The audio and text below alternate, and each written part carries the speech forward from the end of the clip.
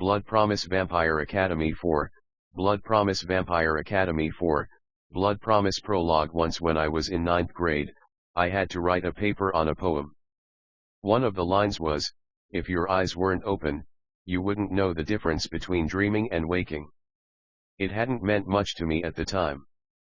After all, there'd been a guy in the class that I liked, so how could I be expected to pay attention to literary analysis? Now, 3 years later, I understood the poem perfectly. Because lately, my life really did seem like it was on the precipice of being a dream. There were days I thought I'd wake up and discover that recent events in my life hadn't actually happened. Surely I must be a princess in an enchanted sleep. Any day now, this nightmare would end, and I'd get my prince and happy ending. But there was no happy ending to be found, at least not in the foreseeable future. And my prince? Well, that was a long story. My prince had been turned into a vampire, a strigoi, to be specific. In my world, there are two kinds of vampires who exist in secrecy from humans.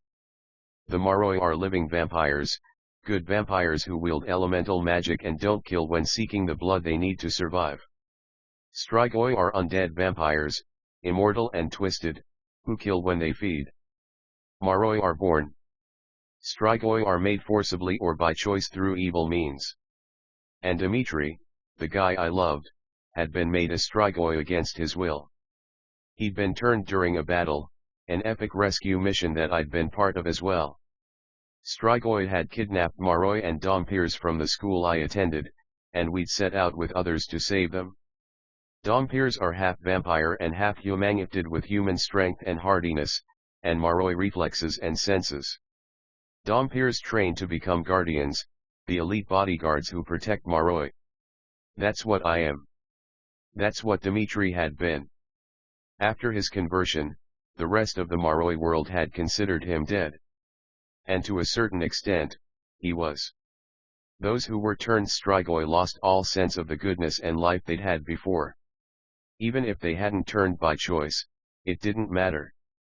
They would still become evil and cruel, just like all strigoi. The person they'd been was gone, and honestly, it was easier to imagine them moving on to heaven or the next life than to picture them out stalking the night and taking victims. But I hadn't been able to forget Dimitri, or accept that he was essentially dead. He was the man I loved, the man with whom I'd been so perfectly in sync that it was hard to know where I ended and he began.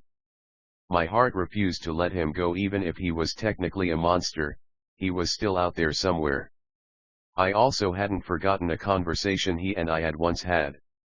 We'd both agreed that we'd rather be dead, truly dead, than walk the world as strigoi. And once I'd had my mourning time for the goodness he'd lost, I'd decided I had to honor his wishes. Even if he no longer believed in them. I had to find him. I had to kill him and free his soul from that dark, unnatural state. I knew it was what the Dimitri I had loved would have wanted. Killing strigoi isn't easy, though. They're insanely fast and strong. They have no mercy. I'd killed a number of them already, pretty crazy for someone who was freshly 18. And I knew taking on Dimitri would be my greatest challenge, both physically and emotionally. In fact, the emotional consequences had kicked in as soon as I made my decision. Going after Dimitri had meant doing a few life-altering things, and that wasn't even counting the fact that fighting him could very likely result in the loss of my life. I was still in school, only a handful of months away from graduating and becoming a full-fledged guardian.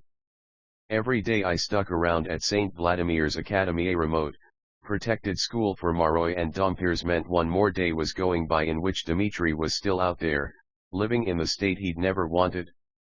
I loved him too much to allow that. So I'd had to leave school early and go out among humans, abandoning the world I'd lived in nearly my entire life. Leaving had also meant abandoning one other thing, or rather, a person, my best friend, Lisa, also known as Vasilisa Dragomir. Lisa was Moroi, the last in a royal line. I'd been slated to be her guardian when we graduated, and my decision to hunt Dimitri had pretty much destroyed that future with her. I'd had no choice but to leave her. Aside from our friendship, Lissa and I had a unique connection. Each Maroi specializes in a type of elemental magic: earth, air, water, or fire. Until recently, we believed there were only those four elements. Then we discovered a fifth, spirit. That was Lissa's element, and with so few spirit users in the world, we hardly knew anything about it. For the most part, it seemed to be tied to psychic powers. Lissa wielded amazing compulsion, the ability to exert her will on almost anyone. She could also heal, and that's where things got a little strange between us. You see, I technically died in the car accident that killed her family. Lissa had brought me back from the world of the dead without realizing it, creating a psychic bond between us. Ever since then, I was always aware of her presence and thoughts. I could tell what she was thinking and feel when she was in trouble. We had also recently discovered I could see ghosts and spirits who hadn't yet left this world, something I found disconcerting and struggled to block out. The whole phenomenon was called being shadow-kissed. Our shadow-kissed bond made me the ideal choice to protect Lissa, since I would instantly know if she was in trouble. I'd promised to protect her my whole life, but then Dimitri, tall, gorgeous, fierce Dimitri, had changed it all. I'd been faced with that horrible choice: continue to protect Lissa or free Dimitri's soul. Choosing between them had broken my heart, leaving an ache in my chest and tears in my eyes. My parting with Lissa had been agonizing.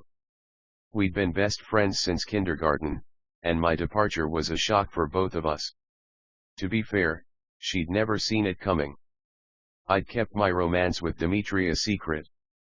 He was my instructor, 7 years older than me, and had been assigned to be her guardian as well. As such, he and I had tried hard to fight our attraction, knowing we had to focus on Lissa more than anything else, and that we'd also get in a fair amount of trouble for our student-teacher relationship. But being kept from Dimitri, even though I'd agreed to it, had caused me to build up a lot of unspoken resentment toward Lissa. I probably should have talked to her about it and explained my frustration over having my entire life planned out. It didn't seem fair, somehow, that while Lissa was free to live and love however she wanted, I would always have to sacrifice my own happiness to ensure that she was protected. She was my best friend, though, and I couldn't bear the thought of upsetting her. Lissa was particularly vulnerable because using spirit had the nasty side effect of driving people insane. So I'd sat on my feelings until they finally exploded, and I left the academy and her behind for good. One of the ghosts I'd seen, Mason, a friend who had been killed by strigoi, had told me Dimitri had returned to his homeland, Siberia. Mason's soul had found peace and left this world shortly thereafter, without giving me any other clues about where in Siberia Dimitri might have gone. So I'd had to set out there blindly, braving a world of humans and a language I didn't know, in order to fulfill the promise I'd made to myself. After a few weeks on my own, I had finally made it to St. Petersburg. I was still looking, still floundering, but determined to find him, even though I dreaded it at the same time. Because if I really did pull this insane plan off, if I actually managed to kill the man I loved, it would mean Dimitri would truly be gone from the world. And I honestly wasn't sure I could go on in a world like that. None of it seems real. Who knows? Maybe it isn't. Maybe it's actually happening to someone else. Maybe it's something I imagined. Maybe soon I'm going to wake up and find everything fixed with Lissa and Dimitri. We'll all be together, and he'll be there to smile and hold me and tell me everything's going to be okay. Maybe all of this really has been a dream. But I don't think so. Vampire Academy 4, Blood Promise Chapter 1. I was being followed. It was kind of ironic, considering the way I'd been following others for the last few weeks. At least it wasn't a strigoi. I would have already known. A recent effect of my being shadow-kissed was the ability to sense the undead through bouts of nausea, unfortunately. Still, I appreciated my body's early warning system and was relieved my stalker tonight wasn't an insanely fast, insanely vicious vampire. I'd fought enough of those recently and kind of wanted a night off. I had to guess my follower was a domper like me, probably one from the club. Admittedly, this person was moving a little less stealthily than I would have expected of a domper. Footsteps were clearly audible against the pavement of the dark side streets I was traveling on, and once, I'd caught a brief glimpse of a shadowy figure. Still, considering my rash actions tonight, a domper was the most likely culprit. It had all started earlier at the Nightingale. That wasn't the club's true name, only a translation. Its real name was something Russian that was beyond my ability to pronounce. Back in the US, the Nightingale was well known among rich Maroi who traveled abroad, and now I could understand why. No matter what time of the day it was, people at the Nightingale dressed like they were at an imperial ball. And, well, the whole place actually kind of looked like something from the old, royal days of Russia, with ivory walls covered in gold scrollwork and molding. It reminded me a lot of the Winter Palace, a royal residence left over from when Russia had still been ruled by czars. I toured it upon first arriving in St. Petersburg. At the Nightingale, elaborate chandeliers filled with real candles glittered in the air, lighting up the gold decor so that even in dim lighting, the whole establishment sparkled.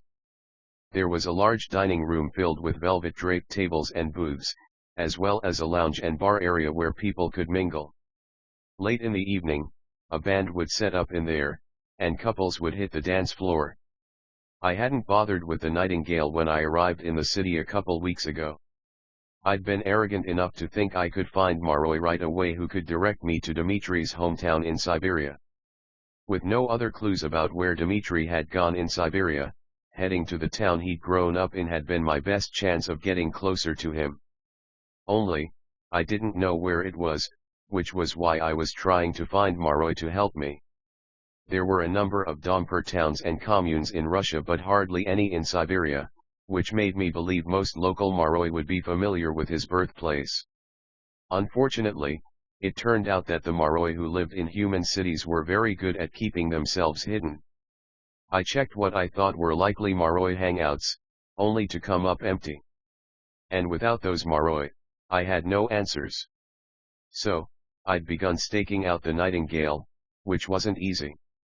It was hard for an 18-year-old girl to blend into one of the city's most elite clubs.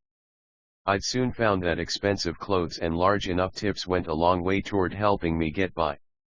The waitstaff had come to know me, and if they thought my presence was strange, they didn't say so and were happy to give me the corner table I always asked for.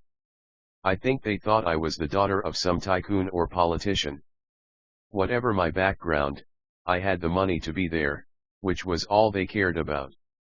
Even so, my first few nights there had been discouraging. The Nightingale might have been an elite hangout for Maroi, but it was also frequented by humans. And at first, it had seemed those were the club's only patrons. Crowds grew larger as the night progressed, and in peering through the packed tables and people lingering at the bar, I'd seen no Maroi. The most notable thing I'd seen was a woman with long, platinum blonde hair walking into the lounge with a group of friends. For a moment, my heart had stopped. The woman had her back to me, but she had looked so much like Lisa that I'd felt certain I'd been tracked down. The weird thing was, I didn't know whether to feel excited or horrified. I missed Lisa so much, yet at the same time, I didn't want her involved in this dangerous trip of mine. Then the woman had turned around. It wasn't Lisa. She wasn't even a Maroi, just a human. Slowly, my breathing returned to normal. Finally, a week or so ago, I'd had my first sighting. A group of Maroi women had come in for a late lunch, accompanied by two guardians, one male and one female, who sat dutifully and quietly at the table as their charges gossiped and laughed over afternoon champagne. Dodging those guardians had been the trickiest part. For those who knew what to look for, Maroi were easy to spot, taller than most humans, pale, and uber slim. They also had a certain funny way of smiling and holding their lips in order to hide their fangs. Dompiers, with our human blood, appeared, well, human. That was certainly how I looked to the untrained human eye. I was about 5'7", and whereas Maroi tended to have unreal, runway model bodies, mine was athletically built and curvy in the chest. Genetics from my unknown Turkish father and too much time in the sun had given me a light tan that paired well with long, nearly black hair and equally dark eyes. But those who had been raised in the Maroi world could spot me as a Domper through close examination. I'm not sure what it was, maybe some instinct that drew us to our own kind and recognized the mix of Maroi blood. Regardless, it was imperative that I appear human to those guardians, so I didn't raise their alarms.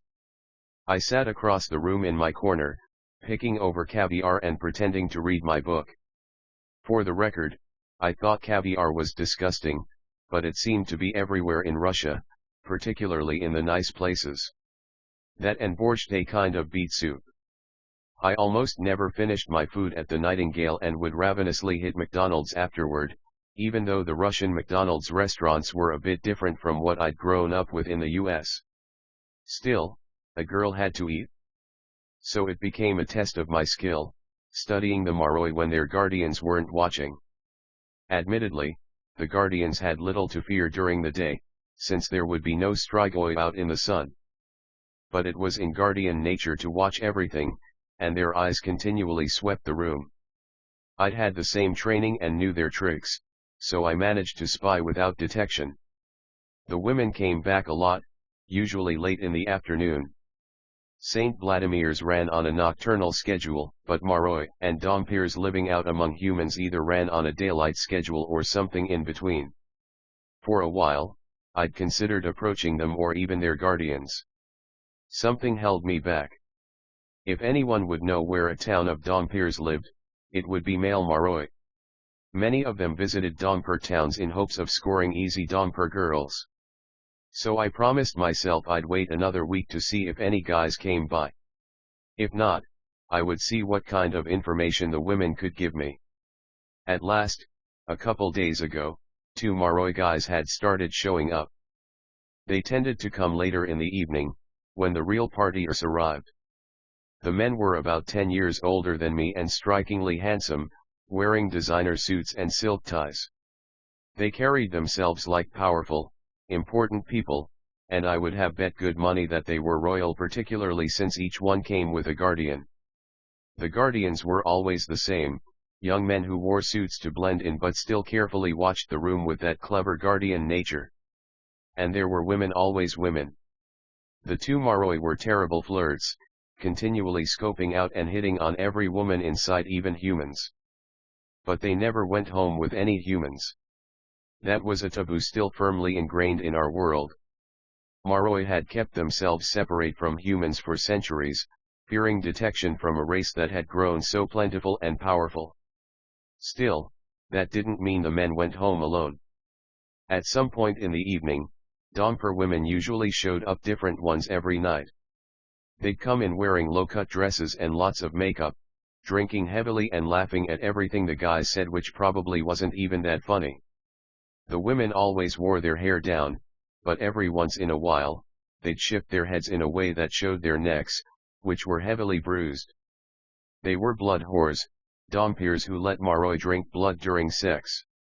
That was also a taboo, though it still happened in secret. I kept wanting to get one of the Maroi men alone, away from the watchful eyes of his guardians so that I could question him. But it was impossible. The guardians never left their Maroi unattended. I even attempted to follow them, but each time the group left the club, they'd almost immediately hop into a limousine, making it impossible for me to track them on foot. It was frustrating. I finally decided tonight that I'd have to approach the whole group and risk detection by the Dompirs. I didn't know if anyone from back home was actually looking for me, or if the group would even care who I was. Maybe I just had too high an opinion of myself. It was definitely possible that no one was actually concerned about a runaway dropout. But if anyone was looking for me, my description had undoubtedly been circulated amongst guardians worldwide. Even though I was now 18, I wouldn't have put it past some of the people I knew to haul me back to the US, and there was no way I could return until I'd found Dimitri. Then, just as I was considering my move on the group of Maroi, one of the Domper women left the table to walk up to the bar. The guardians watched her, of course, but seemed confident about her safety and were more fixated on the Maroi. All this time, I'd been thinking Maroi men would be the best way to go to get information about a village of Dompirs and blood whores, but what better way to locate this place than by asking an actual blood whore? I strolled casually from my table and approached the bar, like I too was going to get a drink. I stood by as the woman waited for the bartender and studied her in my periphery. She was blonde and wore a long dress covered in silver sequins. I couldn't decide if it made my black satin sheath dress appear tasteful or boring. All of her movements, even the way she stood, were graceful, like a dancer's. The bartender was helping others, and I knew it was now or never. I leaned toward her. "Do you speak English?" She jumped in surprise and looked over at me. She was older than I'd expected, her age cleverly concealed by makeup. Her blue eyes assessed me quickly, recognizing me as a Domper. "Yes," she said warily. Even the one word carried a thick accent. "I'm looking for a town where lots of Dompirs live, out in Siberia. Do you know what I'm talking about? I need to find it." Again she studied me, and I couldn't read her expression. She might as well have been a guardian for all that her face revealed. Maybe she'd trained at one time in her life. "Don't," she said bluntly. "Let it go." She turned away, her gaze back on the bartender as he made someone a blue cocktail adorned with cherries. I touched her arm. "I have to find it. There's a man." I choked on the word. So much for my cool interrogation. Just thinking about Dimitri made my heart stick in my throat. How could I even explain it to this woman? That I was following a long-shot clue, seeking out the man I loved most in the world, a man who had been turned into a strigoi and who I now needed to kill?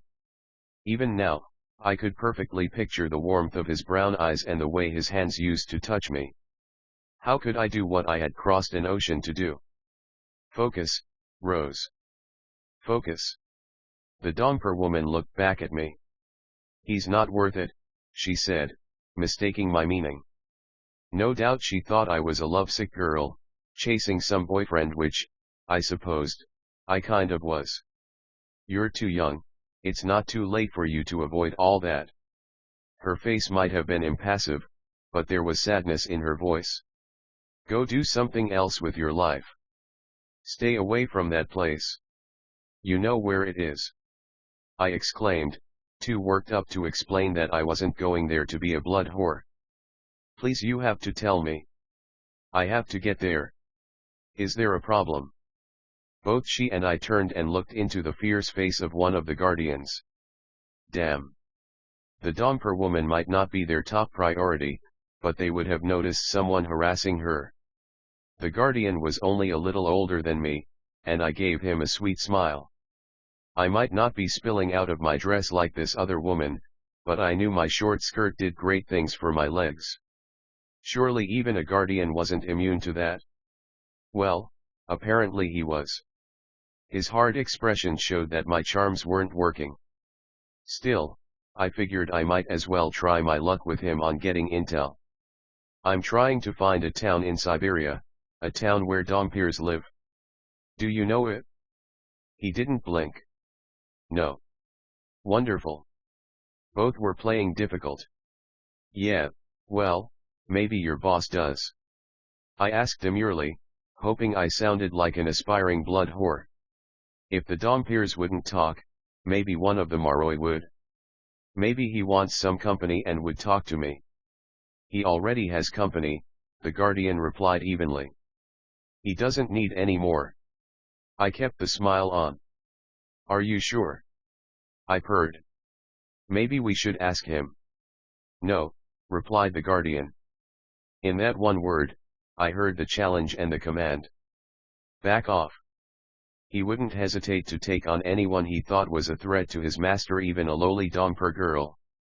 I considered pushing my case further but quickly decided to follow the warning and indeed back off. I gave an unconcerned shrug. "His loss." And with no other words, I walked casually back to my table, like the rejection was no big deal. All the while I held my breath, half expecting the guardian to drag me out of the club by my hair. It didn't happen. Yet as I gathered my coat and set some cash on the table, I saw him watching me, eyes wary and calculating. I left the Nightingale with that same nonchalant air, heading out toward the busy street. It was a Saturday night, and there were lots of other clubs and restaurants nearby. Partygoers filled the streets, some dressed as richly as the Nightingale's patrons, others were my age and dressed in casual wear. Lines spilled out of the clubs, dance music loud and heavy with bass. Glass-fronted restaurants showed elegant diners and richly set tables. As I walked through the crowds, surrounded by Russian conversation, I resisted the urge to look behind me. I didn't want to raise any further suspicion if that Domper was watching. Yet when I turned down a quiet street that was a shortcut back to my hotel, I could hear the soft sounds of footsteps. I apparently had raised enough alarm that the guardian had decided to follow me. Well, there was no way I was going to let him get the drop on me. I might have been smaller than him and wearing a dress and heels, but I had fought plenty of men, including strigoi. I could handle this guy, especially if I used the element of surprise. After walking this neighborhood for so long, I knew it and its twists and turns well. I picked up my pace and darted around a few corners, one of which led me into a dark, deserted alley. Scary, yeah, but it made for a good ambush spot when I ducked into a doorway. I quietly stepped out of my high-heeled shoes. They were black with pretty leather straps, but not ideal in a fight, unless I planned on gouging someone in the eye with a heel. Actually, not a bad idea. But I wasn't quite that desperate. Without them, the pavement was cold beneath my bare feet since it had rained earlier in the day. I didn't have to wait long. A few moments later, I heard the footsteps and saw my pursuer's long shadow appear on the ground, cast in the flickering light of a street lamp on the adjacent road. My stalker came to a stop, no doubt searching for me. Really, I thought, this guy was careless. No guardian in pursuit would have been so obvious. He should have moved with more stealth and not revealed himself so easily. Maybe the guardian training here in Russia wasn't as good as what I'd grown up with. No, that couldn't be true. Not with the way Dimitri had dispatched his enemies. They'd called him a god at the academy. My pursuer took a few more steps, and that's when I made my move. I leapt out, fists ready. Okay, I exclaimed. I only wanted to ask a few questions, so just back off or else I froze. The guardian from the club wasn't standing there. A human was. A girl, no older than me. She was about my height, with cropped dark blonde hair and a navy blue trench coat that looked expensive. Underneath it, I could see nice dress pants and leather boots that looked as pricey as the coat. More startling still was that I recognized her. I'd seen her twice at the Nightingale, talking to the Maroi man. I'd assumed she was just another of the women they liked to flirt with and had promptly dismissed her. After all, what use was a human to me? Her face was partly covered in shadow, but even in poor lighting, I could make out her annoyed expression. That wasn't quite what I'd expected. "It's you, isn't it?" she asked. Cue more shock. Her English was as American as my own. "You're the one who's been leaving the string of strigoi bodies around the city. I saw you back in the club tonight and knew it had to be you." No other words formed on my lips. I had no idea how to respond. A human talking casually about strigoi. It was unheard of. This was almost more astonishing than actually running into a strigoi out here. I'd never experienced anything like this in my life. She didn't seem to care about my stupefied state. "Look, you can't just do that, okay? Do you know what a pain in the ass it is for me to deal with? This internship is bad enough without you making a mess of it. The police found a body you left in the park, you know. You cannot even imagine how many strings I had to pull to cover that up." Who are you?" I asked at last. It was true. I had left a body in the park, but seriously, what was I supposed to do? Drag him back to my hotel and tell the bellhop my friend had had too much to drink? Sydney, the girl said wearily. My name's Sydney. I'm the alchemist assigned here. The what? She sighed loudly, and I was pretty sure she rolled her eyes. Of course. That explains everything.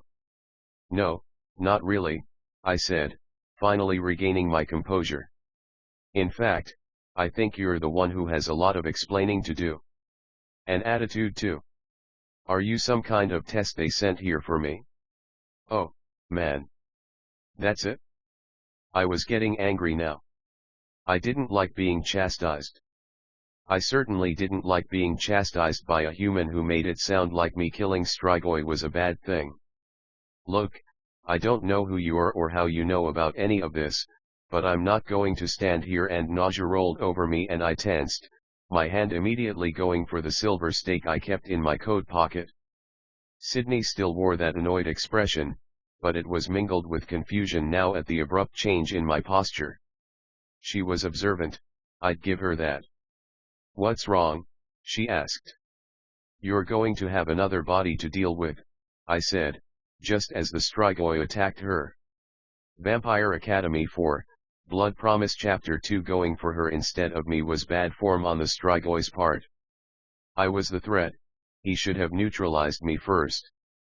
Our positioning had put Sydney in his way, however, so he had to dispatch her before he could get to me. He grabbed her shoulder, jerking her to him. He was fast, they always were, but I was on my game tonight. A swift kick knocked him into a neighboring building's wall and freed Sydney from his grasp. He grunted on impact and slumped to the ground, stunned and surprised. It wasn't easy to get the drop on a strigoi, not with their lightning-fast reflexes. Abandoning Sydney, he focused his attention on me, red eyes angry and lips curled back to show his fangs. He sprang up from his fall with that preternatural speed and lunged for me. I dodged him and attempted a punch that he dodged in return. His next blow caught me on the arm, and I stumbled, just barely keeping my balance. My stake was still clutched in my right hand, but I needed an opening to hit his chest. A smart strigoi would have angled himself in a way that ruined the line of sight to his heart. This guy was only doing a so-so job, and if I could stay alive long enough, I'd likely get an opening. Just then, Sydney came up and hit him on the back. It wasn't a very strong blow, but it startled him. It was my opening. I sprinted as hard as I could, throwing my full weight at him. My stake pierced his heart as we slammed against the wall. It was as simple as that. The life or undead life or whatever faded away from him. He stopped moving. I jerked out my stake once I was certain he was dead and watched as his body crumpled to the ground.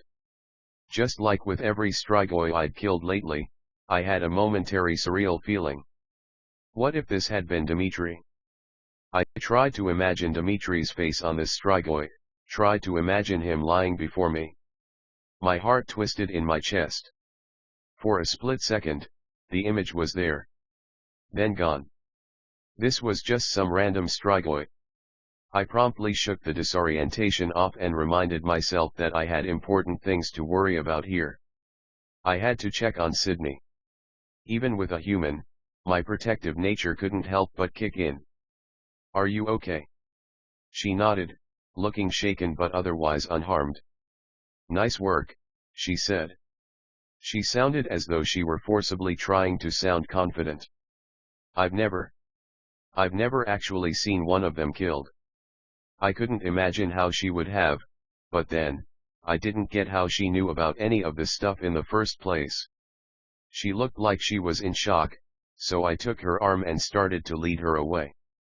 Come on, let's get out to where there's more people. Strigoi lurking near the Nightingale wasn't that crazy of an idea, the more I thought about it. What better place to stalk Maroi than at one of their hangouts? Though, hopefully, most guardians would have enough sense to keep their charges out of alleys like this. The suggestion of departure snapped Sydney out of her daze. What? She exclaimed. You're just going to leave him too? I threw up my hands. What do you expect me to do? I guess I can move him behind those trash cans and then let the sun incinerate him. That's what I usually do. Right. And what if someone shows up to take out the trash? Or comes out of one of these back doors? Well, I can hardly drag him off. Or set him on fire. A vampire barbecue would kind of attract some attention, don't you think? Sydney shook her head in exasperation and walked over to the body. She made a face as she looked down at the strigoi and reached into her large leather purse. From it, she produced a small vial. With a deft motion, she sprinkled the vial's contents over the body and then quickly stepped back. Where the drops had hit his corpse, yellow smoke began to curl away. The smoke slowly moved outward, spreading horizontally rather than vertically until it cocooned the strigoi entirely. Then it contracted and contracted until it was nothing but a fist-size ball. In a few seconds, the smoke drifted off entirely, leaving an innocuous pile of dust behind. You're welcome, said Sydney flatly, still giving me a disapproving look. What the hell was that? I exclaimed. My job. Can you please call me the next time this happens? She started to turn away. Wait. I can't call you, I have no idea who you are. She glanced back at me and brushed blonde hair out of her face. Really? You're serious, aren't you? I thought you were all taught about us when you graduated. Oh, well. Funny thing. I kind of, didn't graduate. Sydney's eyes widened. You took down one of those things, but never graduated. I shrugged, and she remained silent for several seconds. Finally, she sighed again and said, I guess we need to talk. Did we ever? Meeting her had to be the strangest thing that had happened to me since coming to Russia. I wanted to know why she thought I should have been in contact with her and how she'd dissolved that strigoi corpse. And, as we returned to the busy streets and walked toward a cafe she liked, it occurred to me that if she knew about the Maroi world, there might be a chance she also knew where Dimitri's village was. Dimitri. There he was again, popping back into my mind. I had no clue if he really would be lurking near his hometown, but I had nothing else to go on at this point. Again, that weird feeling came over me.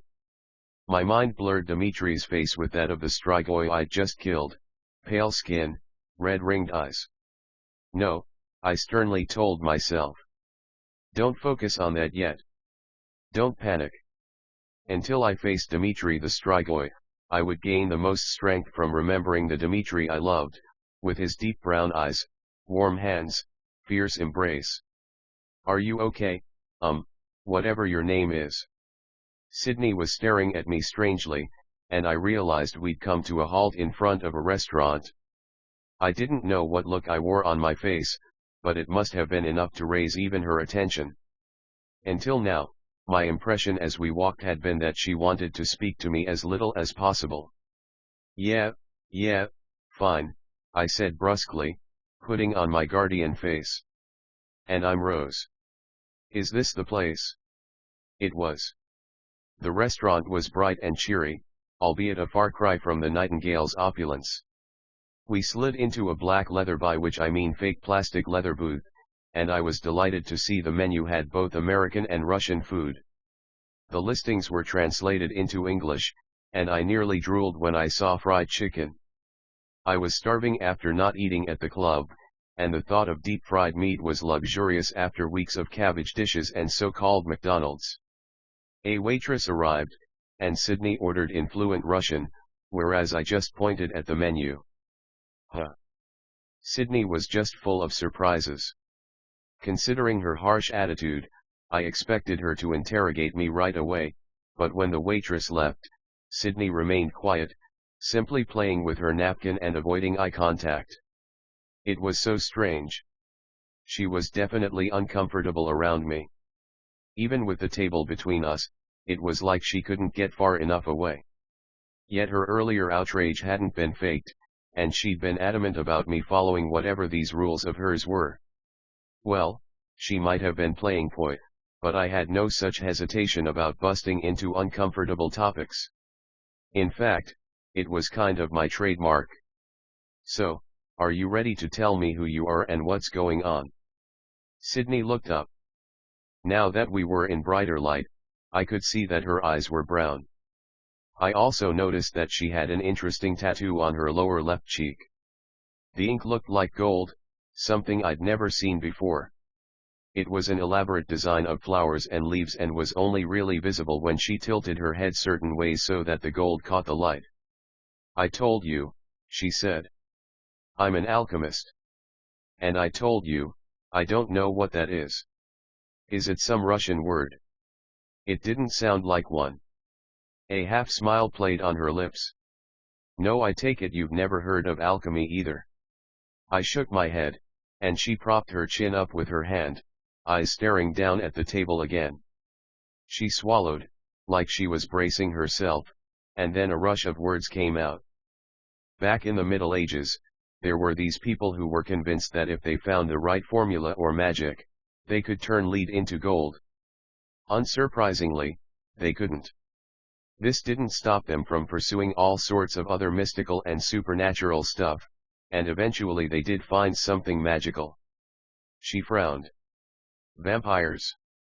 I thought back to my Moroi history classes. The Middle Ages were when our kind really started pulling away from humans, hiding out and keeping to ourselves. That was the time when vampires truly became myth as far as the rest of the world was concerned, and even Moroi were regarded as monsters worth hunting. Sydney verified my thoughts. And that was when the Moroi began to stay away. They had their magic, but humans were starting to outnumber them. We still do. That almost brought a smile to her face. Moroi sometimes had trouble conceiving, whereas humans seemed to have too easy a time. And the Moroi made a deal with the alchemists. If the alchemists would help Moroi and Dompiers and their societies stay secret from humans, the Moroi would give us these. She touched the golden tattoo. What is that? I asked. I mean, aside from the obvious. She gently stroked it with her fingertips and didn't bother hiding the sarcasm when she spoke. My guardian angel. It's actually gold, and she grimaced and dropped her hand. Moroi blood, charmed with water and earth. What? My voice came out too loud, and some people in the restaurant turned to look at me. Sydney continued speaking, her tone much lower and very bitter. I'm not thrilled about it, but it's our reward for helping you guys. The water and earth bind it to our skin and give us the same traits Moroi have, well, a couple of them. I almost never get sick. I'll live a long life. I guess that sounds good, I said uncertainly. Maybe for some. We don't have a choice. This career is a family thing, it gets passed down. We all have to learn about Moroi and Dompiers. We work connections among humans that let us cover up for you since we can move around more freely. We've got tricks and techniques to get rid of strigoi bodies like that potion you saw. In return, though, we want to stay apart from you as much as we can, which is why most Dompiers aren't told about us until they graduate. And Moroi hardly ever. She abruptly stopped. I guess the lesson was over. My head was reeling. I had never considered anything like this. Wait. Had I? Most of my education had emphasized the physical aspects of being a guardian, watchfulness, combat, etc. Yet every so often I'd heard vague references to those out in the human world who would help hide Moroi or get them out of weird and dangerous situations. I'd never thought much about it or heard the term alchemist. If I had stayed in school, maybe I would have. This probably wasn't an idea I should have suggested, but my nature couldn't help it. Why keep the charm to yourselves? Why not share it with the human world? Because there's an extra part to its power. It stops us from speaking about your kind in a way that would endanger or expose them. A charm that bound them from speaking, that sounded suspiciously like compulsion. All Moroi could use compulsion a little, and most could put some of their magic into objects to give them certain properties. Maroi magic had changed over the years, and compulsion was regarded as an immoral thing now. I was guessing this tattoo was an old spell that had come down through the centuries. I replayed the rest of what Sydney had said, more questions spinning in my head. Why do you want to stay away from us? I mean, not that I'm looking to become BFFs or anything. Because it's our duty to God to protect the rest of humanity from evil creatures of the night. Absent-mindedly, her hand went to something at her neck. It was mostly covered by her jacket, but a parting of her collar briefly revealed a golden cross. My initial reaction to that was unease, seeing as I wasn't very religious. In fact, I was never entirely comfortable around those who were hardcore believers. 30 seconds later, the full impact of the rest of her words sank in. Wait a minute, I exclaimed indignantly.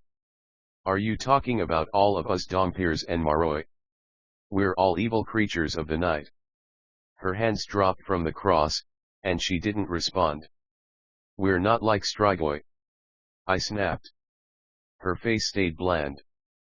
Maroi drink blood. Dompiers are the unnatural offspring of them and humans.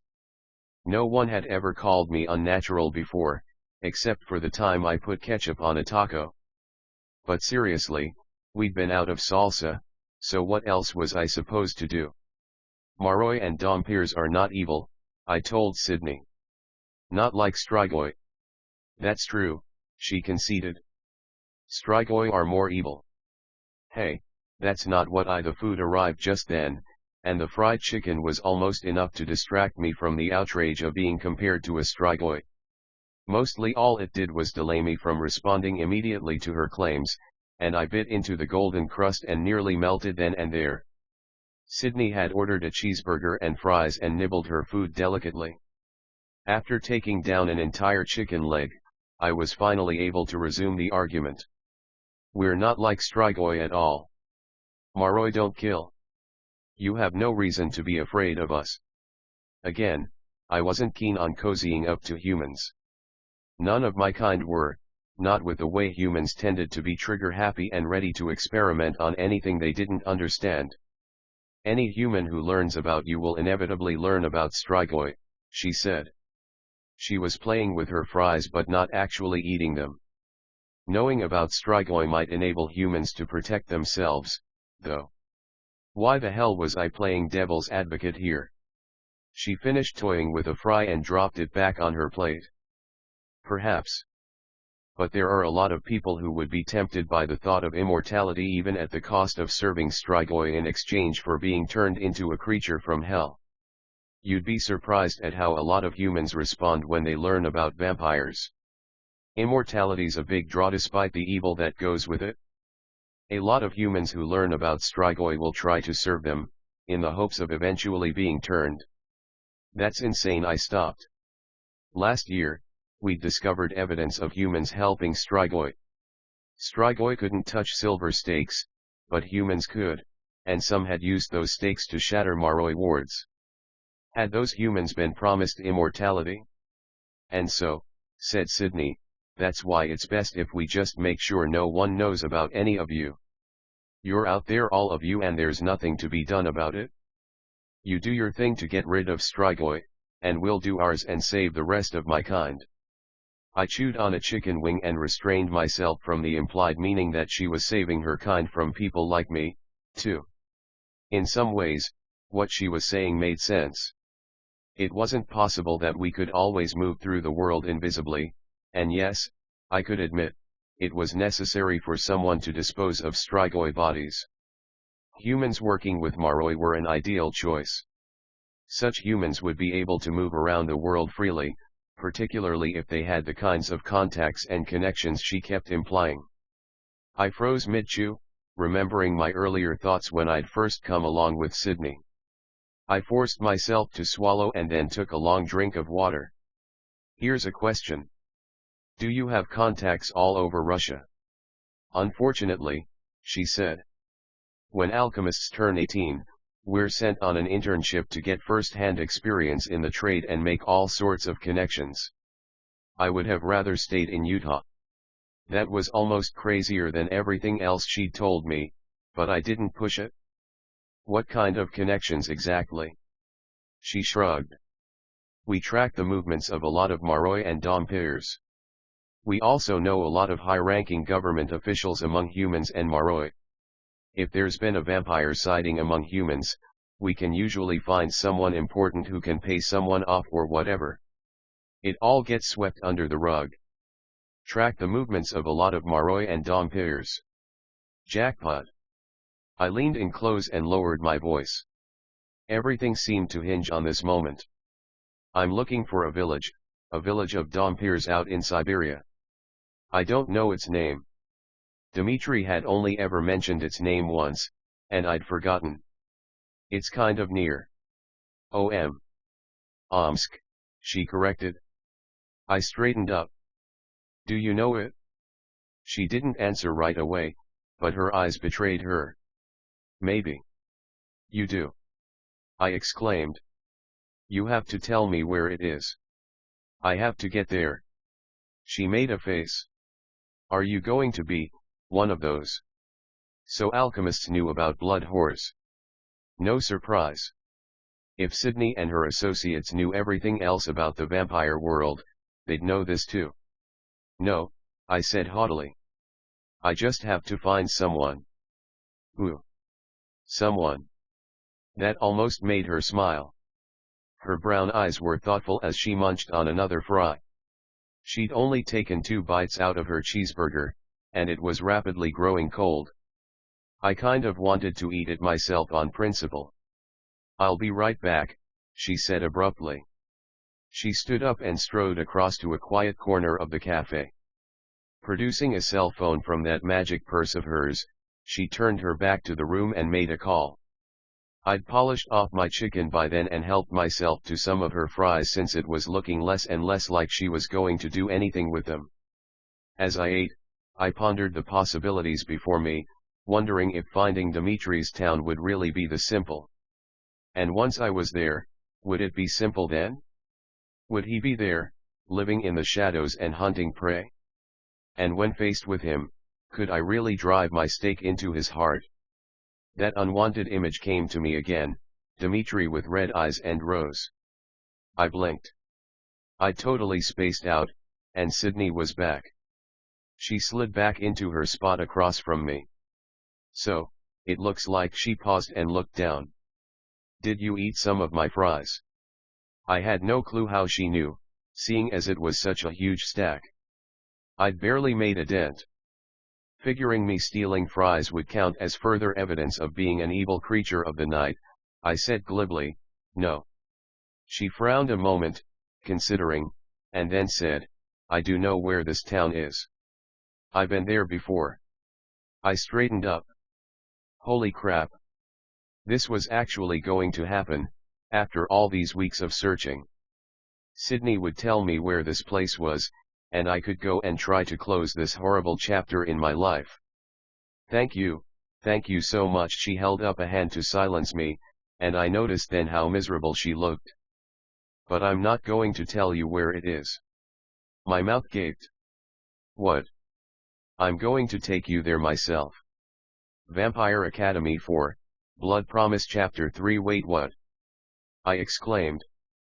That wasn't in the plan. That wasn't in the plan at all. I was trying to move through Russia in as incognito a way as possible. Plus, I didn't really relish the thought of having a tag-along, particularly one who appeared to hate me. I didn't know how long it would take to get to Siberia. A couple days, I thought, and I couldn't imagine spending them listening to Sydney talk about what an unnatural, evil being I was. Swallowing my outrage, I attempted reason. After all, I was asking a favor here. That's not necessary, I said, forcing a smile. It's nice of you to offer, but I don't want to inconvenience you. Well, she replied dryly, there's no getting around that. And it's not me being nice. It's not even my choice. It's an order from my superiors. It still sounds like a pain in the ass for you. Why don't you just tell me where it is and blow them off? You obviously don't know the people I work for. Don't need to. I ignore authority all the time. It's not hard once you get used to it. Yeah? How's that working out for you with finding this village? She asked mockingly. Look, if you want to get there, this is the only way. Well, it was the only way I could get there if I used Sydney for information. I could always go back to staking out the Nightingale, but it had taken me this long to get a lead from there. Meanwhile, she was here right in front of me with the information I needed. Why? I asked. Why do you have to go too? I can't tell you that. Bottom line, they told me to. Lovely. I eyed her, trying to figure out what was going on here. Why on earth would anyone, let alone humans with their hands in the Maroi world, care where one teenage Domper went? I didn't think Sydney had any ulterior motives unless she was a very, very good actress. Yet, clearly the people she answered to had an agenda, and I didn't like playing into anyone's plan. At the same time, I was anxious to get on with this. Each day that passed was another in which I didn't find Dimitri. How soon can we leave? I asked at last. Sydney, I decided, was a paper pusher. She'd shown no real skill in tracking me earlier. Surely it wouldn't be that hard to ditch her once we were near enough to Dimitri's town. She looked kind of disappointed at my response, almost as though she'd hoped I would decline and then she'd be off the hook. She didn't want to come with me any more than I wanted her to. Opening her purse, she took out her cell phone again, fiddled with it a couple of minutes, and finally produced some train times. She showed me the schedule for the next day.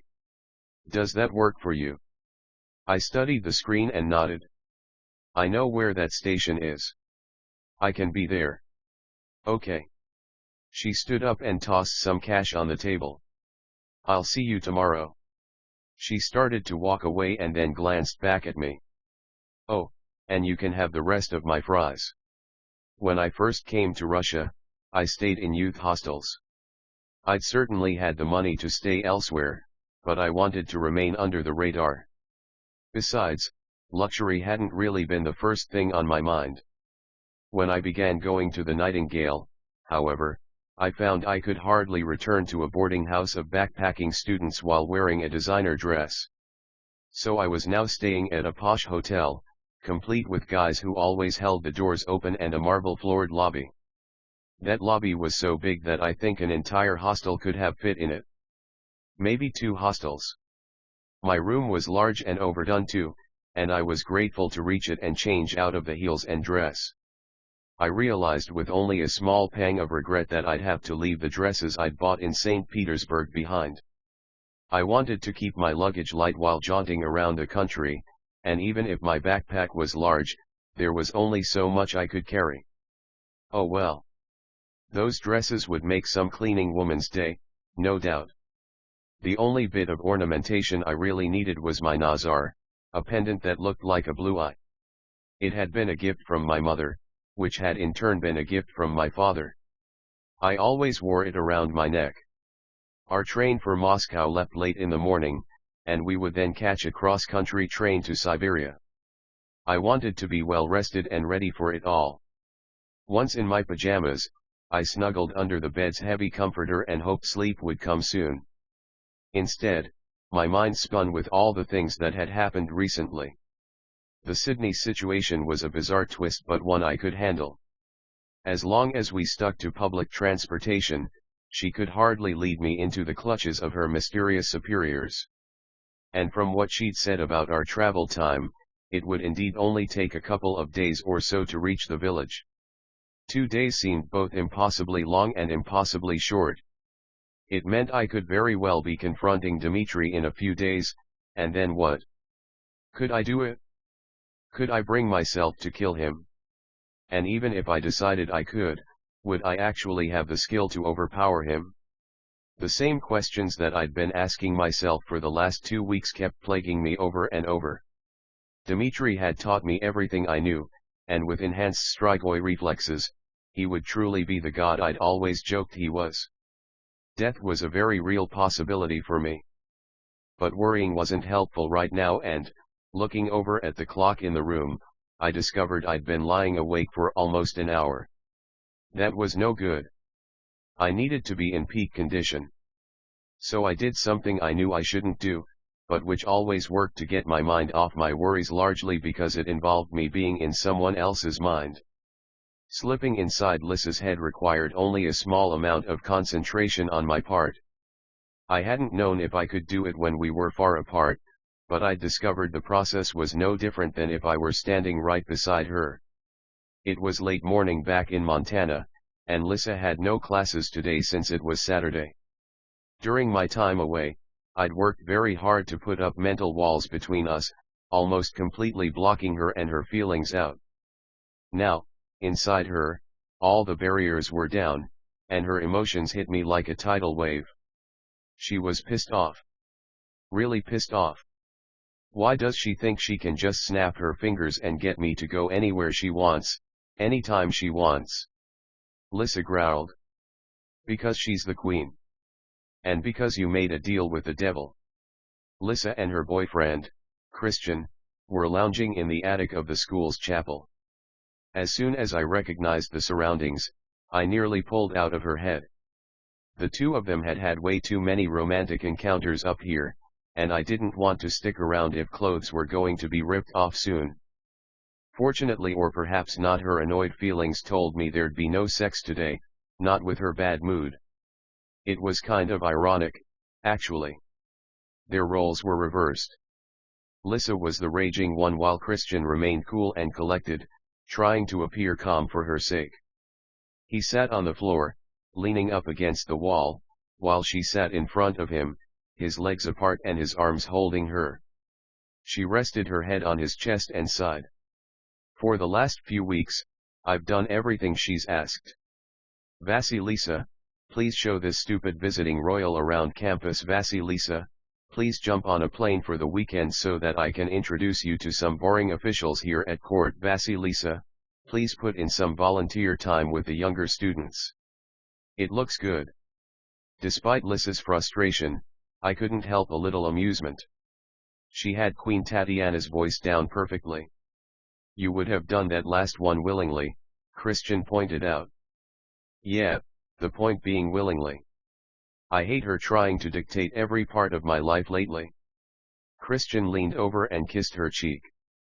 Like I said, you made a deal with the devil. You're her darling now. She wants to make sure you're making her look good. Lissa scowled. Although Maroi lived inside human-run countries and were subject to those governments, they were also ruled by a king or queen who came from one of the 12 royal Maroi families. Queen Tatiana Ivashkov was the current ruler, and she'd taken a particular interest in Lissa as the last living member of the Dragomir family. As such, Tatiana had cut Lissa a deal. If Lissa lived at court after graduating from St. Vladimir's, the queen would arrange for her to attend Lehigh University in Pennsylvania. Lissa was a total brain and thought living in Tatiana's household would be worth it to attend a semi-big, prestigious university, as opposed to the tiny ones Maroi usually went to, for safety reasons.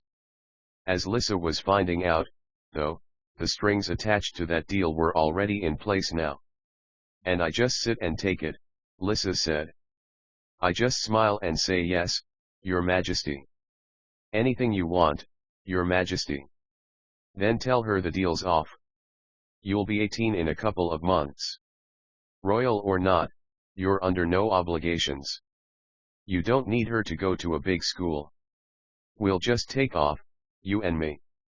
Go to whatever college you want. Or don't go to college at all. We can run off to Paris or something and work at a little cafe. Or sell bad art on the streets. This actually made Lissa laugh, and she snuggled closer to Christian. Right. I can totally see you having the patience to wait on people. You'd be fired your first day. Looks like the only way we'll survive is if I go to college and support us. There are other ways to get to college, you know. Yeah, but not to any that are this good, she said wistfully. Not easily, at least. This is the only way. I just wish I could have all this and stand up to her a little. Rose would. Rose would have gotten herself arrested for treason the first time Tatiana asked her to do something. Lissa smiled sadly. Yeah. She would have. The smile turned into a sigh. I miss her so much. Christian kissed her again.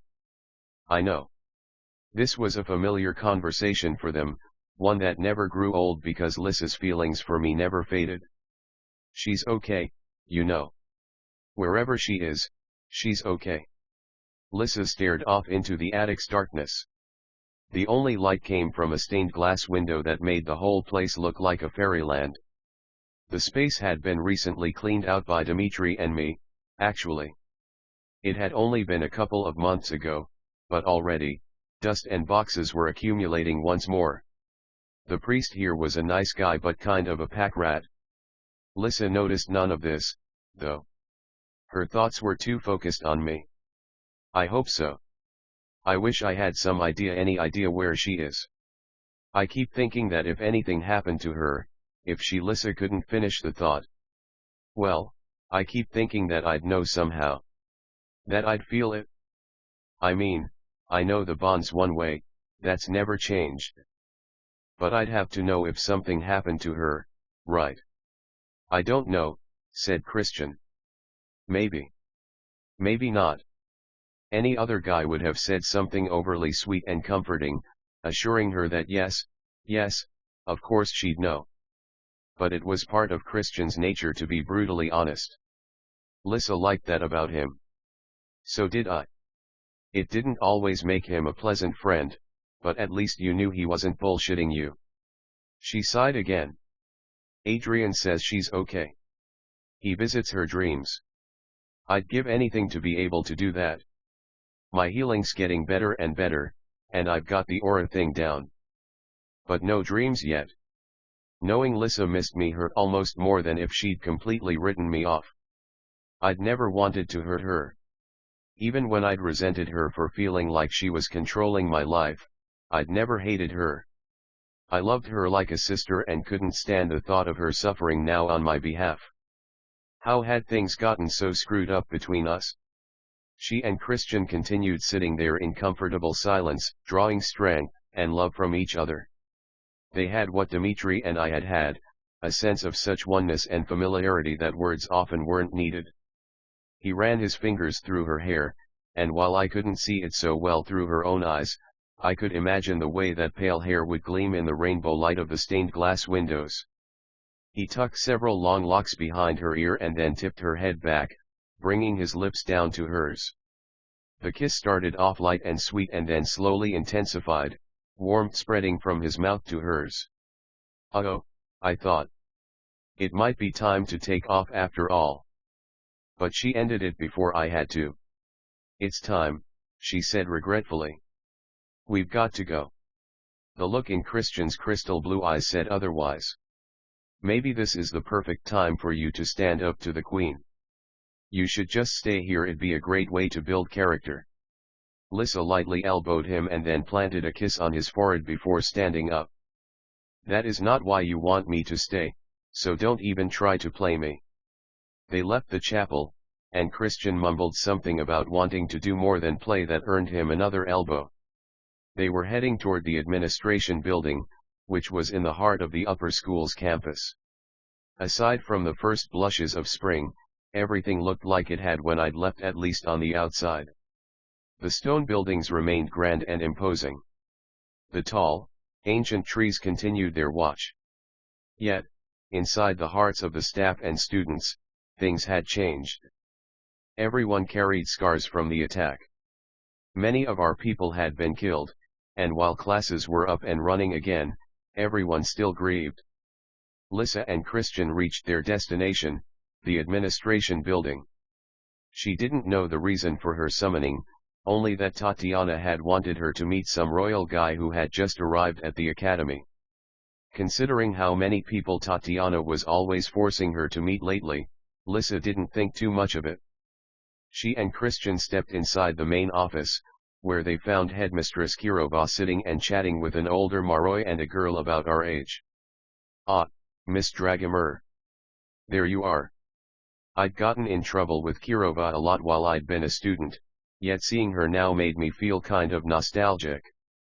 Getting suspended for starting a fight in class seemed worlds better than traipsing through Siberia to find Dimitri. Kirova had the same bird-like appearance she'd always had, the same glasses balanced at the end of her nose. The man and girl stood up, and Kirova gestured to them. This is Eugene Lazar and his daughter Avery. Kirova turned back toward Lisa. This is Vasilisa Dragomir and Christian Ozera. A fair bit of sizing up went on then. Lazar was a royal name, but that was no surprise since Tatiana had initiated this meeting. Mr. Lazar gave Lisa a winning smile as he shook her hand. He seemed a bit surprised to meet Christian, but the smile stayed. Of course, that kind of reaction to Christian wasn't so unusual. The two ways to become strigoi were by choice or by force. A strigoi could turn another person human, maroi, or dumper by drinking their blood and then feeding strigoi blood back to them. That was what had happened to Dimitri. The other way to become strigoi was unique to maroi and it was done by choice. Maroi who purposely chose to kill a person by drinking blood would also turn strigoi. Usually, maroi only drank small, non-lethal amounts from willing humans. But taking so much that it destroyed another's life force? Well, that turned maroi to the dark side, taking away their elemental magic and transforming them into the twisted undead. That was exactly what Christian's parents had done. They'd willingly killed and become strigoi to gain eternal life. Christian had never shown any desire to become strigoi, but everyone acted as though he were about to. Admittedly, his snarky attitude didn't always help. A lot of his close family despite being royal had been unfairly shunned as well. He and I had teamed up to kick a fair amount of strigoi ass during the attack, though. Word of that was getting around and improving his reputation. Kirova was never one to waste time with formalities, so she got straight to the point. Mr. Lazar is going to be the new headmaster here. Lisa had still been smiling at him politely, but her head immediately jerked toward Kirova. What? I'm going to be stepping down, explained Kirova, voice flat and emotionless enough to rival any guardians. Though I'll still be serving the school as a teacher. You're going to teach? Christian asked incredulously. She gave him a dry look. Yes, Mr. Ozera. It was what I originally went to school for. I'm sure if I try hard enough, I can remember how to do it. But why? Asked Lisa. You do a great job. It was more or less true. Despite my disputes with Kirova usually over me breaking rules, I still had a healthy respect for her. Lisa did too. It's something I've thought about returning to for some time, explained Kirova. Now seemed as good a time as any, and Mr. Lazar is a very capable administrator. Lisa was pretty good at reading people. I think it was part of Spirit's side effects, along with how Spirit made its users very, very charismatic. Lisa thought Kirova was lying, and so did I. If I'd been able to read Christian's mind, my guess would have been that he felt the same way. The attack on the academy had sent a lot of people into a panic, royals in particular, even though the problem that had led to the attack had long since been fixed. I was guessing that Tatiana's hand was at work here, forcing Kirova to step down and have a royal take her place, thus making other royals feel better. Lisa didn't let her thoughts show, and she turned back to Mr. Lazar. Well, it's very nice to meet you. I'm sure you'll do a great job. Let me know if there's anything I can do for you. She was playing the proper princess role perfectly. Being polite and sweet was one of her many talents. Actually, said Mr. Lazar, there is. He had a deep, booming voice, the kind that filled a room. He gestured toward his daughter. I was wondering if you could show Avery around and help her find her way here. She graduated last year but will be assisting me in my duties. I'm sure she'd much rather be spending time with someone her own age, however. Avery smiled, and for the first time, Lisa really paid attention to her. Avery was beautiful. Stunning. Lissa was beautiful too, between that gorgeous hair and the jade green eyes that ran in her family. I thought she was 100 times prettier than Avery, but beside the older girl, Lissa felt kind of plain. Avery was tall and slim like most Maroi but had a few sexy curves thrown in. That kind of chest, like mine, was coveted among Maroi, and her long brown hair and blue-gray eyes completed the package. "I promise not to be too much of a pain," said Avery. "And if you want, I'll give you some insider's tips on court life. I hear you're going to be moving there." Instantly, Lissa's defenses went up. She realized what was going on. Not only had Tatiana ousted Kirova, she'd sent a keeper for Lissa. A beautiful, perfect companion who could spy on Lissa and attempt to train her up to Tatiana's standards. Lissa's words were perfectly polite when she spoke, but there was a definite edge of frost in her voice. "That'd be great," she said. "I'm pretty busy lately, but we can try to make the time." Neither Avery's father nor Kirova seemed to notice the back-off subtext, but something flashed in Avery's eyes that told Lissa the message had come through.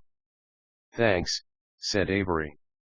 Unless I was mistaken, there was some legitimate hurt in her face. "I'm sure we'll figure something out." "Good, good," said Mr. Lazar, totally oblivious to the girl drama. "Maybe you can show Avery to guest housing? She's staying in the East Wing." "Sure," said Lissa, wishing she could do anything but that. She, Christian, and Avery started to leave, but just then, two guys entered the room. One was a Maroi, a little younger than us, and the other was a Domper in his 20s, a guardian, from the look of his hard, serious features. "Ah, there you are," said Mr. Lazar, beckoning the guys in. He rested his hand on the boy's shoulder. "This is my son Reed. He's a junior and will be attending classes here. He's very excited about it." Actually, Reed looked extremely unexcited. He was pretty much the surliest guy I'd ever seen. If I ever needed to play the role of a disgruntled teen, I could have learned everything there was to know about it from Reed Lazar. He had the same good looks and features as Avery, but they were marred by a grimace that seemed permanently attached to his face. Mr. Lazar introduced the others to Reed. Reed's only response was a guttural, "Hey." "And this is Simon, Avery's guardian," continued Mr. Lazar. "Of course, while on campus, he doesn't need to be with her all the time. You know how it goes. Still, I'm sure you'll see him around." "I hope not." He didn't look as completely unpleasant as Reed, but he had a certain dour nature that seemed extreme even among guardians. Suddenly, I kind of felt sorry for Avery. If this was her only company, I'd want to befriend someone like Lissa pretty badly. Lissa, however, made it clear that she wouldn't be part of Tatiana's schemes. With little conversation, she and Christian escorted Avery to guest housing and promptly left. Normally, Lissa would have stayed to help Avery get settled and offered to eat with her later. Not this time. Not with ulterior motives afoot. I came back to my own body, back in the hotel. I knew I shouldn't care about academy life anymore and that I should even feel bad for Avery. Yet lying there and staring into the darkness, I couldn't help but take some smug and yes, very selfish satisfaction out of this encounter. Lissa wouldn't be shopping for a new best friend anytime soon. Vampire Academy 4, Blood Promise Chapter 4. At any other time in my life, I would have loved exploring Moscow. Sydney had planned our trip so that when our train arrived there, we'd have a few hours before we had to board the next one to Siberia. This gave us some time to wander around and grab dinner, though she wanted to make sure we were safely inside the station before it grew too dark out. Despite my badass claims or my Malnija marks, she didn't want to take any chances. It made no difference to me how we spent our downtime.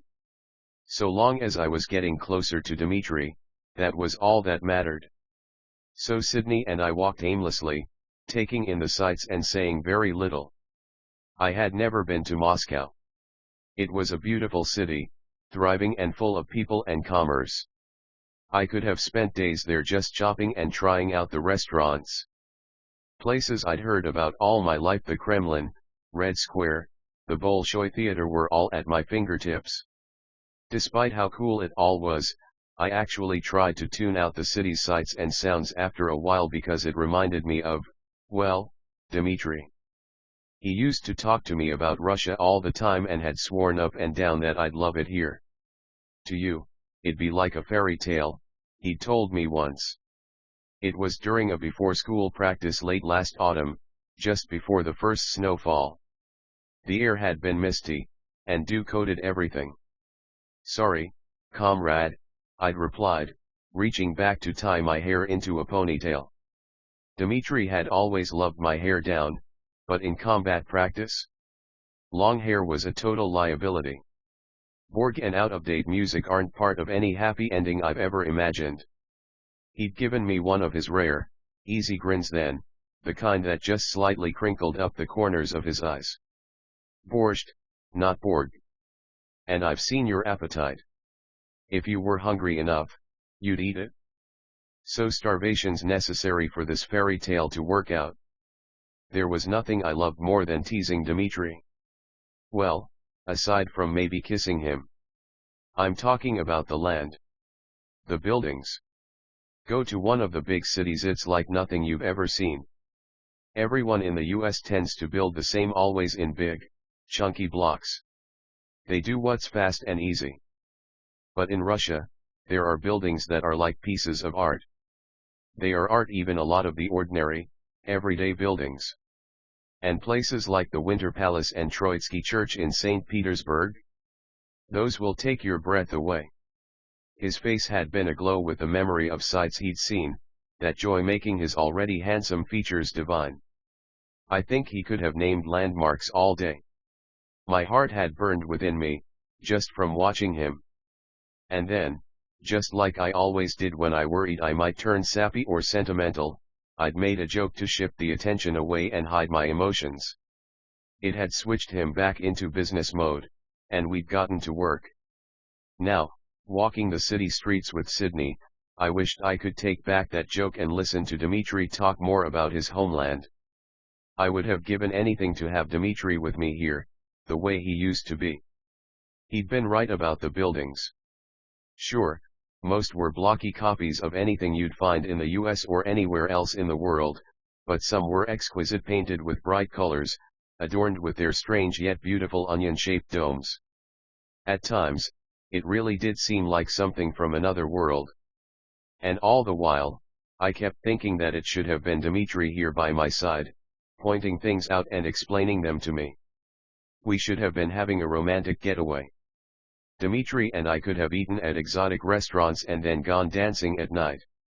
I could have worn one of the designer dresses I'd had to leave behind in the St. Petersburg hotel. That's how it was supposed to be. It wasn't supposed to be me with a glowering human. Unreal, huh? Like something from a story? Sydney's voice startled me, and I realized we'd come to a stop in front of our train station. There were a number of them in Moscow. Her echoing of my conversation with Dimitri sent chills down my spine, largely because she was right. The station didn't have the onion domes but still looked like something straight out of a storybook, like a cross between Cinderella's castle and a gingerbread house. It had a big arched roof and towers on either end. Its white walls were interspersed with patches of brown brick and green mosaic, almost making it look striped. In the US, some might have called it gaudy. To me, it was beautiful. I felt tears start to spring to my eyes as I wondered what Dimitri would have said about this building. He probably would have loved it just as he loved everything else here. Realizing that Sydney was waiting for a response, I swallowed back my grief and played flippant teenager. Maybe something from a story about a train station. She arched an eyebrow, surprised at my indifference, but she didn't question it. Who could say? Maybe if I kept up the sarcasm, she'd eventually get annoyed and ditch me. Somehow, I doubted I'd be that lucky. I was pretty sure her fear of her superiors trumped any other feelings she might have in regard to me. We had first-class train accommodations, which turned out to be a lot smaller than I expected. There was a combination bed/sitting bench on each side, a window, and a TV high on the wall. I supposed that would help pass the time, but I often had trouble following Russian television, not just because of the language but also because some of the shows were downright bizarre. Still, Sydney and I would each have our own space, even if the room was cozier than we would have liked. The colors reminded me a lot of the same fanciful patterns I'd seen throughout the cities. Even the hall outside our cabin was brightly colored, with plush carpet in red and yellow designs and a teal and yellow runner going down the middle. Inside our room, the benches were covered in cushions with rich orange velvet, and the curtains matched in shades of gold and peach, made of thick heavy fabric embossed with a silky pattern. Between all that and the ornate table in the middle of the cabin, it was almost like traveling in a mini palace. It was dark out by the time the train left the station. For whatever reason, the Trans-Siberian always left Moscow at night. It wasn't that late yet, but Sydney said she wanted to sleep, and I didn't want to make her more irate than she already was. So we turned off all the lights, save for a tiny reading lamp by my bed. I'd bought a magazine at the train station, and even if I couldn't understand the language, the pictures of makeup and clothes transcended all cultural barriers.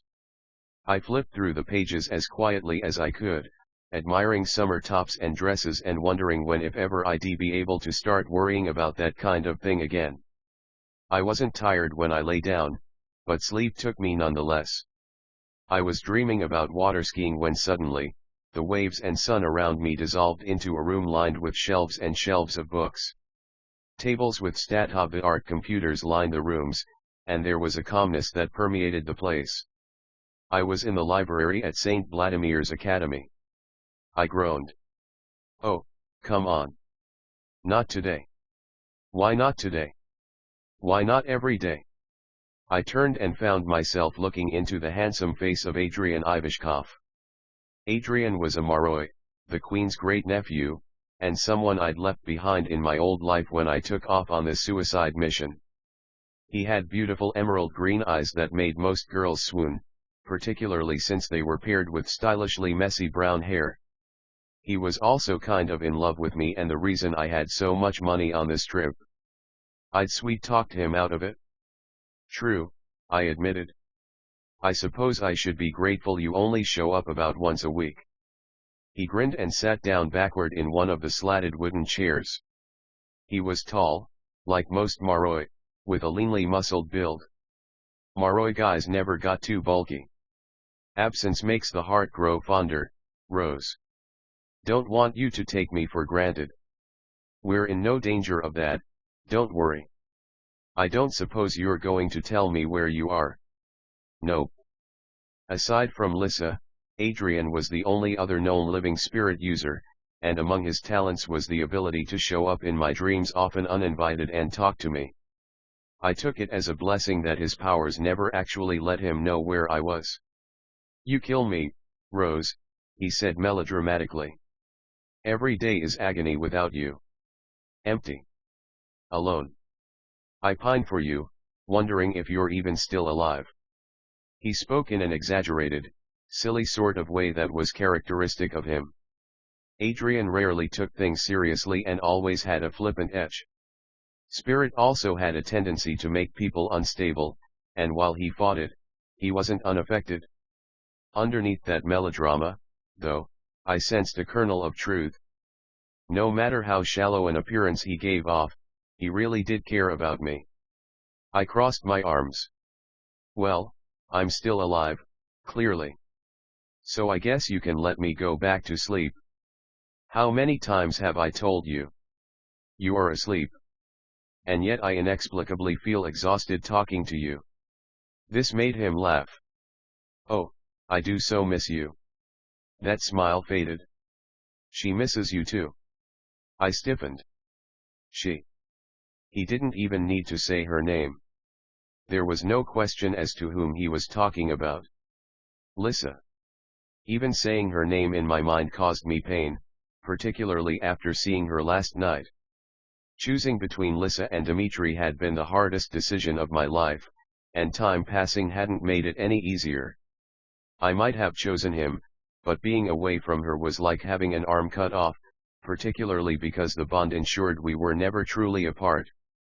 Adrian gave me a canny look, like he could guess my thoughts. "Do you go see her?"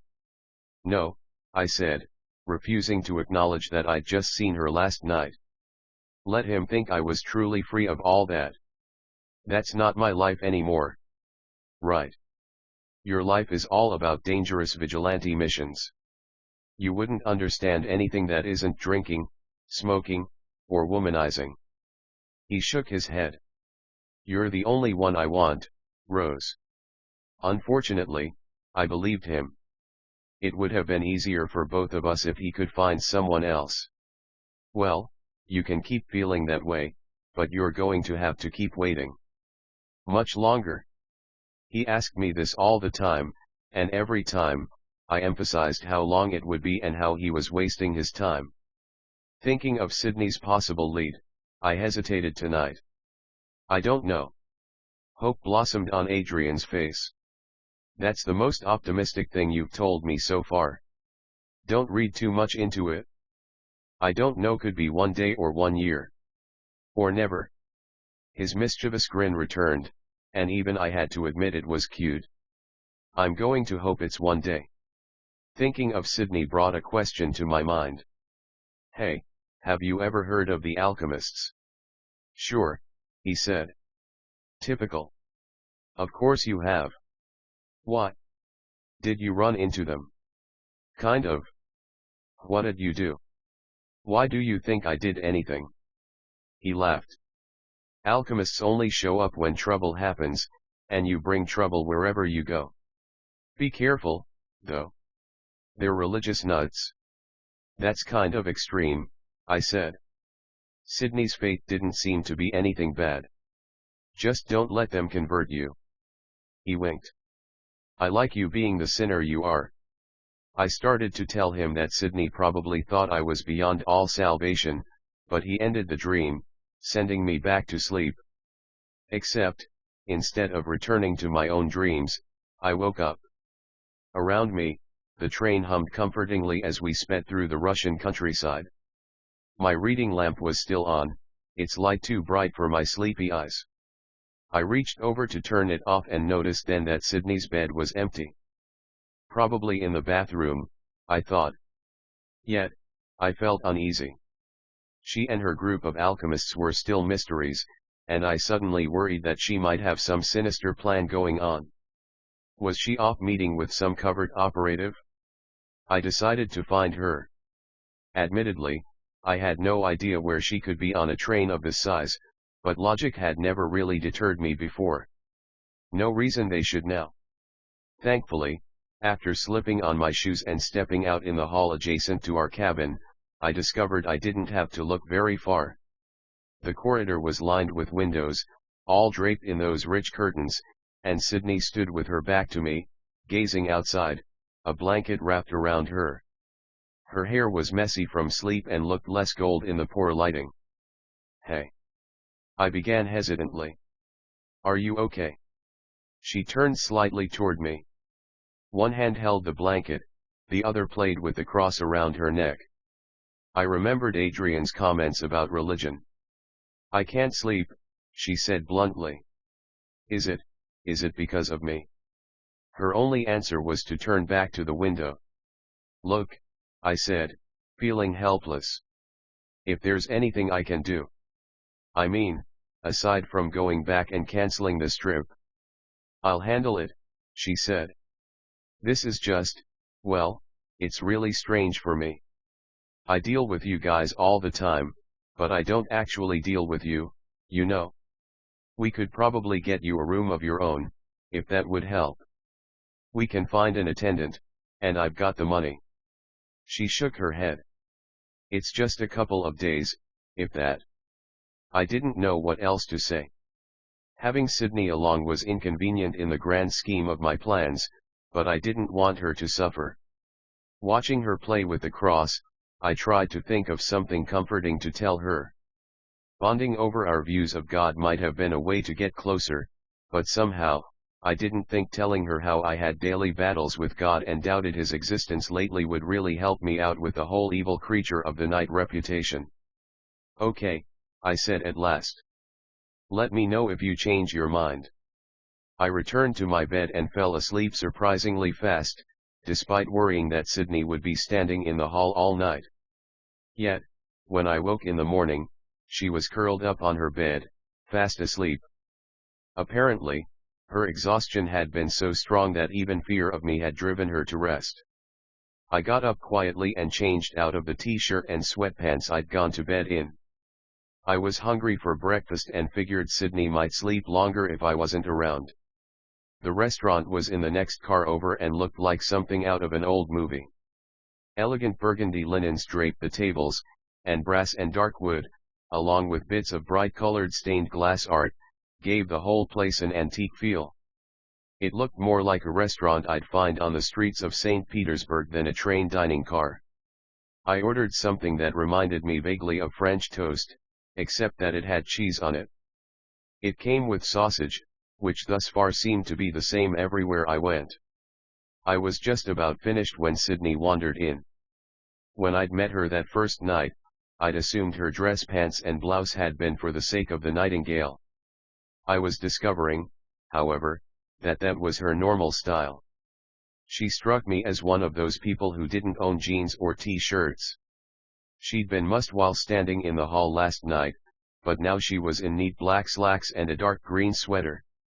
I was in jeans and a long-sleeved gray thermal shirt and felt kind of sloppy beside her. Her hair was brushed and styled but had a slightly messy look that I suspected never went away, no matter how hard she tried. At least I had my sleek ponytail going for me today. She slid across from me and ordered an omelette when the server came by, again speaking in Russian. "How do you know that?" I asked. "What, Russian?" She shrugged. "I had to learn it growing up. And a few other languages." Wow. I had taken intros to a couple of languages too and performed miserably in all of them. I hadn't thought much of it at the time, but now, because of this trip and because of Dimitri, I really wished I'd learned Russian. I supposed it wasn't too late, and I had picked up a few phrases in my time here, but still, it was a daunting task. You must have to learn a lot of stuff for this job, I mused, pondering what it must mean to be part of a secret group that crossed international lines and interacted with all sorts of governments. Something else crossed my mind.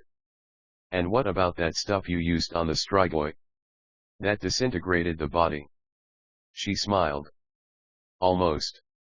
Well, I told you the alchemists started off as a group of people trying to make potions, right? That's a chemical we developed to get rid of strigoi bodies fast. Could you use it to actually kill one?" I asked. Dousing a strigoi in some dissolving liquid would be a lot easier than the usual ways: decapitation, staking, or burning. "Afraid not. Only works on corpses." "Bummer," I said. I wondered if she had other potions up her sleeve but figured I should ration my amount of Sydney questions for the day. "What are we going to do when we get to Omsk, she corrected. "We'll get a car and drive the rest of the way." "Have you been there? To this village?" She nodded. "Once." "What's it like?" I asked, surprised to hear a wistful note in my own voice. Aside from my quest to find Dimitri, there was a piece of me that just wanted to cling to everything I could of him. I wanted to know everything about him that I hadn't known before. If the school had given me his possessions, I would have slept with them each night. His room had been cleared out pretty quickly, though. Now I could only gather what pieces of him I could, as though hoarding these bits of information would keep him with me somehow. It's like any other Domper town, I guess. I've never been to one. The server set Sydney's omelette down, and she paused with her fork in the air. "Really? I thought all of you, well, I don't know." I shook my head. "I've been at the academy my whole life. More or less. My 2-year stint among humans wasn't really relevant.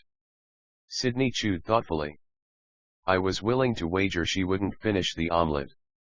From what I'd seen that first night and while waiting for trains yesterday, she hardly seemed to eat anything.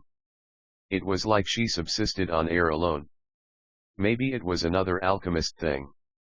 Most likely it was just a Sydney thing. The town is half human and half Domper, but the Dompirs blend in. They have a whole underground society that the humans are completely oblivious to. I'd always figured there was a whole subculture going on, but I'd had no idea how it would fit into the rest of the town. And I asked, "What's that subculture like?" She set her fork down. "Let's just say you'd better brace yourself. Vampire Academy 4, Blood Promise Chapter 5. The rest of the trip passed uneventfully. Sydney never entirely lost that discomfort she seemed to have around me, but sometimes, while I was trying to figure out Russian television, she'd take the time to explain what was going on. There were some cultural differences between these shows and the ones we'd both grown up with, so we had that in common. Every once in a while, she'd crack a smile over something we both found funny, and I'd sense there was someone in there I could possibly be friends with. I knew there was no way I'd ever find a replacement for Lissa, but I think some part of me still longed to fill the void of friendship that had been opened up when I left her behind. Sydney napped throughout the day, and I began to think she was just an insomniac with bizarre sleep patterns. She also continued her equally odd treatment of food, hardly touching her meals. She always let me have the leftovers and was a bit more adventurous with Russian cuisine. I'd had to experiment when I first arrived, and it was nice to have the guidance of someone who, though not a local, knew a lot more about this country than me. On the third day of our trip, we arrived in Omsk. Omsk was a larger and prettier city than I'd expected of Siberia. Dimitri had always teased me that my images of Siberia looking like Antarctica were wrong, and I could tell that he was right, at least as far as the southern part of the region was concerned. The weather wasn't much different from what I'd have found in Montana this time of year, cool spring air occasionally warmed by sunshine. Sydney had told me when we got there, she'd get us a ride from some Maroi she knew. Several lived in the city, blending in with the large population. Yet as the day went on, we discovered a problem. No Maroi would take us to the village. Apparently, the road was dangerous. Strigoi often hung out near it at night, hoping to catch traveling Maroi or Dompirs. The more Sydney explained it, the more worried I became about my plan. Apparently, there weren't many strigoi in Dimitri's town itself. According to her, they lurked on the town's periphery, but few lived out there permanently.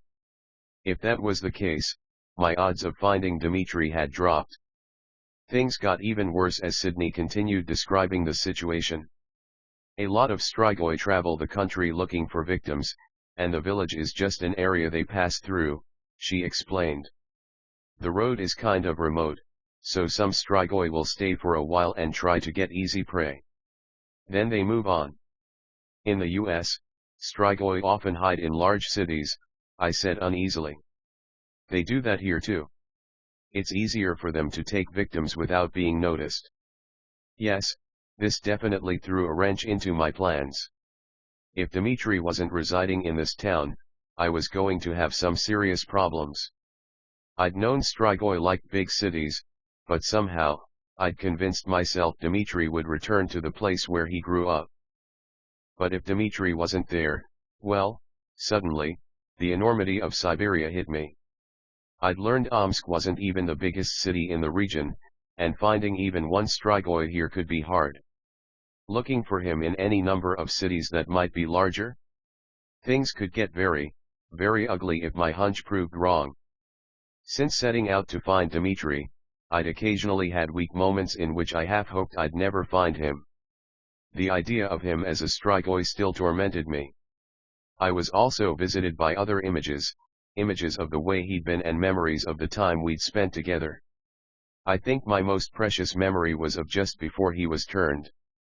It was one of those times when I'd sucked up a lot of the spirit-induced darkness from Lissa. I'd been out of control, unable to get a grip. I was afraid of becoming a monster, afraid of killing myself like another shadow-kissed guardian had. Dimitri had brought me back to myself, lending me his strength. I'd realized then just how strong our connection was, how perfectly we understood each other. I'd been skeptical about people being soulmates in the past, but at that moment, I knew it was true. And with that emotional connection had come a physical one. Dimitri and I had finally given in to the attraction. We'd sworn we never would, but, well, our feelings were just too strong. Staying away from each other had turned out to be impossible. We'd had sex, and it had been my first time ever. Sometimes I felt certain it would be my only time. The act itself had been amazing, and I'd been unable to separate the physical joy from the emotional. Afterward, we'd lain together in that small cabin for as long as we dared, and that had been amazing too. It had been one of the few moments where I'd felt he was truly mine. "Do you remember Victor's lust charm?" I had asked, snuggling closer against him. Dimitri looked at me like I was crazy. Of course. Victor Dashkov was a royal Maroi, one who had been friends with Lisa and her family. Little did we know that he'd secretly studied spirit for years and had identified Lisa as a spirit user before she even knew. He'd tortured her with all sorts of mind games that truly made her think she was going crazy. His schemes had fully culminated in his kidnapping and torturing her until she healed the disease that was killing him. Victor was now in prison for life, both for what he'd done to Lisa and because of his treasonous plans for rebellion against the Maroi government. He had been one of the few to know about my relationship with Dimitri, something that had worried me to no end. He'd even furthered our relationship by creating a lust charm, a necklace infused with earth and compulsion. The charm was full of dangerous magic that had made Dimitri and me give in to our most basic instincts. We had pulled back at the last moment, and until our night in the cabin, I had believed our charm-induced encounter to be the ultimate physical high. I didn't realize it could get better, I had told Dimitri after we'd actually slept together. I felt a little shy talking about it. I thought about it all the time, what happened between us. He turned to me, tugging the covers up. The cabin was cold, but its bed had warm blankets. I suppose we could have put clothes on, but that was the last thing I wanted to do. Being pressed skin to skin felt too good. I did too. You did? I asked, surprised. I thought. I don't know. I thought you were too disciplined for that. I thought you'd try to forget it. Dimitri laughed and kissed my neck. Rose, how could I forget being naked with someone as beautiful as you? I stayed awake so many nights, replaying every detail. I told myself over and over that it was wrong, but you're impossible to forget. His lips moved to my collarbone, and his hand stroked my hip. You're burned into my mind forever. There is nothing in this world that will ever change that. And it was memories like that that made it so hard to comprehend this quest to kill him, even if he was a strigoi. Yet, at the same time, it was exactly because of memories like that that I had to destroy him. I needed to remember him as the man who'd loved me and held me in bed. I needed to remember that that man would not want to stay a monster. I wasn't very excited when Sydney showed me the car she'd bought, particularly since I'd given her the money for it. We're going in that, I exclaimed. Can it even make it that far? The trip was apparently 7 hours. She gave me a shocked look. Are you serious? Do you know what this is? It's a 1972 Citroën. These things are amazing. Do you have any idea how hard it would have been to get this into the country back in the Soviet days? I can't believe that guy actually sold it. He's clueless. I knew little about the Soviet era and even less about classic cars, but Sydney stroked the shiny red hood like she was in love. Who would have guessed? She was a car geek. Maybe it was valuable, and I just couldn't appreciate it. I was more into sleek, brand new sports cars. To be fair, this car didn't have any dents or rust, and aside from an outdated look, it appeared clean and well cared for. "Will it run?" I asked. If possible, her expression grew even more incredulous. "Of course." And it did. The engine sprang to life with a steady hum, and with the way it accelerated, I started to understand her fascination. She wanted to drive, and I was about to argue that it had been my money that bought it. Seeing the adoring look on her face, though, I finally decided not to come between her and the car. I was just glad we were leaving right away. It was already late afternoon. If the road was as dangerous as everyone claimed, we wouldn't want to be out there while it was dark. Sydney agreed but said we could get most of the trip in before sundown and then stay overnight at a place she knew. We'd arrive at our destination in the morning. The farther we drove from Omsk, the more remote the terrain became. As I studied it, I began to understand Dimitri's love of this land. It had a scrubby, barren look, true, but spring was turning the plains green, and there was something hauntingly beautiful about seeing all this untouched wilderness. It reminded me of Montana in some ways yet had a certain quality that was all its own. I couldn't help but use Sydney's crush on the car as a means of conversation. "Do you know a lot about cars?" I asked. "Some," she said. "My dad's the alchemist in our family, but my mom's a mechanic." "Really?" I asked, surprised. "That's kind of unusual." Of course, I was hardly one to talk about gender roles. Considering my life was dedicated to fighting and killing, I couldn't really claim to have a traditionally feminine job either. She's really good and taught me a lot. I wouldn't have minded doing that for a living. Wouldn't have minded going to college, either. There was a bitter note in her voice. "I guess there are a lot of other things I wish I could do." "Why can't you?" "I had to be the next family alchemist. My sister, well, she's older, and usually it's the oldest kid who has to do the job. But, she's kind of worthless." "That's harsh." "Yeah, maybe. But she just couldn't handle this kind of thing. When it comes to organizing her lip gloss collection, she's unstoppable. But managing the kinds of networks and people we do? No, she'd never be able to do it." "Dad said I was the only one capable of it." "That's a compliment, at least. I guess." Sydney looked so sad now that I felt bad for bringing it up. "If you could go to college, what would you study?" "Greek and Roman architecture." I decided then it was a good thing I wasn't behind the wheel, because I probably would have driven off the road. "Seriously? You know anything about it?" No. It's amazing." The sad expression was replaced by one of wonder. She looked nearly as enamored as she'd been of the car. I understood then why she'd liked the train station.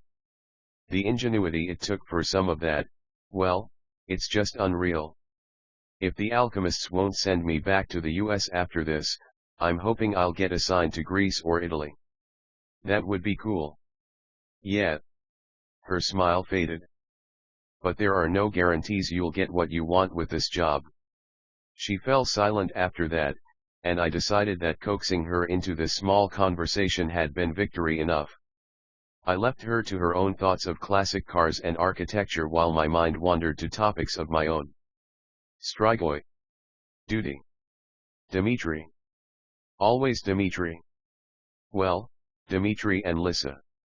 It was always a toss-up over who would cause me more pain. Today, as the car lulled me into a daze, it was Lissa I went to, thanks largely to Adrian's recent visit in my dream. Early evening in Russia meant early morning in Montana. Of course, since the school ran on a nocturnal schedule, it was technically night for them too in spite of the sunshine. It was nearly curfew, and everyone would have to return to their own dorms soon. Lissa was with Adrian, over in his room in guest housing. Adrian, like Avery, had graduated, but as the only other known spirit user, he'd come to stay indefinitely at the school and work with Lissa. They just spent a long, exhausting evening working on dream walking, and sat on the floor facing each other. With a sigh, Lissa collapsed back and lay down, stretching her arms over her head. "This is useless," she groaned. "I'm never going to learn it." "Never took you for a quitter, cousin." Adrian's voice was as flippant as usual, but I could tell he was weary too. They weren't really cousins, that was just a term royals sometimes used with each other. "I just don't understand how you do it. I don't know how to explain it. I just think about it, and well, it happens." He shrugged and pulled out the cigarettes he always carried. "Do you mind?" "Yes," she said. To my surprise, he put them away. What the hell? He'd never ask me if I minded if he smoked, which I did. In fact, half the time, I swore he did it to annoy me, which made no sense. Adrian was way past the age when guys tried to attract girls they liked by picking on them. He tried to explain the process. "I just think about who I want and sort of, I don't know, expand my mind toward them." Lissa sat up and crossed her legs. "Sounds a lot like how Rose described reading me. Probably the same principle. Look, it took you a while to learn auras. This is no different. And you're not the only one with a learning curve. I'm only now finally moving past healing scratches, and you can bring back the dead, which call me crazy is kind of hardcore." He paused. "Of course, some would argue that I am actually crazy." At the mention of auras, she studied him and summoned the ability to see the field of light that shone around every living thing. His aura came into focus, surrounding him in a golden glow. According to Adrian, her aura was the same. No other Maroi had that kind of pure gold. Lissa and Adrian figured it was unique to spirit users. He smiled, guessing what she was doing. "How's it look?" "The same. See how good you are at it now? Just be patient with the dreams." Lissa wanted so badly to walk dreams the same way he could. Despite her disappointment, I was glad she couldn't. Adrian's dream visits were hard enough on me. Seeing her would, well, I wasn't entirely sure, but it would make this cool, hard attitude I was trying to maintain in Russia a lot harder. "I just want to know how she is," said Lissa in a small voice. "I can't stand not knowing." It was the conversation with Christian all over again. "I saw her the other day. She's fine. And I'll go again soon." Lissa nodded. "Do you think she'll do it? Do you think she can kill Dimitri?" Adrian took a long time in answering. "I think she can. The question will be if it kills her in the process." Lissa flinched, and I was a bit surprised. The answer was as blunt as one Christian might give. God, I wish she hadn't decided to go after him. Wishing's useless now. Rose has got to do this. It's the only way we can get her back. He paused. It's the only way she'll be able to move on. Adrian surprised me sometimes, but this took the prize. Lissa thought it was foolish and suicidal to go after Dimitri.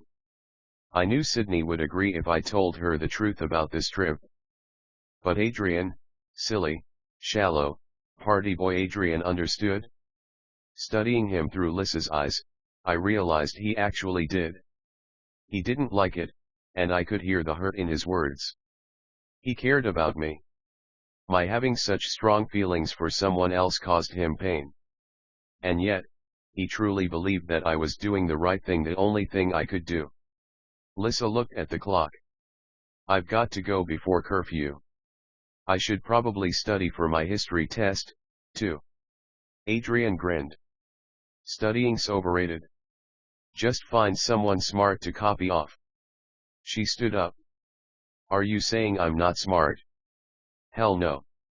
He rose also and went to pour himself a drink from the fully stocked bar he kept on hand. Self-medicating was his irresponsible way of keeping spirit's effects at bay, and if he'd been using spirit all night, he would want the numbness of his vices. You're the smartest person I know. but that doesn't mean you have to do unnecessary work.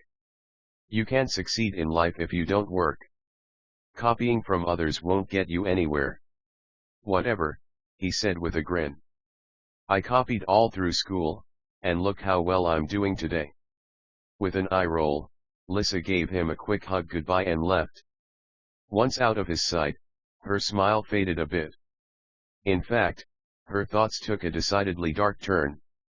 Mentioning me had stirred up all sorts of feelings within. She was worried about me, desperately worried. She'd told Christian that she felt bad about what had happened between us, but the full force of that didn't hit me until now. She was racked by guilt and confusion, continually berating herself for what she should have done. And above all, she missed me. She had that same feeling I did, like a part of her had been cut out. Adrian lived on the 4th floor, and Lissa opted for the stairs rather than the elevator. All the while, her mind spun with worry. Worries about whether she'd ever master spirit. Worry for me. Worry that she wasn't currently feeling spirit's dark side effects, which made her wonder if I was absorbing them, just as a guardian named Anna had. She'd lived centuries ago and was bonded to Saint Vladimir, the school's namesake.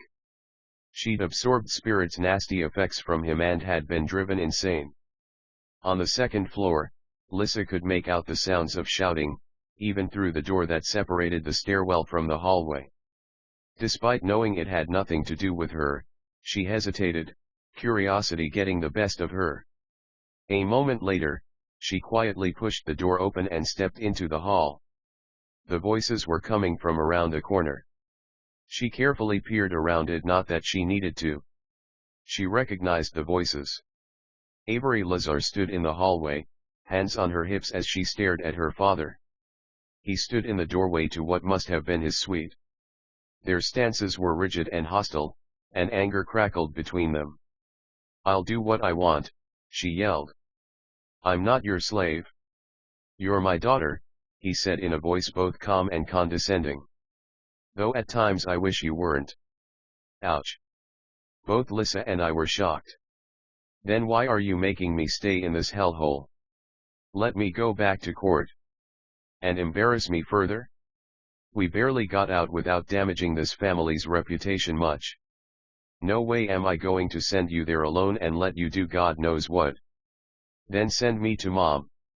Switzerland's got to be better than this place." There was a pause.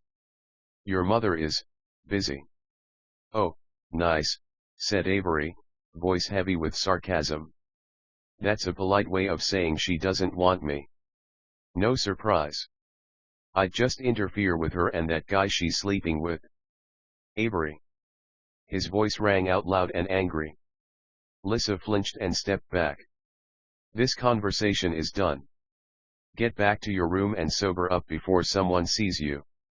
I expect you at breakfast tomorrow, and I expect you to be respectable. We have some important visitors." "Yeah, and God knows we've got to keep up appearances." "Go to your room," he repeated. "Before I call Simon and make him drag you there." "Yes, sir," she simpered. "Right away, sir. Anything you say, sir." And with that, he slammed the door. Lissa, ducking back behind the corner, could hardly believe he'd said those things to his own daughter. For a few moments, there was silence. Then, Lissa heard the sound of footsteps coming toward her. Avery suddenly rounded the corner and stopped in front of Lissa, giving us our first good look of her. Avery was wearing a tight, short dress made of some kind of blue fabric that shone silvery in the light. Her hair hung long and wild, and the tears pouring from her blue-gray eyes had destroyed the heavy makeup she wore. The scent of alcohol came through loud and clear. She hastily ran a hand over her eyes, obviously embarrassed at being seen like this. "Well," she said flatly. "I guess you overheard our family drama." Lissa felt equally embarrassed at being caught spying. I am sorry. I didn't mean to. I was just passing by." Avery gave a harsh laugh. "Well, I don't think it matters. Probably everyone in the building heard us. I'm sorry, Lissa repeated. Don't be. You didn't do anything wrong. No. I mean, I'm sorry he, you know, said those things to you. It's part of being a good family. Everyone's got skeletons in their closet. Avery crossed her arms and leaned against the wall. Even upset and messy, she was beautiful. God, I hate him sometimes. No offense, but this place is so fucking boring. I found some sophomore guys to hang with tonight, but they were pretty boring too. The only thing they had going for them was their beer. Why did your dad bring you here? Lissa asked. Why aren't you? I don't know, in college. Avery gave a harsh laugh. He doesn't trust me enough. When we were at court, I got involved with this cute guy who worked there, total non-royal, of course. Dad freaked out and was afraid people would find out. So when he got the job here, he brought me along to keep an eye on me and torture me. I think he's afraid I'll run off with a human if I go to college. She sighed. I swear to God, if Reed wasn't here, I'd just run away, period. Lissa didn't say anything for a long time. She'd gone out of her way to avoid Avery diligently. With all the orders the Queen was giving Lissa lately, this seemed the only way Lissa could fight back and stop herself from being controlled. But now, she wondered if she'd been wrong about Avery. Avery didn't seem like a spy for Tatiana. She didn't seem like someone who wanted to mold Lissa into a perfect royal. Mostly, Avery seemed like a sad, hurting girl, whose life was spinning out of control. Someone who was being ordered around as much as Lissa was lately. With a deep breath, Lissa rushed forward with her next words. Do you want to eat lunch with Christian and me tomorrow? No one would mind if you came to our lunch period. I can't promise it'll be, as exciting as you want. Avery smiled again, but this time, it was less bitter.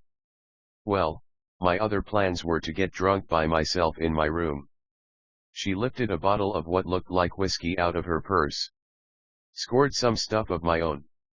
Lissa wasn't entirely sure what kind of an answer that was. So. I'll see you at lunch. Now Avery hesitated. But slowly, a faint gleam of hope and interest appeared on her face. Concentrating, Lissa tried to bring up her aura. She had a little difficulty at first, probably worn out from all the practice with Adrian tonight. But when she was finally able to get a grip on Avery's aura, she saw it was a mix of colors, green, blue, and gold. Not uncommon. It was currently ringed in red, as often happened when people were upset. But right before Lissa's eyes, that redness faded. Yeah, Avery said at last. That would be great. I think this is as far as we can go today. On the other side of the world, Sydney's voice startled me out of Lissa's thoughts. I didn't know how long I'd been daydreaming, but Sydney had turned off the main highway and was driving us into a small town that fit perfectly with my backwoods images of Siberia. In fact, town was a total exaggeration. There were a few scattered houses, a store, and a gas station. Farmland stretched beyond the buildings, and I saw more horses than cars. The few people who were out stared at our car in amazement. The sky had turned deep orange, and the sun was sinking farther and farther into the horizon. Sydney was right. It was nearly nightfall, and we needed to be off the road. We're only a couple hours away at most, she continued. We made really good time and should get there pretty quickly in the morning. She drove to the other side of the village, which took, like, a minute, and pulled up in front of a plain white house with a barn beside it. Here's where we're staying. We got out of the car and approached the house. Are these friends of yours? Nope. Never met them. But they're expecting us. More mysterious alchemist connections. The door was answered by a friendly-looking human in her 20s who urged us to come inside. She only spoke a few words of English, but Sydney's translation skills carried us through. Sydney was more outgoing and charming than I'd seen her thus far, probably because our hosts weren't despicable vampiric offspring. You wouldn't think riding in a car all day would be tiring, but I felt exhausted and was anxious to get an early start in the morning. So after dinner and a little TV, Sydney and I went to the room that had been prepared for us. It was small and plain but had two twin beds covered in thick, fluffy blankets. I snuggled into mine, grateful for the softness and the warmth, and wondered if I'd dream of Lissa or Adrian. I didn't. I did, however, wake up to a slight wave of nausea rolling through me, the nausea that told me there was a strigoi nearby. Vampire Academy 4, Blood Promise Chapter 6. I bolted upright, every part of me awake and alert. There were no city lights to shine through the window, and it took me several seconds to make out anything in the darkened room. Sydney was curled up in her own bed, her face unusually at peace as she slept. Where was the strigoi? Definitely not in our room. Was it in the house? Everyone had said the road to Dimitri's town was dangerous. Still, I would have thought strigoi would be going after Maroi and Dompiers, though humans were a big part of their diet too. Thinking of the nice couple who'd welcomed us into their home, I felt something tight clench in my chest. No way would I let anything happen to them. Slipping quietly out of the bed, I grabbed a hold of my stake and crept from the room without disturbing Sydney. No one else was awake, and as soon as I was in the living room, the nausea went away. Okay. The strigoi wasn't inside, which was a good thing. It was outdoors, apparently on the side of the house near my room. Still moving silently, I went out the house's front door and walked around the corner, as quiet as the night around me. The nausea grew stronger as I approached the barn, and I couldn't help but feel smug. I was going to surprise this strigoi who thought it could sneak into a tiny human village for dinner. There, right near the barn's entrance, I could see a long shadow moving. Gotcha, I thought. I readied the stake and started to spring forward, and then something struck me on the shoulder. I stumbled, astonished, and looked into the face of a strigoi. Out of the corner of my eye, I saw the shadow by the barn materialize into another strigoi striding forward. Panic shot through me. There were two, and my secret detection system hadn't been able to tell the difference. Worse, they'd gotten the drop on me. A thought immediately flashed into my mind: what if one's Dimitri? It wasn't. At least, this close one wasn't. It was a woman. I had yet to get a feel for the second one. That one was approaching from my other side, moving fast.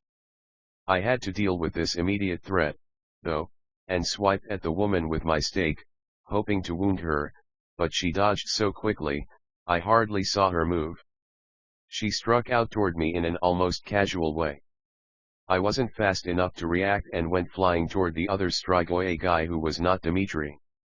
I responded quickly, leaping up and kicking him. I held the stake out, creating distance between us, but it did little good when the woman came up from behind and grabbed me, jerking my body against hers. I gave a muffled cry and felt her hands on my throat. She was probably going to break my neck, I realized. It was a fast, easy technique for strigoi that then let them drag off a victim for feeding. I struggled, jostling her hands slightly, but as the other strigoi leaned over us, I knew it was useless. They'd surprised me. There were two of them. They were strong. Panic surged in me again, an overwhelming sense of fear and desperation. I was afraid every time I fought strigoi, but this fear was reaching a breaking point. It was unfocused and out of control, and I suspected it was touched by a bit of the madness and darkness I'd absorbed from Lissa. The feelings exploded within me, and I wondered if they'd destroy me before the strigoi did. I was in very real danger of dying here, of letting Sydney and the others get killed. The rage and distress of that thought were smothering. Then, suddenly, it was like the earth burst open. Translucent forms, glowing softly in the darkness, sprang up everywhere. Some looked like normal people. Others were horrible, their faces gaunt and skull-like. Ghosts. Spirits. They surrounded us, their presence making my hair stand on end and sending a splitting headache through my skull. The ghosts turned toward me. I'd had this happen before, on a plane, when apparitions had swarmed and threatened to consume me. I braced myself, trying desperately to summon up the strength to build barriers that would shut me off from the spirit world. It was a skill I'd had to learn, one I usually kept in place without any effort. The desperation and panic of the situation had cracked my control. In that horrible, blood-curdling moment, I again selfishly wished Mason hadn't found peace and left this world. I would have felt better if his ghost were here. Then I realized I wasn't their target. The ghosts were mobbing the two strigoi. The spirits didn't have solid forms, but every place they touched and passed through me felt like ice. The female strigoi immediately began waving her arms to fend the apparitions off, snarling in rage and something almost like fear. The ghosts didn't appear to be able to hurt the strigoi, but they were apparently pretty annoying and distracting. I staked the male strigoi before he ever saw me coming. Immediately, the ghosts around him moved to the woman. She was good, I'd give her that. Despite struggling to fend the spirits off, she was still able to dodge my attacks fairly well. A lucky punch from her made stars burst before my eyes and sent me into the barn wall. I still had that ghost-induced splitting headache, and my head slamming into the barn didn't help. Staggering up, dizzy, I made my way back to her and continued my efforts to get a shot in at her heart. She managed to keep her chest out of my range at least until one particularly terrifying ghost caught her off guard. Her momentary distraction gave me my chance, and I staked her, too. She fell to the ground leaving me alone with the spirits.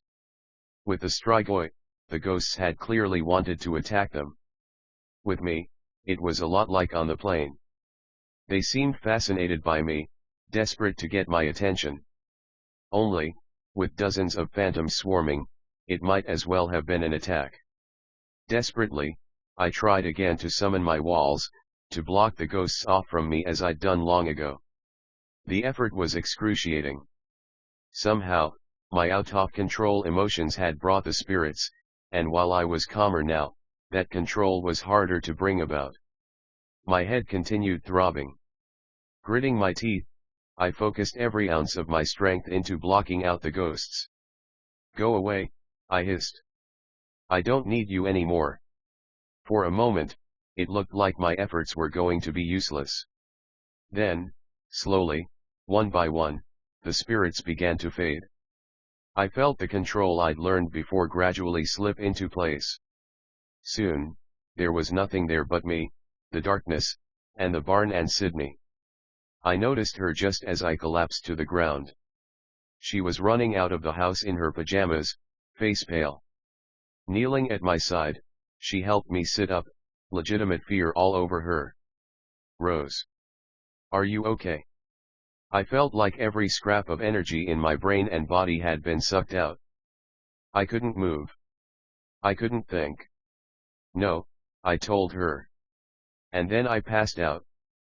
I dreamed of Dimitri again, his arms around me and beautiful face leaning over me to care for me as he'd done so often when I was sick.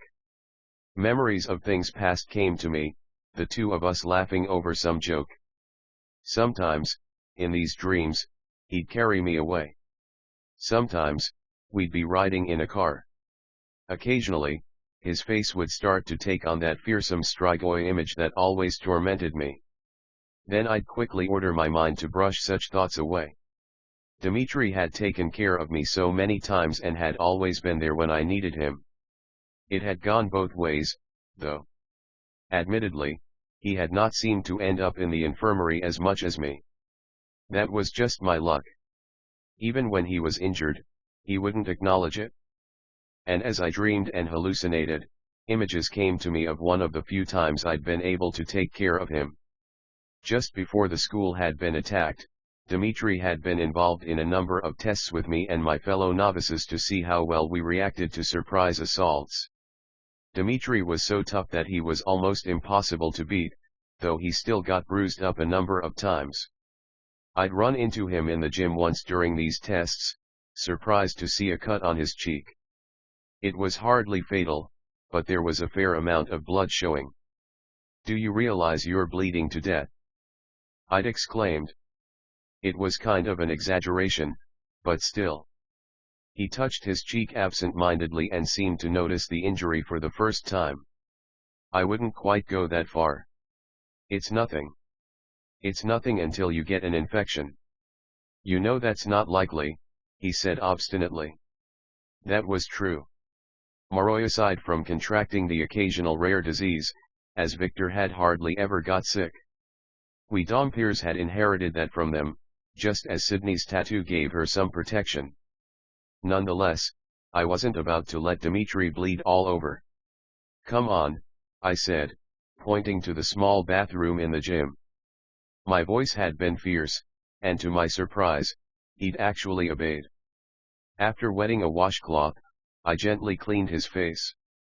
He continued protesting at first but finally fell quiet. The bathroom was small, and we were just a few inches from each other. I could smell his clean, intoxicating scent and studied every detail of his face and strong body. My heart raced in my chest, but we were supposed to be on good behavior, so I tried to appear cool and collected. He was eerily calm too, but when I brushed his hair back behind his ears to clean the rest of his face, he flinched. My fingertips touching his skin had sent shockwaves through me, and he'd felt them too. He caught hold of my hand and pulled it away. "Enough," he said, voice husky. "I'm fine." "Are you sure?" I asked. He hadn't released my hand. We were so close. The small bathroom seemed ready to burst with the electricity building between us. I knew this couldn't last but hated to let go of him. God, it was hard being responsible sometimes. "Yes," he said. His voice was soft, and I knew he wasn't mad at me. He was afraid of how little it would take to ignite a fire between us. As it was, I was warm all over, just from the feel of his hand. Touching him made me feel complete, like the person I was always meant to be. "Thank you, Rosa." He released my hand, and we left, both off to do our own things that day. But the feel of his skin and hair stayed with me for hours afterward. I don't know why I dreamed that memory after being attacked near the barn. It seemed weird that I'd dream of taking care of Dimitri when I was the one who needed care. I guess it didn't really matter what the memory was, so long as it involved him. Dimitri always made me feel better, even in my dreams, giving me strength and resolve. But as I lay in that delirium and moved in and out of consciousness, his comforting face would occasionally take on those terrible red eyes and fangs. I'd whimper, fighting hard to push that sight away. Other times, he didn't look like Dimitri at all. He'd turn into a man I didn't know, an older Maroi with dark hair and cunning eyes, gold jewelry glinting on his neck and ears. I'd cry out for Dimitri again, and eventually, his face would return, safe and wonderful. At one point, though, the image shifted again, this time into a woman's. Clearly, she wasn't Dimitri, but there was something about her brown eyes that reminded me of him. She was older, in her 40s maybe, and a Domper. She laid a cool cloth across my forehead, and I realized I wasn't dreaming anymore. My body ached, and I was in an unfamiliar bed, in an unfamiliar room. No sign of the strigoi. Had I dreamed them, too? "Don't try to move," the woman said with the faintest trace of a Russian accent. "You took some bad hits." My eyes widened as the events by the barn came back to me, the ghosts I'd summoned up. It hadn't been a dream. "Where's Sydney? Is she okay?" "She's fine. Don't worry." Something in the woman's voice told me I could believe her. "Where am I?" "In Bea." Bea. Somewhere, in the back of my head, that name was familiar. All of a sudden, it clicked. Long ago, Dimitri had said it. He'd only ever mentioned his town's name once and, even though I'd tried, I had never been able to remember it. Sydney would never tell me the name. But now we were here. Dimitri's home. Who are you? I asked. Olena, she said. Olena Belikova. Vampire Academy 4, Blood Promise Chapter 7. It was like Christmas morning. I wasn't usually big on God or fate, but now I was seriously reconsidering. After I'd passed out, Sydney had apparently made some frantic calls, and someone she knew in Baya had driven to us, risking the darkness to rescue us and take us back where I could be treated. That was no doubt why I'd had vague sensations of being in a car during my delirium. It hadn't all been part of the dream. And then, somehow, out of all the Dompirs in Baya, I had been taken to Dimitri's mother. That was enough to make me seriously consider that there might truly be forces greater than me at work in the universe. No one told me exactly how it happened, but I soon learned Olena Belikova had a reputation among her peers for healing, and not even any sort of magical healing. She'd had medical training and was the person other Dompirs and even some Maroi went to in this region when they wanted to avoid human attention. Still, the coincidence was eerie, and I couldn't help but think there was something going on that I didn't understand. For now, I didn't worry too much about the hows and whys of my current situation. I was too busy staring wide-eyed at my surroundings and its inhabitants. Olena didn't live alone. All of Dimitri's sisters, 3 of them, lived in the house too, along with their kids. The family resemblance was startling. None of them looked exactly like Dimitri, but in every face, I could see him. The eyes. The smile. Even the sense of humor. Seeing them fed the Dimitri withdrawal I'd had since he'd disappeared and made it worse at the same time. Whenever I looked at any of them out of my peripheral vision, I'd think I was seeing Dimitri. It was like a house of mirrors, with distorted reflections of him everywhere. Even the house gave me a thrill. There were no obvious signs that Dimitri had ever lived there, but I kept thinking, this is where he grew up. He walked these floors, touched these walls. As I walked from room to room, I'd touch the walls too, trying to draw his energy from them. I'd envision him lounging on the couch, home on break from school. I wondered if he'd slid down the banisters when he was little. The images were so real that I had to keep reminding myself that he hadn't been here in ages. "You've made an amazing recovery," Olena noted the next morning after I'd been brought to her. She watched with approval as I inhaled a plate of blini. They were ultra-thin pancakes stacked and layered with butter and jam. My body always required a lot of food to keep its strength up, and I figured as long as I wasn't chewing with my mouth open or anything, I had no reason to feel bad about eating so much. "I thought you were dead when Abe and Sydney brought you in." "Who?" I asked between bites of food. Sydney sat at the table with the rest of the family, hardly touching her food as usual. She seemed clearly uneasy at being in a Domper household, but when I'd first come downstairs this morning, I'd definitely seen some relief in her eyes. "Abe Mazur," said Sydney. Unless I was mistaken, some of the other people at the table exchanged knowing glances. "He's a Maroi." I didn't know how badly you were injured last night, so I called him.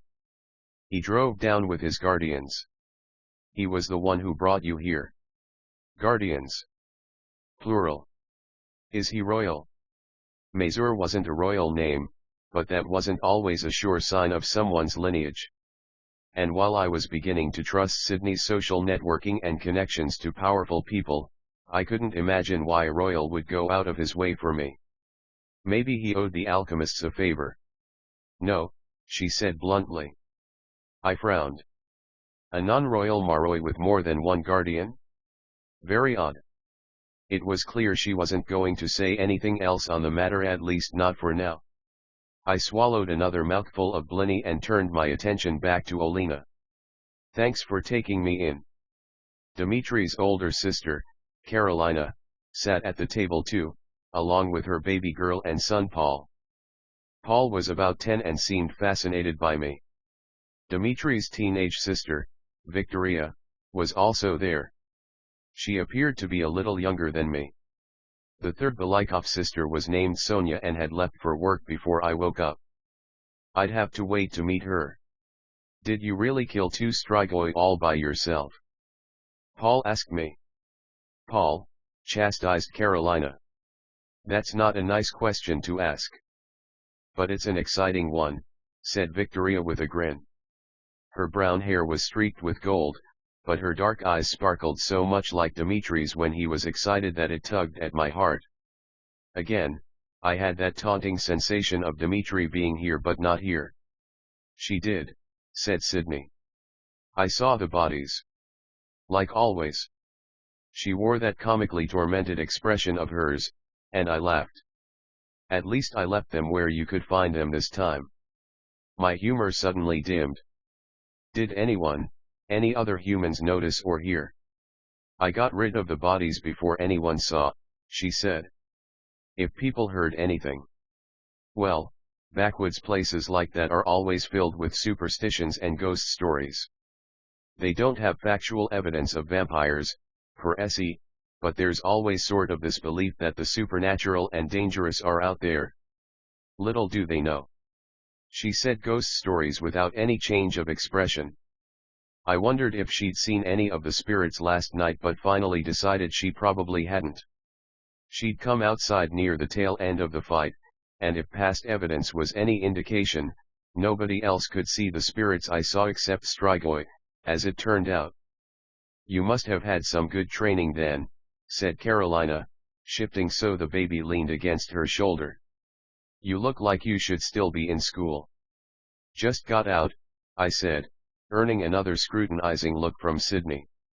You're American, said Olena matter-of-factly. What in the world could bring you out here? I'm looking for someone, I said after a few moments' hesitation. I was afraid they were going to press for details or that she too would have blood-whore suspicions, but just then, the kitchen door opened and Dimitri's grandmother, Yeva, walked in. She had poked her head in earlier and scared the hell out of me. Dimitri had told me that she was a witch of sorts, and I could believe it. She looked like she was a gazillion years old and was so thin, it was a wonder the wind didn't blow her away. She barely stood 5 feet tall, and her hair covered her head in patchy gray wisps. But it was her eyes that truly frightened me. The rest of her might be frail, but those dark eyes were sharp and alert and seemed to bore into my soul. Even without Dimitri's explanation, I would have taken her for a witch. She was also the only one in the household who didn't speak English. She sat down at one of the empty chairs, and Olena hastily jumped up to get some more blini. Yeva muttered something in Russian that made the others look uncomfortable. Sydney's lips twitched into a small smile.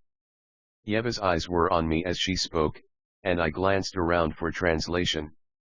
What? I asked. Grandmother says you're not telling us the whole truth about why you're here. She says the longer you delay, the worse it will be, Victoria explained. She then gave Sydney an apologetic look.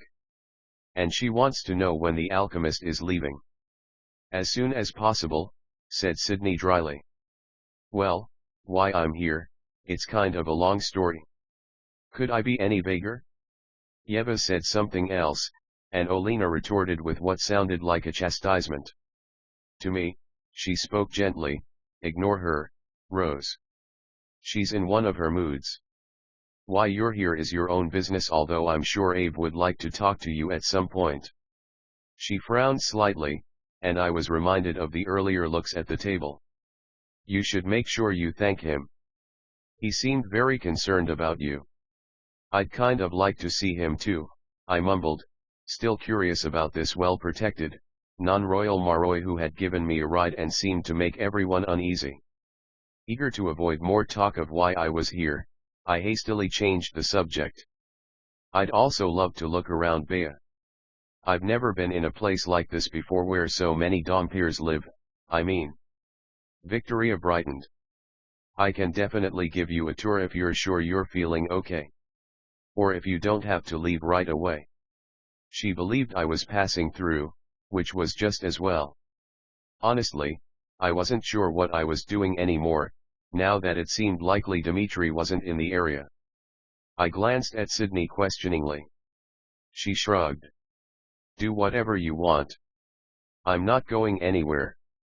I found that a little disconcerting too. She'd brought me here as her superiors had told her to do, but now what? Well, that was a concern for later. As soon as I finished my food, Victoria practically dragged me out the door, as if I was the most exciting thing that had happened around here in a while. Yeva hadn't taken her eyes off me for the rest of the meal, and even though she'd never said anything else, her suspicious look clearly told me she didn't believe a word I'd said.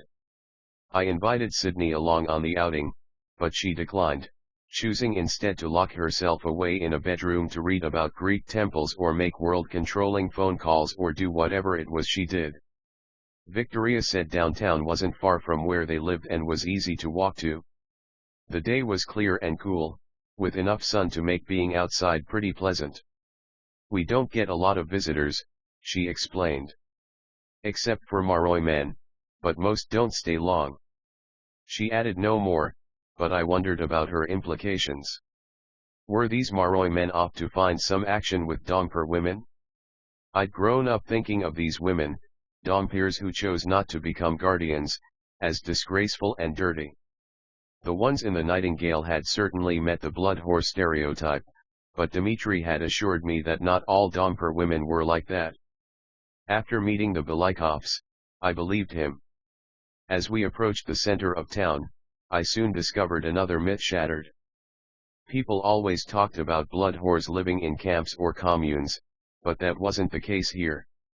Baya wasn't huge, not like St. Petersburg or even Omsk, but it was a real town with a large human population.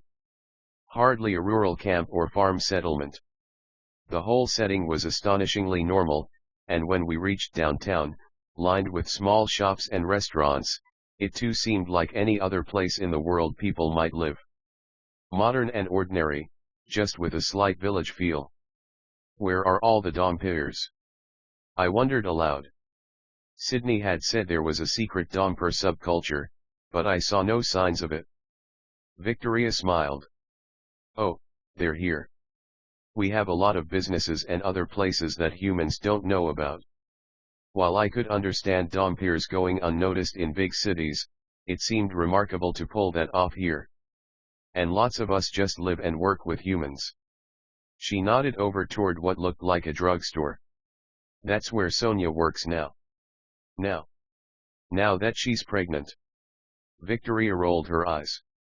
I'd take you to meet her, but she's grumpy all the time lately. I hope the baby's early. She left it at that, and I again wondered about the dynamics of Dongpirs and Maroi here. We didn't mention it again, and our conversation stayed light and even teasing. Victoria was easy to like, and in only an hour, we'd clicked as though we'd known each other forever. Maybe my connection to Dimitri bound me to his family, too. My thoughts were cut off when someone called Victoria's name. We turned to see a very cute Dongper guy crossing the street. He had bronze hair and dark eyes, his age falling somewhere between mine and Victoria's. He said something chatty and conversational to her. She grinned at him and then gestured to me, giving my introduction in Russian. This is Nikolai, she told me in English. Nice to meet you, he said, also switching languages. He gave me a quick assessment in the way guys often do, but when he turned back to Victoria, it was clear who the object of his affections was. You should bring Rose to Marina's party. It's Sunday night. He hesitated, turning a bit shy. You're going, aren't you? Victoria turned thoughtful, and I realized she was completely oblivious to his crush. I'll be there, but... She turned to me. Will you still be around? I don't know, I said honestly. But I'll go if I'm still here. What kind of party is it? Marina's a friend from school, explained Victoria. We're just going to get together and celebrate before we go back.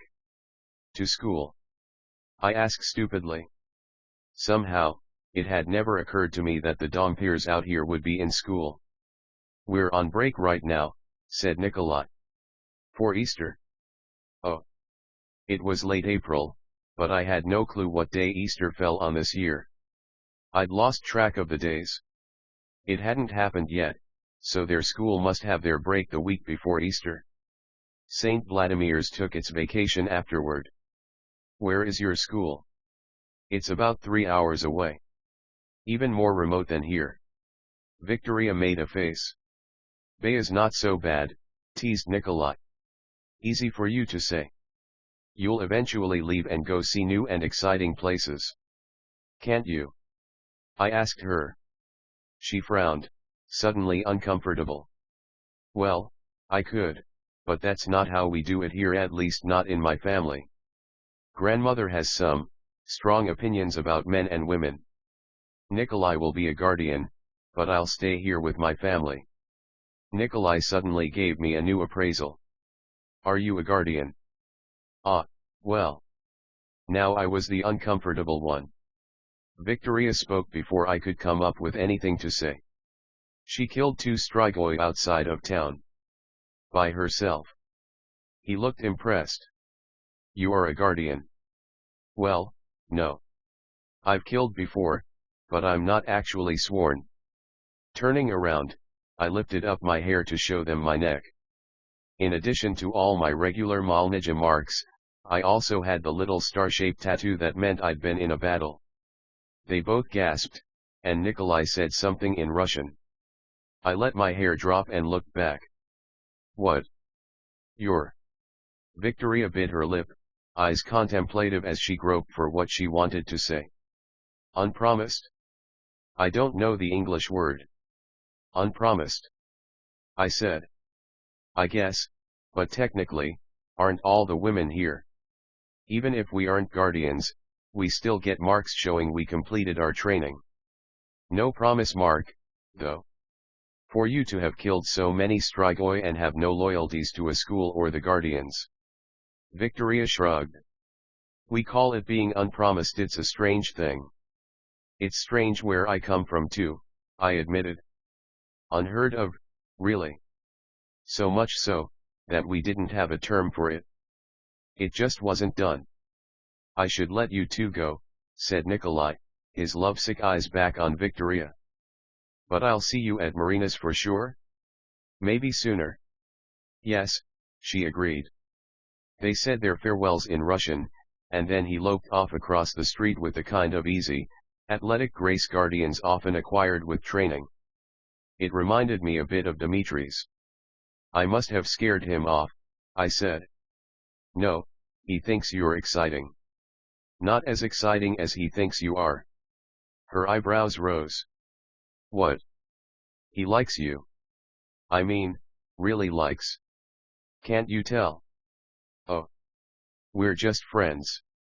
I could tell from her attitude that she meant it. She was completely indifferent to him, which was too bad. He was cute and nice. Letting poor Nikolai go, I brought up the guardians again. I was intrigued by the different attitudes around here. You said you can't, but do you want to be a guardian? She hesitated. I've never really considered it. I get all the same training at school, and I like being able to defend myself. But I'd rather use it in defense of my family than Maroi. I guess it sounds. She paused again to think of the right word. Sexist. But, the men become guardians, and women stay at home. Only my brother left. I nearly tripped. Your brother? I asked, keeping my voice as steady as possible. Dimitri, she said. He's older than me and has been a guardian for a while. He's over in the United States, actually. We haven't seen him in a long time. Huh. I felt horrible and guilty. Guilty because I was keeping the truth from Victoria and the others. Horrible because apparently no one from back home had bothered to pass the news on to his family yet. Smiling at her own memories, she didn't notice my change in mood. Paul actually looks exactly like he did at that age. I should show you pictures of him and some recent ones, too. Dimitri's pretty cute. For my brother, I mean. I was sure seeing pictures of Dimitri as a little boy would rip my heart out. As it was, the more Victoria began to talk about him, the sicker I felt.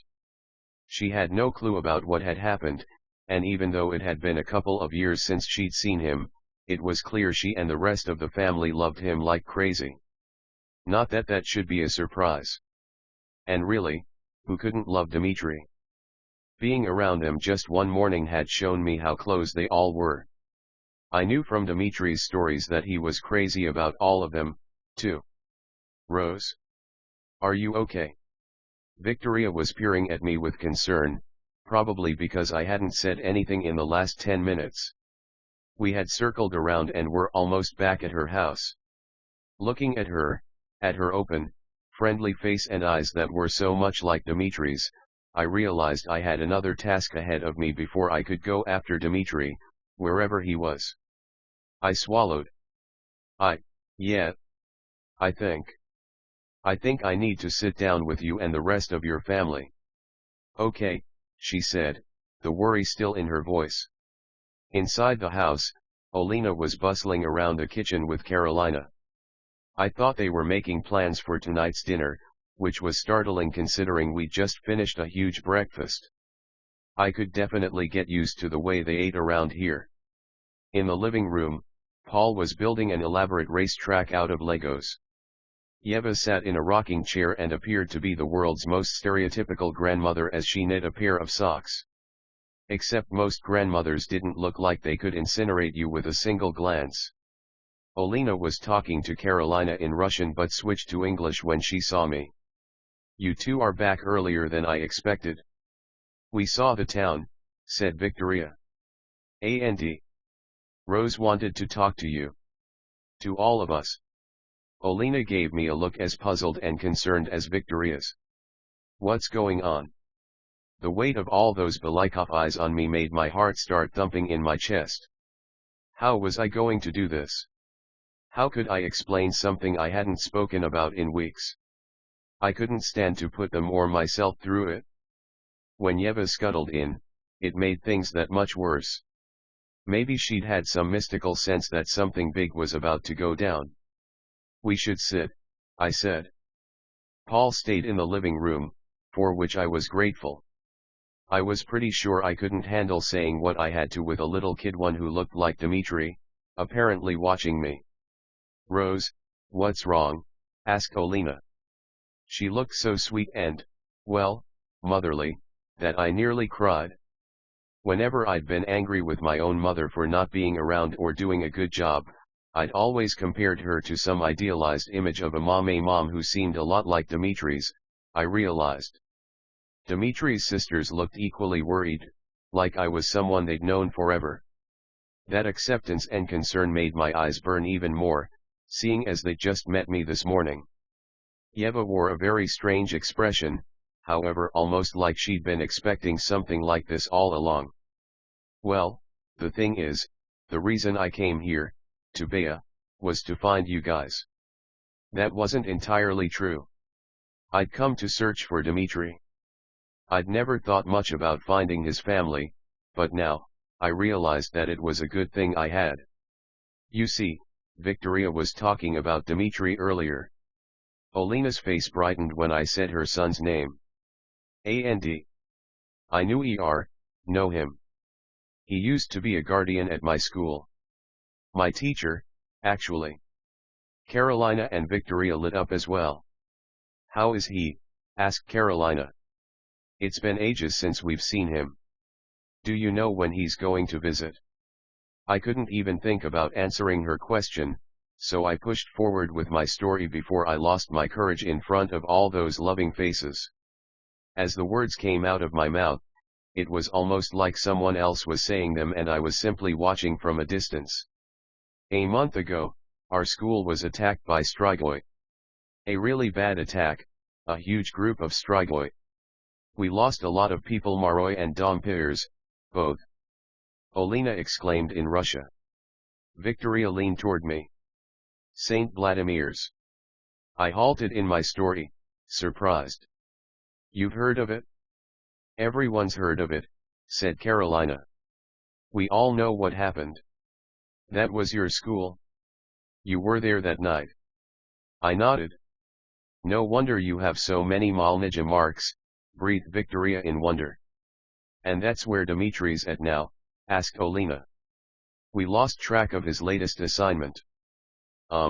Yeah. My tongue felt thick in my throat. I couldn't breathe. I was at the school the night of the attack, I reaffirmed. And so was Dimitri. He was one of the leaders in the battle, and the way he fought, he was so brave, and. My words were breaking up, but by this point, the others were catching on. Olena gasped and again murmured in Russian. I picked out the word for God. Carolina sat frozen, but Victoria leaned toward me. Those eyes that were so like her brother's stared at me intently as he would if pushing me to tell the truth, no matter how awful. What happened? She demanded. What happened to Dimitri? I looked away from their faces, my eyes drifting to the living room. On the far wall, I caught sight of a bookcase filled with old, leather-covered books. They had gold-embossed lettering on the spines. It was totally random, but I suddenly remembered Dimitri mentioning those. They were these old adventure novels my mother collected, he told me once. The covers were so beautiful, and I loved them. If I was careful, she'd let me read them sometimes. The thought of a young Dimitri sitting in front of that bookcase, carefully turning the pages and he would have been careful almost made me lose it. Had that been where he'd developed his love of Western novels? I was losing it. I was getting distracted. I wasn't going to be able to tell them the truth. My emotions were growing too powerful, my memories flooding me as I fought to think about anything that didn't involve that horrible battle. Then I glanced at Yeva again, and something about her eerie, knowing expression inexplicably spurred me on. I had to do this. I turned back to the others. He fought really bravely in the battle, and afterward, he helped lead a rescue mission to save some people that the strigoi had captured. He was really amazing there, too, only, I stopped again and realized tears were running down my cheeks. In my mind, I was replaying that awful scene in the cave, with Dimitri so close to freedom and taken by a strigoi at the last minute. Shaking that thought away, I took another deep breath. I had to finish this. I owed it to his family. There was no gentle way to say it. One of the strigoi there, well, he overpowered Dimitri. Carolina buried her face in her mother's shoulder, and Olena made no effort to hide her own tears. Victoria wasn't crying, but her face had gone perfectly still. She was working hard to keep her emotions in check, just as Dimitri would have. She searched my face, needing to know for sure. Dimitri is dead, she said. It was a statement, not a question, but she was looking to me for confirmation. I wondered if I'd given away something, some hint that there was still more to the story. Or maybe she just needed the certainty of those words. And for a moment, I considered telling them that Dimitri was dead. It was what the Academy would tell them, what the Guardians would tell them. It would be easier on them, but somehow, I couldn't stand to lie to them even if it was a comforting lie. Dimitri would have wanted the whole truth, and his family would too. No, I said, and for a heartbeat, hope sprang up in everyone's faces at least until I spoke again. Dimitri's a strigoi. Vampire Academy 4, Blood Promise Chapter 8. The reactions were mixed among Dimitri's family members. Some cried. Some were stunned. And some, mainly Yeva and Victoria, simply took it in and kept their emotions from their faces, just as Dimitri would have done. That upset me almost as much as the tears, it reminded me too much of him. Out of all of them, pregnant Sonia, who came home shortly after the news broke, had the most intense physical reaction. She ran sobbing to her room and wouldn't come out. It didn't take long, however, for Yeva and Olena to spring into action. They spoke rapidly in Russian, clearly planning something. Phone calls were made, and Victoria was dispatched to run an errand. No one seemed to need me, so I mostly wandered the house and tried to stay out of the way. I found myself studying the shelves I'd seen earlier, running my hands along the leather-bound books. The titles were in Cyrillic, but it didn't matter. Touching them and imagining Dimitri having held and read them somehow made me feel closer to him. Looking for a little light reading. Sydney walked up and stood beside me. She hadn't been around earlier but had heard the news. Very light, seeing as I don't understand any of them, I replied. I gestured to the scurrying family members. What's going on here? They're planning Dimitri's funeral, Sydney explained. Or, well, his memorial service. I frowned. But he's not dead, shh. She cut me off with a sharp gesture and glanced warily at the others as they hustled around. Don't say that. But it's true, I hissed back. She shook her head. Not to them. Out here, out in these villages, there's no in-between state. You're alive or you're dead. They aren't going to acknowledge him being one of those. She couldn't keep the disgust out of her voice. For all intents and purposes, he is dead to them. They'll mourn him and move on. So should you. I didn't take offense at her blunt attitude because I knew she hadn't meant to give any. It was just her way. The problem was, that in-between state was very real to me, and there was no way I could move on. Not yet. Rose. Began Sydney after several seconds of silence. She wouldn't meet my eyes. I'm sorry. You mean, for Dimitri? Yet. I had no idea. I haven't really been that nice to you. I mean, I'm not going to act like I feel any better about hanging out with your kind, but you guys are still, well, not human, obviously. But I don't know. You still have feelings, you still love and hurt. And while we were coming here, you had all this horrible news in you, and I didn't make it any easier for you. So I'm sorry for that. And I'm sorry for thinking the worst of you. At first, I thought she was talking about thinking I was evil, but then I got it. She'd thought this whole time that I really was coming to be a blood whore and now believed delivering the news to Dimitri's family had been my only purpose. I didn't bother to correct her. Thanks, but you couldn't have known. And honestly, if I were in your place, I don't know. I'd probably act the same way. No, she said. You wouldn't. You're always nice to people. I gave her an incredulous look. Have you been traveling with someone else these last few days? Back home, I've got a reputation for not always being so nice. I've got attitude, and I know it. She smiled. Yeah, you do. But you also say the right things to people when you have to. Telling the Belikovs what you did, well, that was hard.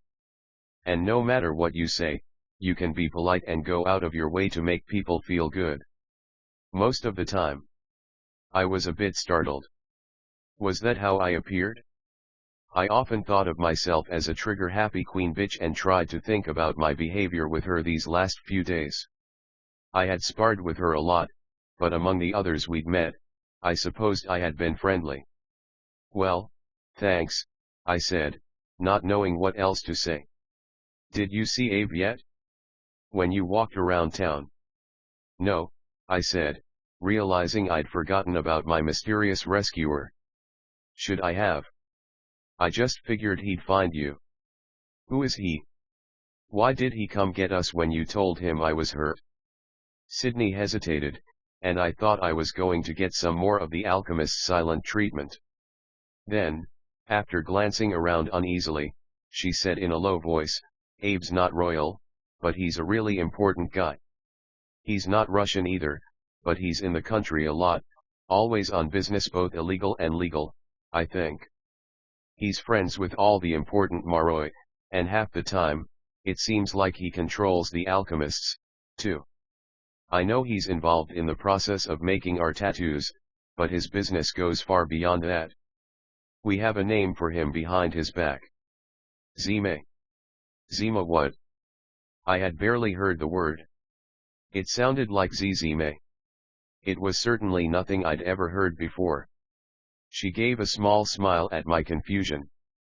Zime is Russian for snake. But not just any snake. Her eyes narrowed as she pondered a better explanation. It's a term used in lots of myths. Sometimes for giant snakes heroes have to battle. There are also a few stories about wizards with snake blood who get called that. The snake in the Garden of Eden? Who made Eve fall? He was called a Zime too. I shivered. Okay, that was pretty freaky, but it made something click into place. The alchemists allegedly had ties to leaders and authorities, and Abe apparently wielded a lot of influence with them. Is Abe the one who wanted you to come with me to Bea? The reason the alchemists made you come here? Again, she paused, then nodded. Yeah, when I called that night in St. Petersburg, I was told there was a search going on for you. Abe gave orders through the alchemists for me to stay with you until he could meet up with us here. He's apparently been searching for you on someone's behalf. I went cold. My fears were being realized. People had been looking for me. But who? If Lissa had initiated a manhunt, I would have sensed it when I visited her mind. I didn't think it was Adrian either, not from the way he seemed so desperate and clueless about my whereabouts. Plus, he seemed to accept my need for this quest. So who was looking for me? And for what reason? This Abe sounded like a high-ranking person, albeit someone involved in shady business, someone who might very well be connected to the Queen or others almost as important. Had he been ordered to find me and bring me back? Or considering how much the Queen hated me, had he perhaps been ordered to make sure I didn't come back? Was I dealing with an assassin? Sydney certainly seemed to regard him with a weird mix of fear and respect. Maybe I don't want to meet him, I said. I don't think he'll hurt you. I mean, if he wanted to, he already would have. But be careful. He's always playing several games at once, and he deals in enough secrets to rival the alchemists. So you don't trust him? She gave me a rueful grin as she turned to walk away.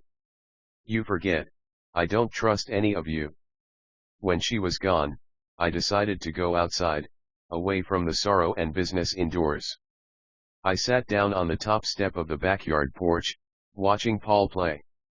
He was building a fort for some of his action figures. While sensitive to the grief in his family, it was hard for him to be too affected by the death of an uncle he'd only met a couple of times. The news didn't mean as much to him as it did to the rest of us. With so much time on my hands for the rest of the day, I decided to do a quick check-in with Lissa. In spite of myself, I was kind of curious about how things had panned out with Avery Lazar. While Lissa's intentions were good, she'd still had some misgivings about bringing Avery along to lunch. And yet, she was pleasantly surprised to see Avery fitting in perfectly, charming both Adrian and Christian. Admittedly, Adrian was impressed by pretty much anything female. Christian was harder to crack, but even he seemed to be growing fond of her, probably because she kept teasing Adrian. Anyone who could make a joke at Adrian's expense ranked high on Christian's list. So, explain this, Avery said, winding linguine around her fork. You just, what, hang around the academy all day? Are you trying to redo your high school experience? Nothing to redo, said Adrian loftily. I totally ruled my high school. I was worshipped and adored, not that that should come as a shock. Beside him, Christian nearly choked on his food. So, you're trying to relive your glory days. It's all gone downhill since then, huh? No way, said Adrian. I'm like a fine wine. I get better with age. The best is yet to come. Seems like it get old after a while, said Avery, apparently not convinced by the compelling wine simile. I'm certainly bored, and I even spend part of the day helping my dad. Adrian sleeps most of the day, noted Lissa, trying to keep a straight face. So he doesn't actually have to worry about finding things to do. Hey, I spend a good portion of my time helping you unravel the mysteries of spirit, Adrian reminded her. Avery leaned forward, curiosity all over her pretty face. So it's actually real? I heard stories about spirit, about how you can heal people. It took Lissa a moment to respond. She wasn't sure she'd ever get used to her magic being out in the open now. Among other things. We're still figuring it out. Adrian was more eager than she was to discuss it, probably in the hopes of impressing Avery, and provided a quick rundown of some of Spirit's abilities, like auras, and compulsion. And, he added, I can visit people in their dreams. Christian held up a hand. Stop. I can feel there's a comment coming on about how women already dream about you. I just ate, you know. I wasn't going to go there, said Adrian. But he kind of looked like he wished he'd thought of the joke first. I couldn't help being a little amused. Adrian was so brash and flippant in public, and then, in my dreams, he'd show that serious and concerned side. He was more complex than anyone gave him credit for. Avery looked floored. Man. I used to think using air was cool. I guess not. A small breeze suddenly blew her hair back, making her look as though she were posing for a swimsuit photo shoot. She gave the group a dazzling smile. All that was missing was a photographer. The sound of the bell made them all stand up. Christian realized he'd left homework in another class and hurried off to get it after kissing Lissa goodbye, of course. Adrian departed equally as fast. The teachers start giving me dirty looks if I hang around once classes start.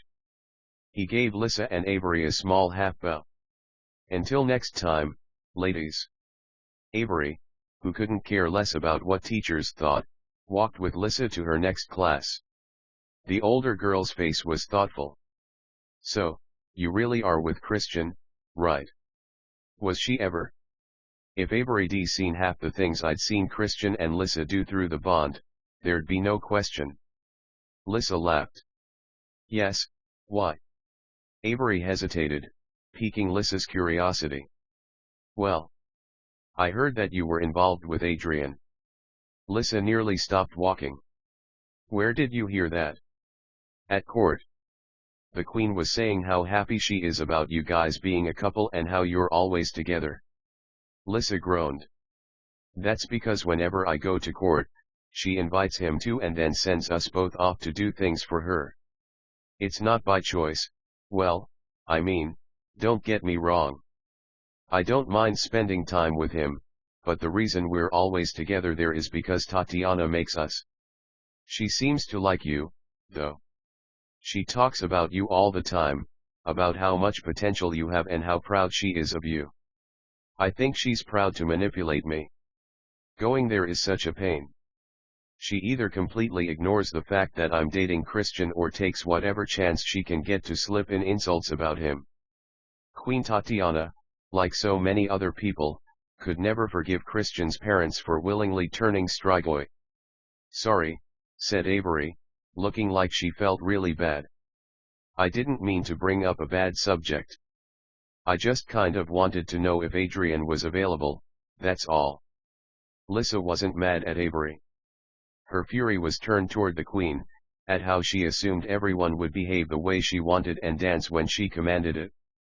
The Maroi world had been ruled by a king or a queen since the beginning of time, and sometimes, Lissa thought it was time for a change. They needed a system where everyone had an equal say, royal and non-royal alike. Even the Dompiers. The more she thought about it, the more she felt her temper spike, anger and frustration flaring up in a way more common to me than her.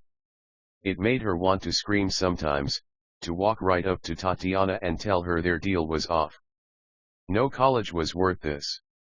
Maybe she'd even tell Tatiana that it was time for a revolution, time to overturn the Marois backward. Lissa blinked, astonished to find she was shaking.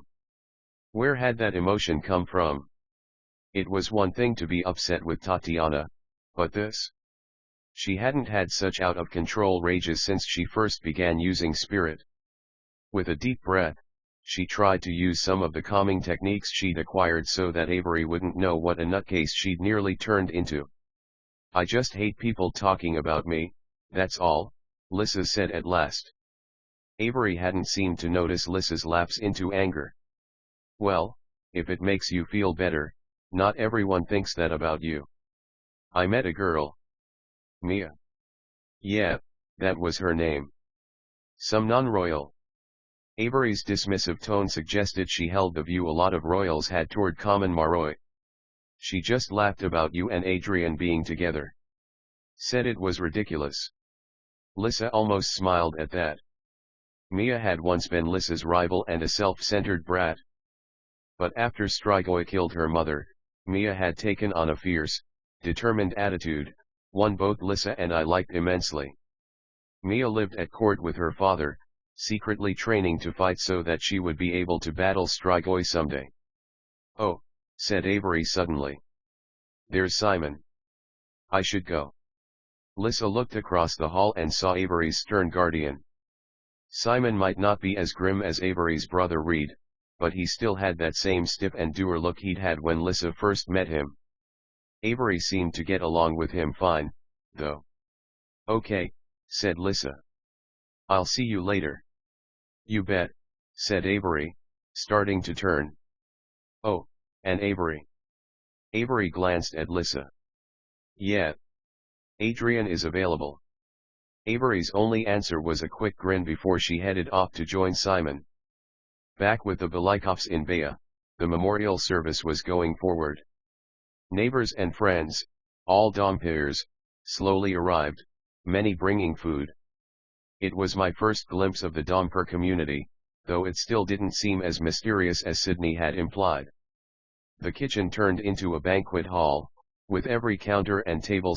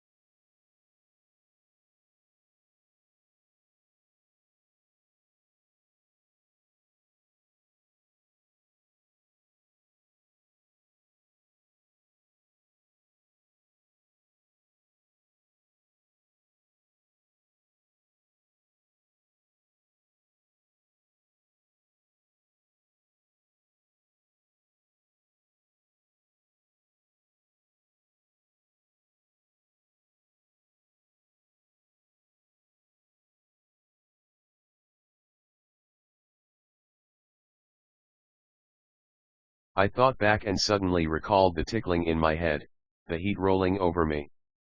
What does that mean exactly? An aura can tell a spirit user about someone's personality. But Oksana can also dig further, reaching in and actually reading more specific information about a person. Sometimes she can tie that ability into compulsion, but the results are very, very powerful. And wrong. It's not right to do that to someone you have no bond with. It took me a moment to process that. Neither Lissa nor Adrian could read the thoughts of others. The closest Adrian could come to someone's mind was the dream walking. Lissa couldn't do that, not even for me. I could feel her, but the opposite wasn't true. Oksana could feel, oh, I don't know how to explain it. There's a recklessness in you.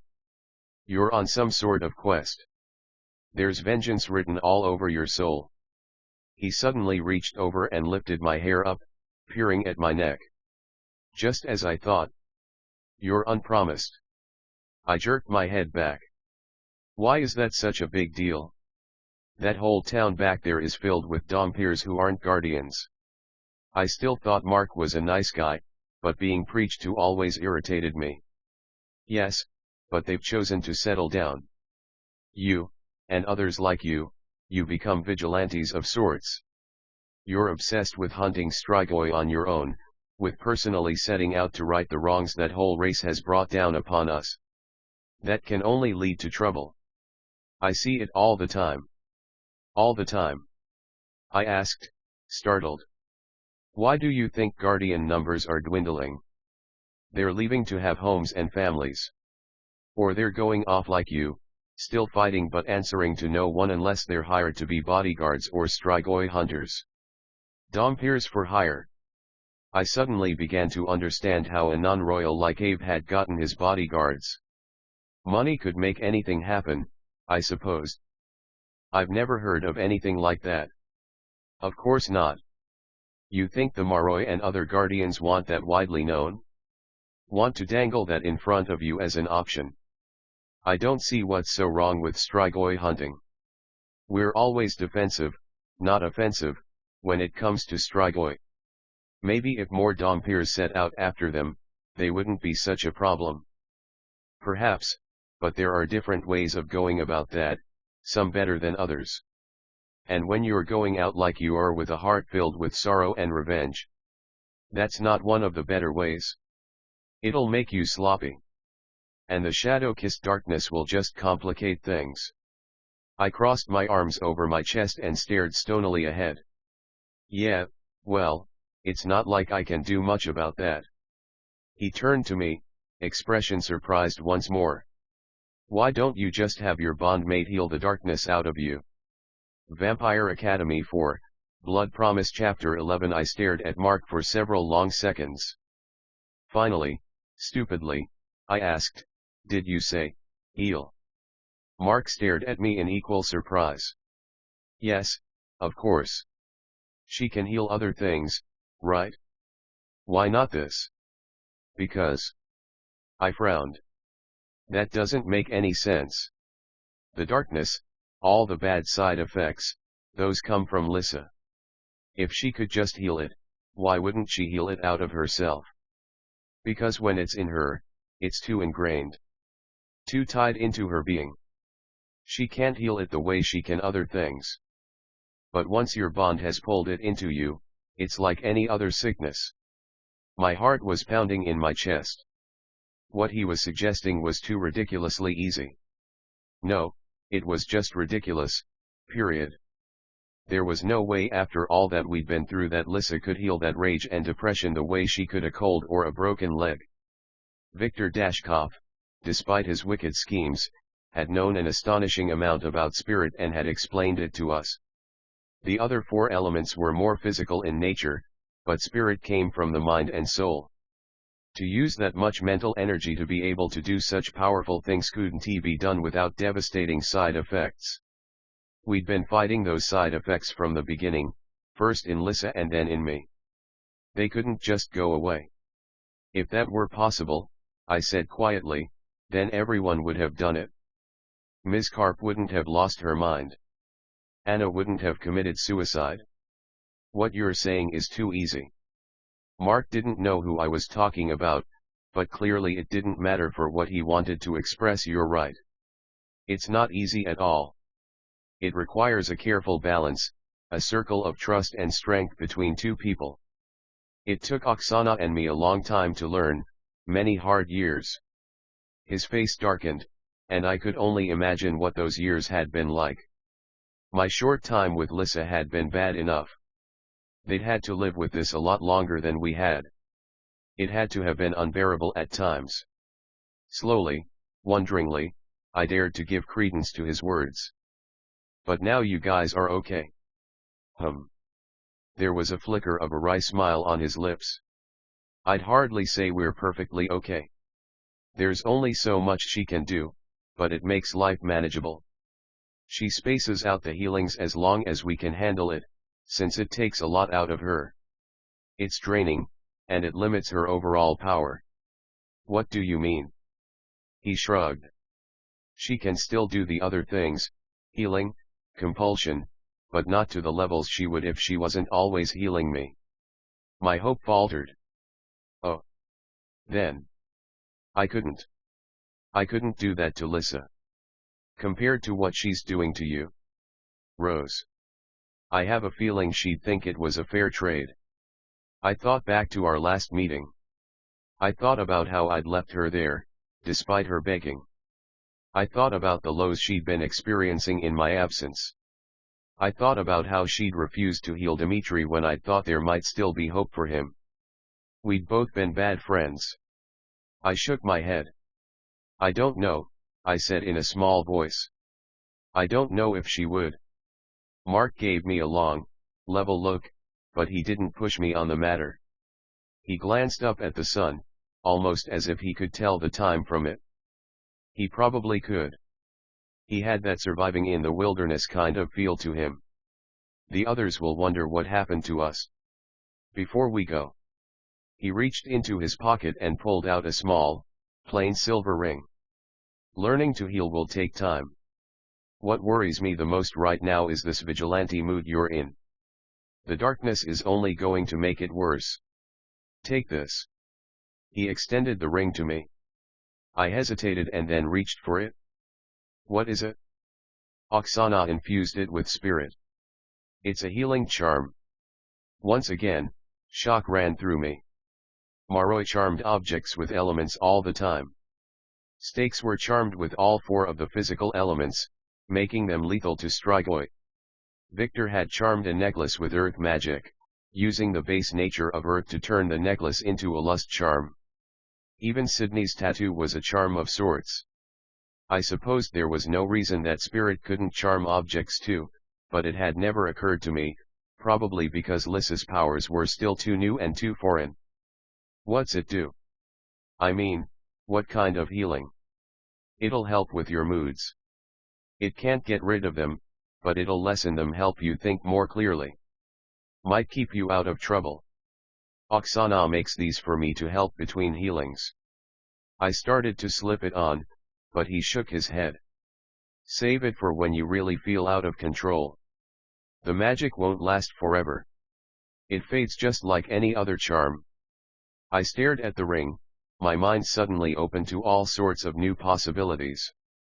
A few moments later, I slipped it into my coat pocket. Paul stuck his head out the back door. Grandmother wants to leave now, he told me. She wants to know why you're taking so long and said to ask why you'd make someone as old as her keep waiting and suffering with her back. I recalled how fast Yeva had been walking while I struggled to keep up with my load. Her back hadn't seemed all that bad to me, but again, I remembered that Paul was only the messenger and spared him my commentary. Okay. I'll be right there. When he was gone, I shook my head. It's hard being worthy. I moved toward the door, then gave Mark a backward glance, as a random thought occurred to me. You're telling me that going off on your own is bad, but you aren't a guardian either. He smiled at me again, one of those sad, wry smiles. I used to be. Then Oksana saved my life. We bonded and eventually fell in love. I couldn't stand to be separated from her after that, and the guardians would have assigned me elsewhere. I had to go. Was it hard to leave them? Very. Our age difference made it even more scandalous. A strange chill ran through me. Mark and Oksana were the embodiment of the two halves of my life. They fought against a shadow-kissed bond as Lissa and I did, and also faced the same condemnation for their relationship that Dimitri and I had. Mark continued, but sometimes, we have to listen to our hearts. And even though I left, I'm not out there recklessly going after strigoi. I'm an old man living with the woman he loves and tending his garden. There's a difference, don't forget that. My mind was reeling when I returned to the Belikov house. Without the bricks, the walk back had been a lot easier. It had given me a chance to ponder Mark's words. I felt like I'd received a lifetime of information in a 1-hour conversation. Olena was going about the house, doing her normal tasks of cooking and cleaning. While I would personally never want to spend my days doing those sorts of domestic duties, I had to admit there was something comforting about always having someone who was around, ready to cook and worry about me on a daily basis. I knew it was a purely selfish desire, just as I knew my own mom was doing important things with her life. I shouldn't judge her. Still, it made me feel warm and cared for to have Olena treat me like a daughter when she hardly knew me. "Are you hungry?" she asked automatically. I think one of the greatest fears in her life was that someone might go hungry in her home. Sydney's perpetual lack of appetite had been a non-stop worry for Olena. I hid a smile. "No, we ate at Mark and Oksana's." "Ah, that's where you were? They're good people." "Where is everyone?" I asked. The house was unusually quiet. "Sonia and Carolina are at work. Victoria's out at a friend's, but she'll be glad you're back." "What about Sydney?" "She left a little while ago. She said she was going back to St. Petersburg." "What?" I exclaimed. "Left for good?" "Just like that." Sydney had a blunt nature, but this was abrupt even for her. "The alchemists, well, they're always on the move." Olena handed me a piece of paper. "She left this for you." I took the note and immediately opened it. Sydney's handwriting was neat and precise. Somehow this didn't surprise me. "Rose, I'm sorry I had to leave so quickly, but when the alchemists tell me to jump, well, I jump. I've hitched a ride back to that farm town we stayed in so that I can pick up the Red Hurricane, and then I'm off to St. Petersburg. Apparently, now that you've been delivered to Bea, they don't need me to stick around anymore. I wish I could tell you more about Abe and what he wants from you. Even if I was allowed to, there isn't much to say. In some ways, he's as much a mystery to me as he is to you. Like I said, a lot of the business he deals in is illegal both among humans and Maroi. The only time he gets directly involved with people is when something relates to that business or if it's a very, very special case. I think you're one of those cases, and even if he doesn't intend you harm, he might want to use you for his own purposes. It could be as simple as him wanting to contract you as a bodyguard, seeing as you're rogue. Maybe he wants to use you to get to others. Maybe this is all part of someone else's plan, someone who's even more mysterious than him. Maybe he's doing someone a favor. Zime can be dangerous or kind, all depending on what he needs to accomplish. I never thought I'd care enough to say this to a Dongper, but be careful. I don't know what your plans are now, but I have a feeling trouble follows you around. Call me if there's anything I can help with, but if you go back to the big cities to hunt strigoi, don't leave any more bodies unattended. All the best, Sydney. P.S. The Red Hurricane is what I named the car. P.P.S. Just because I like you, it doesn't mean I still don't think you're an evil creature of the night. You are. Her cell phone number was added at the bottom, and I couldn't help but smile. Since we'd ridden to Bea with Abe and his guardians, Sydney had had to leave the car behind, which had traumatized her almost as much as the strigoi. I hoped the alchemists would let her keep it. I shook my head, amused in spite of her warnings about Abe. The Red Hurricane. As I headed upstairs to my room, my smile faded. Despite her abrasive attitude, I was going to miss Sydney. She might not exactly be a friend, or was she, but in this brief time, I'd come to regard her as a constant in my life.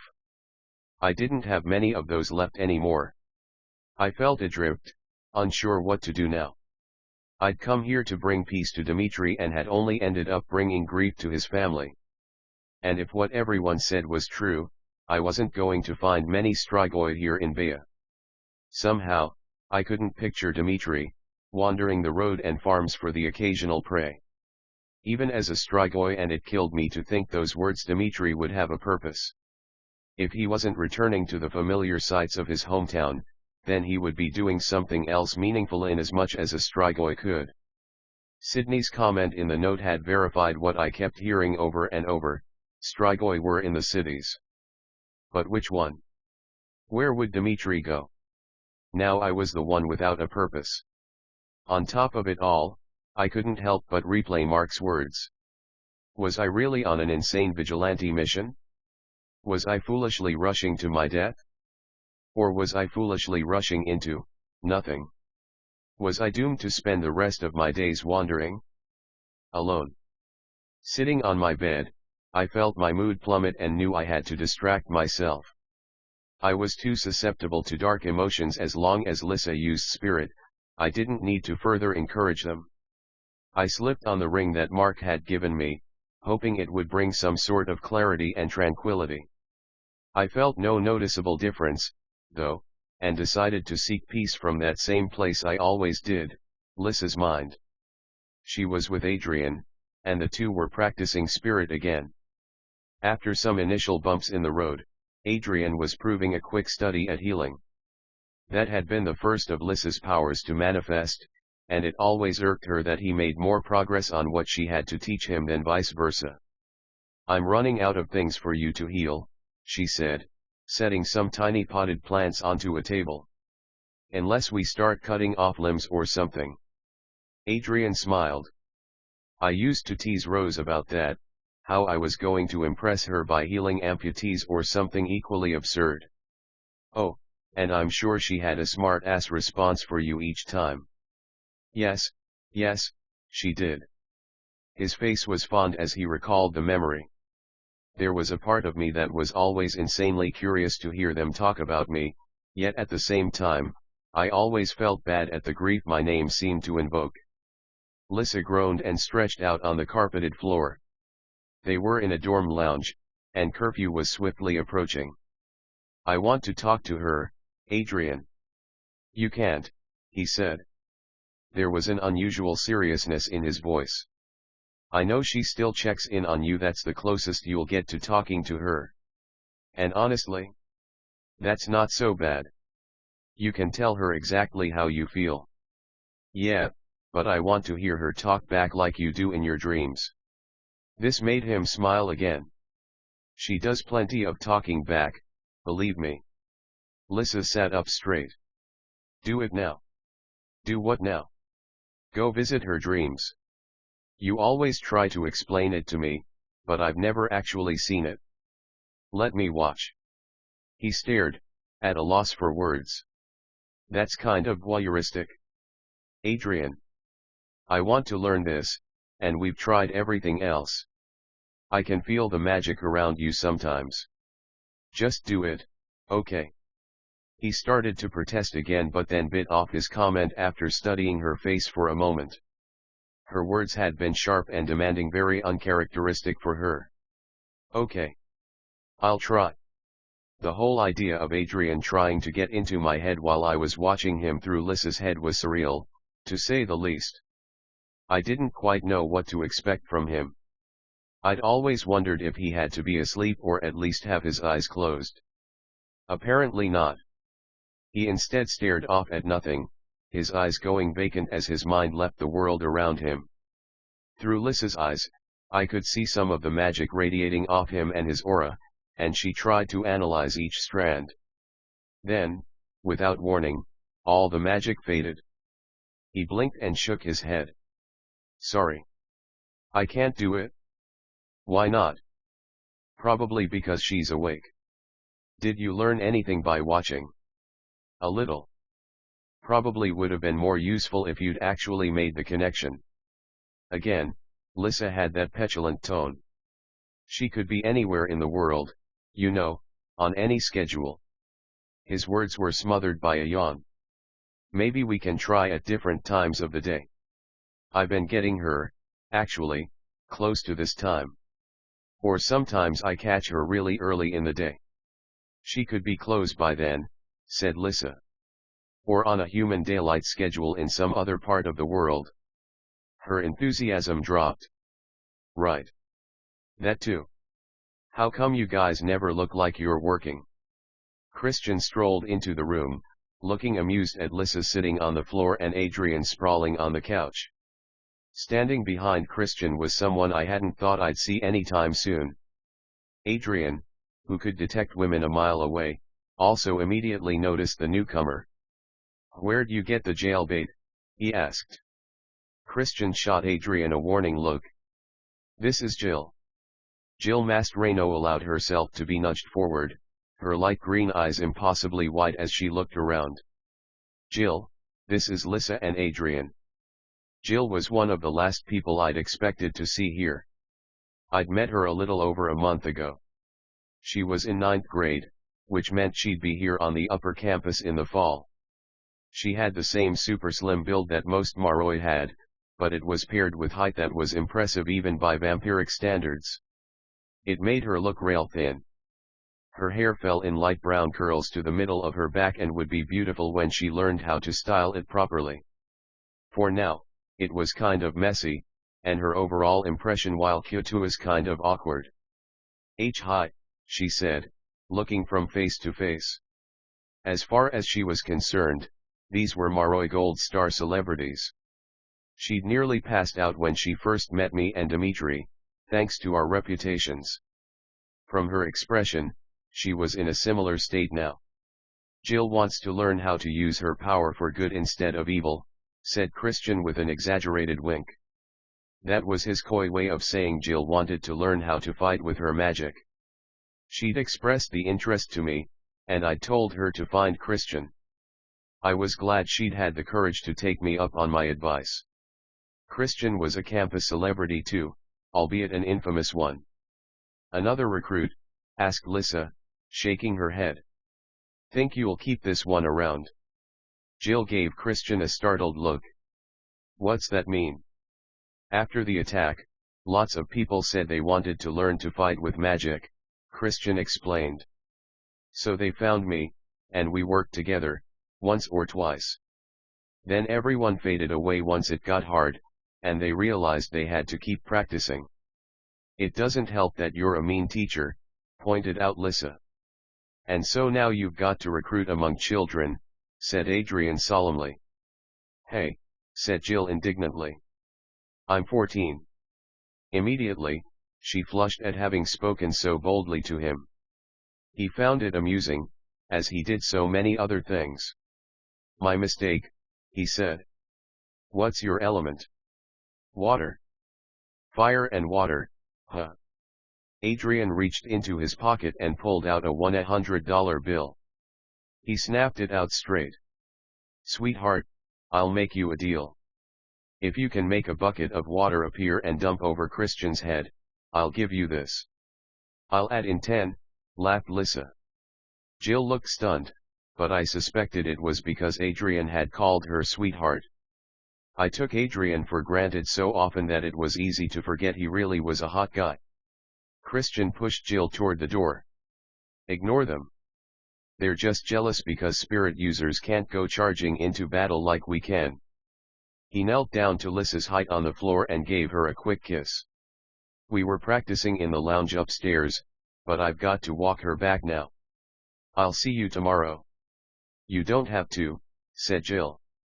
"I can get back there fine. I don't want to be any trouble." Adrian stood up. "You aren't. If anyone's going to step up and be the knight in shining armor here, it might as well be me. I'll take you back and leave the lovebirds to their lovebirding." He gave Jill a grand bow. "Shall we?" Adrian said Lissa, a sharp note in her voice. "Oh, come on," he said, rolling his eyes. "I've got to head back anyway. You guys are of no use once curfew comes. And honestly, give me some credit here. Even I have boundaries." He gave Lissa a meaningful look, one that told her she was an idiot for thinking he was going to hit on Jill. Lissa held his gaze for a few moments and realized he was right. Adrian was a scoundrel at times and had never made his interest in me a secret, but walking Jill home wasn't part of some grand seduction.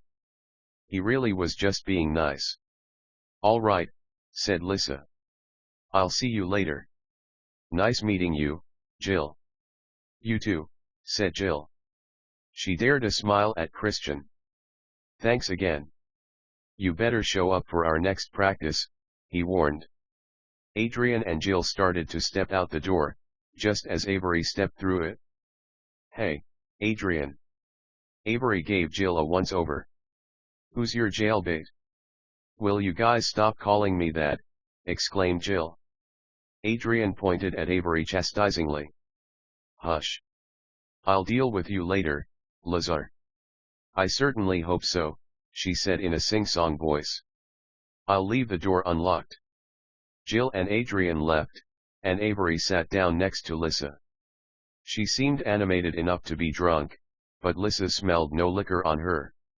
Lissa was rapidly learning that some part of Avery was always just vivacious and carefree, regardless of intoxication. "Did you really just invite Adrian to your room later?" asked Lissa. She spoke teasingly but had been secretly wondering if something was going on between them. "And yeah, that made two of us who wondered." Avery shrugged. "I don't know. Maybe. Sometimes we hang out once you guys are all tucked into bed." "You aren't going to get jealous, are you?" "No," laughed Lissa. "Just curious. Adrian's a good guy." "Oh?" asked Christian. "Define good." Avery held up her hand and began ticking items off with each finger. "He's devastatingly handsome, funny, rich, related to the Queen." "You got your wedding colors picked out?" asked Lissa, still laughing. "Not yet," said Avery. "I'm still testing the waters. I figured he'd be an easy notch on the Avery Lazar belt, but he's kind of hard to read." "I really don't want to be hearing this," Christian said.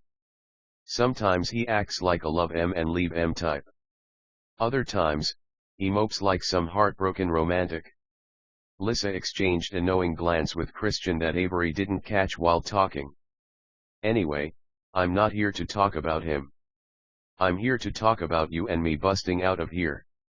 Avery threw her arm around Lissa, who nearly fell over. "Out of where?" "The dorm." "No. This school.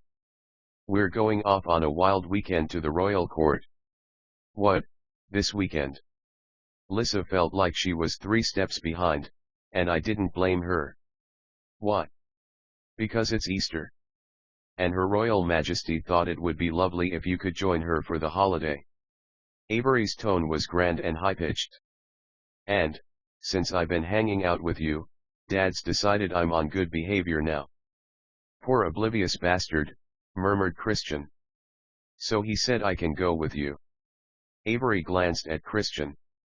"You can too, I guess. The Queen said Lissa could bring a guest in addition to me, of course." Lissa looked into Avery's radiant face and didn't share her enthusiasm. "I hate going to court. Tatiana just goes on and on, giving what she thinks is useful advice for me. It's always boring and miserable now." Lissa didn't add that she'd once found court fun when I'd gone with her. "That's because you haven't gone with me yet. It'll be a blast. I know where all the good stuff is. And I bet Adrian'll come too.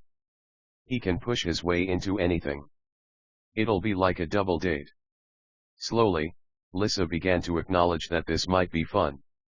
She and I had managed to find a little of the good stuff that hid underneath the polished surface of court life. Every other visit since had been just as she described, stuffy and businesslike. But now, going with Christian and wild, spontaneous Avery? That had potential. Until Christian ruined it? "Well, don't count me in," he said. "If you can only bring one person, bring Jill." "Who?" asked Avery. "Jailbait," explained Lissa. She looked at Christian in astonishment. "Why on earth would I bring Jill? I just met her." "Because she's actually serious about learning to defend herself. You should introduce her to Mia. They're both water users." "Right," said Lissa knowingly. "And the fact that you hate it at court has nothing to do with it?" "Well, Christian." Lissa was suddenly getting upset. "Why can't you do this for me?" "Because I hate the way Queen Bitch looks at me," he said. Lissa didn't find this convincing. "Yeah, but when we graduate, I'll be living there." "You'll have to go then." "Yeah, well, then give me this small vacation first." Lissa's irritation grew. Oh, I see how it is. I have to put up with your crap all the time, but you can't go out of your way for me. Avery glanced between them and then stood up. I'll leave you kids to work this out on your own. I don't care whether Christian or jailbait goes, as long as you're there. She peered down at Lissa. You are going, right? Yeah. I'll go. If anything, Christian's refusal had suddenly spurred Lissa more. Avery grinned. Awesome. I'm going to head out of here, but you two had better kiss and make up when I'm gone. Avery's brother Reed suddenly appeared in the doorway. Are you ready? He asked her.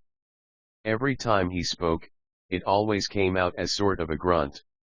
Avery flashed the others a triumphant look. See?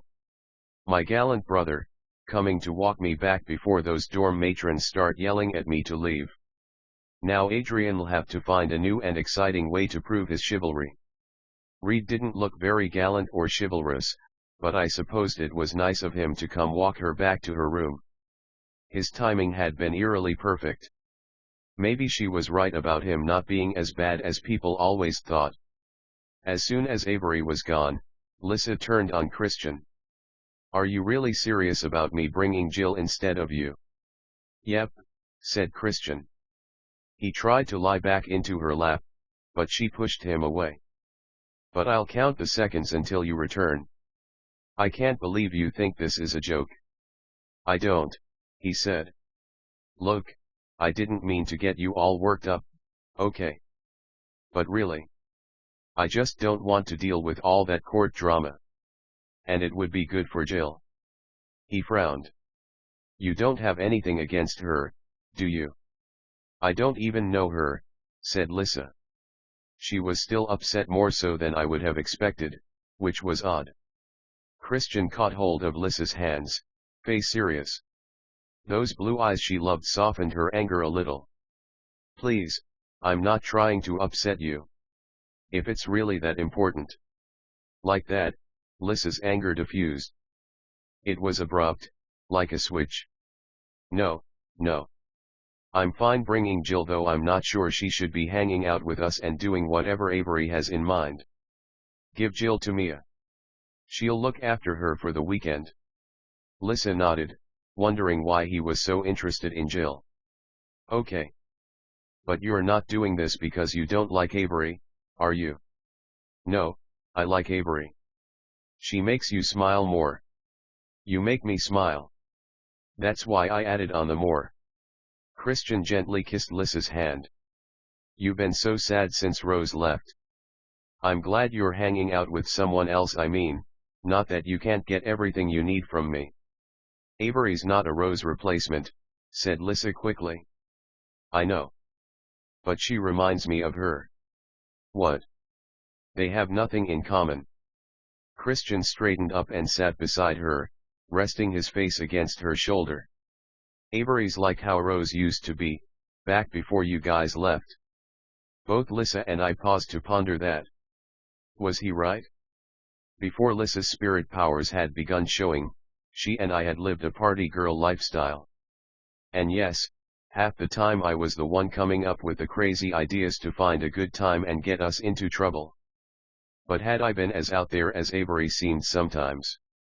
There'll never be another Rose, said Lissa sadly. No, agreed Christian. He gave her a brief, soft kiss on the mouth. But there will be other friends. I knew he was right, but I couldn't help but feel a small stab of jealousy. I also couldn't help feel a small amount of worry. Lissa's brief spurt of irritation had been kind of out of the blue.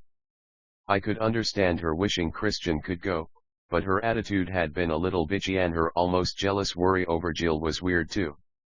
Lissa had no reason to doubt Christian's feelings, certainly not over someone like Jill. Lissa's moodiness reminded me too much of the old days. Most likely she was overtired, but some instinct, maybe it was part of the bonding, told me something was wrong. It was a fleeting sensation, one I couldn't quite get a hold of, like water slipping through my fingers. Still, my instincts had been right before, and I decided I'd be checking in on Lissa more frequently. Vampire Academy 4, Blood Promise Chapter 12. Being with Lissa left me with more questions than answers, and so without a course of action, I simply continued to stay with the Belikovs for the next few days. I fell into their normal routine, again surprised by how easy it was. I tried hard to make myself useful, doing any chores they'd let me do, and even going so far as watching the baby, something I wasn't entirely comfortable with, seeing as guardian training hadn't left much time for after-school jobs like babysitting. Yeva eyed me the whole time, never saying anything but always looking like she disapproved. I wasn't sure if she wanted me to go or if that was simply the way she always looked. The others, however, didn't question me at all. They were delighted to have me around and made it obvious in every action. Victoria was especially happy. "I wish you could come back to school with us," Victoria said wistfully one evening. She and I had been spending a lot of time together. "When do you go back?" "Monday, right after Easter." I felt a little sadness stir in me. Whether I was still here or not, I would miss her. "Oh, man. I didn't realize it was so soon." A small silence fell between us, then she gave me a sidelong look. "Have you maybe thought about coming back to St. Basil's with us?" I stared. "St. Basil's? Your school is named after a saint too." "Not all of them were. Adrian had attended an East Coast school called Alder. Ours is a human saint," she said with a grin. "You could enroll there. You could finish your last year. I am sure they'd take you." Of all the crazy options I'd considered on this trip, and believe me, I'd considered a lot of crazy things, that was one that had never crossed my mind. I'd written school off. I was pretty sure there was nothing else I could learn. Well, after meeting Sydney and Mark, it had become obvious there were still a few more things. Considering what I wanted to do with my life, however, I didn't think another semester of math and science would do much for me. And as far as guardian training went, mostly all I had left to do was prepare for the end-of-year trials. I somehow doubted those tests and challenges would even come remotely close to what I'd experienced with strigoi already. I shook my head. "I don't think so. I think I'm pretty much done with school. Besides, it'd all be in Russian. They translate for you." A mischievous grin lit her face. "Besides, kicking and punching transcend language." Her smile faded to a more thoughtful expression. "But seriously, if you aren't going to finish school, and you aren't going to be a guardian, well, why don't you stay here? I mean, just in Bea. You could live with us." "I'm not going to be a blood whore," I said immediately. An odd look crossed her face. "That's not what I meant. I shouldn't have said that. Sorry." I felt bad about the comment. While I kept hearing rumors about blood whores in town, I'd only seen one or two, and certainly the Belikov women weren't among them. Sonia's pregnancy was something of a mystery, but working in a drugstore didn't seem that sordid. I'd learned a little bit more about Carolina's situation. The father of her children was a Maroi she apparently had a genuine connection with. She hadn't cheapened herself to be with him, and he hadn't used her. After the baby was born, the two of them had decided to part ways, but it had been friendly. Carolina was now apparently dating a guardian who visited whenever he had leave. The few blood whores I had seen around town very much fit my stereotype. Their clothing and makeup screamed easy sex. The bruises on their necks clearly showed that they had no problem with letting their partners drink blood during sex, which was pretty much the sleaziest thing a domper could do. Only humans gave blood to Maroi. My race didn't. To allow it, particularly during sexual activities, well, like I said, it was sleazy. The dirtiest of the dirty. Mother would love it if you stayed. You could get a job too. Just be part of our family. "I can't take Dimitri's place, Victoria," I said softly. She reached out and gave my hand a reassuring squeeze. "I know. No one expects you to." We like you for you, Rose. You being here just feels right. There's a reason Dimka chose to be with you. You fit in here. I tried to imagine the life she described. It sounded easy, comfortable. No worries. Just living with a loving family, laughing and hanging out together each night. I could go about my own life, not having to trail someone else all day. I would have sisters. There'd be no fighting unless it was to defend. I could give up this plan to kill Dimitri, which I knew would kill me too, either physically or spiritually. I could choose the rational path, let him go and accept him as dead. And, yet, if I did that, why not just go back to Montana? Back to Lissa and the academy? I don't know, I told Victoria at last. I don't know what I'm going to do. It was just after dinner, and she glanced hesitantly at the clock.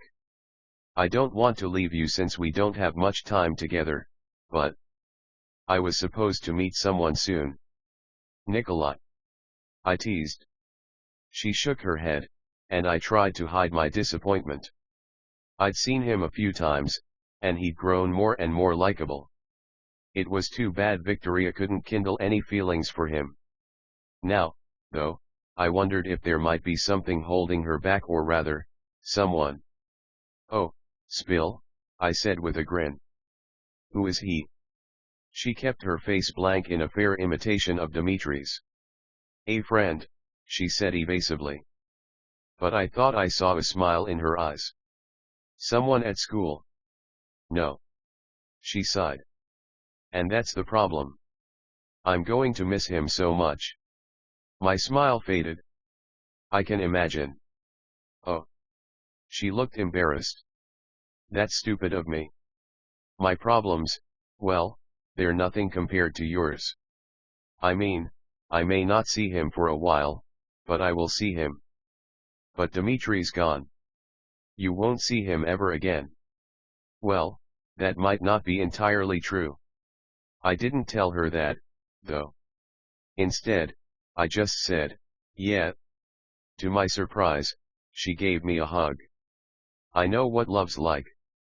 To lose that? I don't know. I don't know what to say. All I can tell you is that we're here for you. All of us, okay. You can't replace Dimitri, but you do feel like a sister. Her calling me a sister both stunned and warmed me at the same time. She had to go get ready for her date after that. She hurriedly changed clothes and put on makeup. Definitely more than a friend, I decided, and headed out the door. I was kind of glad because I didn't want her to see the tears that her words had brought to my eyes. I'd spent my life as an only child. Lissa had been the closest I had to a sister. I'd always thought of Lissa as one I'd now lost. To hear Victoria call me a sister now, well, it stirred something in me. Something that told me I really did have friends and wasn't alone. I headed down to the kitchen after that, and Olena soon joined me. I was rummaging for food. Was that Victoria I heard leave? She asked. Yeah, she went off to see a friend. To my credit, I kept my expression neutral. No way would I sell Victoria out. Olena sighed. I'd wanted her to run an errand for me in town. I'll do it, I said eagerly. After I grab something to eat. She gave me a kind smile and patted my cheek. You have a good heart, Rose. I can see why Dimka loved you. It was so amazing, I thought, how accepted my relationship with Dimitri was around here. No one brought up age or teacher-student relationships. As I told Sydney, it was like I was his widow or something, and Victoria's words about me staying replayed in my head. The way Olena looked at me made me feel like I really was her daughter, and once more, I experienced those traitorous feelings about my own mom. She probably would have scoffed at me and Dimitri. She would have called it inappropriate and said I was too young. Or would she have? Maybe I was being too harsh. Seeing me in front of the open cupboard, Olena shook her head reproachfully. But you need to eat first. Just a snack, I assured her. Don't go to any trouble. She ended up slicing me off big pieces of black bread she'd baked earlier that day and put out a tub of butter because she knew I loved to slather up my slices. Carolina had teased me that Americans might be shocked to know what was in this bread, so I never asked any questions. It was somehow sweet and tangy at the same time, and I loved it. Olena sat down across from me and watched me eat. This was his favorite when he was little. Dimitri's. She nodded. Whenever he was on break from school, the first thing he'd do is ask for that bread. I practically had to make him his own loaf each time with the way he ate. The girls never ate that much. Guys always seemed to eat more. Admittedly, I could keep up with most of them. And he's bigger and taller than most. True, she mused. But I eventually reached a point where I made him start making it himself. I told him if he was going to eat all my food, he'd best know how much work went into it. I laughed. I can't imagine Dimitri baking bread. And yet, as soon as the words came out, I reconsidered. My immediate associations with Dimitri were always intense and fierce. It was his sexy, battle god persona that came to mind. Yet, it had been Dimitri's gentleness and thoughtfulness mixed with that deadliness that made him so wonderful. The same hands that wielded stakes with such precision would carefully brush the hair out of my face. The eyes that could astutely spot any danger in the area would regard me wonderingly and worshipfully, like I was the most beautiful and amazing woman in the world. I sighed, consumed by that bittersweet ache in my chest that had become so familiar now. What a stupid thing, getting worked up over a loaf of bread of all things. But that was how it was. I got emotional whenever I thought about Dimitri. Olena's eyes were on me, sweet and compassionate. I know, she said, guessing my thoughts. I know exactly how you feel. Does it get easier? I asked. Unlike Sydney, Olena had an answer. Yes. But you'll never be the same. I didn't know whether to take comfort from those words or not. After I finished eating, she gave me a brief grocery list, and I set off toward downtown, happy to be outside and moving. Inactivity didn't suit me. While in the grocery store, I was surprised to run into Mark. I'd gotten the impression he and Oksana didn't come to town that often. I wouldn't have put it past them to grow their own food and live off the land. He gave me a warm smile. I wondered if you were still around. Yeah. I held up my basket. Just doing some shopping for Olena. I'm glad you're still here, he said.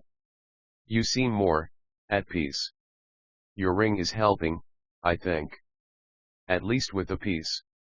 It hasn't done much as far as any decision-making goes. He frowned, shifting the milk he held in one arm to the other. What decisions? What to do now? Where to go? Why not stay here? It was eerie, so similar to the conversation I'd had with Victoria. And my response was equally similar. I don't know what I'd do if I stayed here. Get a job. Live with the Belikovs.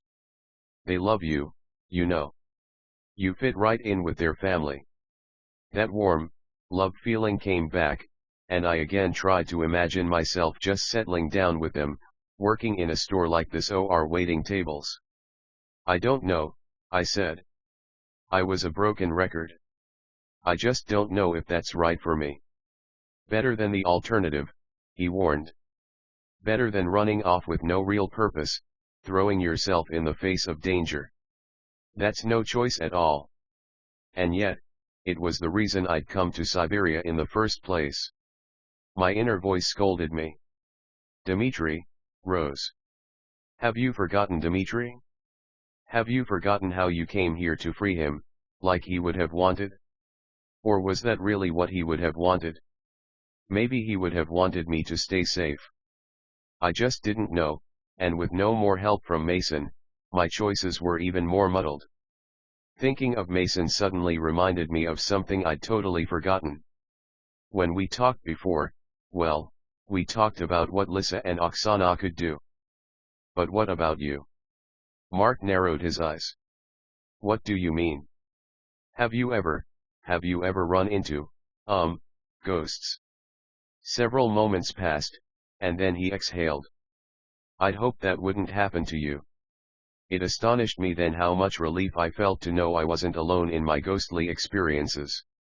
Even though I now understood that having died and been to the world of the dead made me a target for spirits, it was still one of the freakiest things about being shadow-kissed. Did it happen without you wanting it?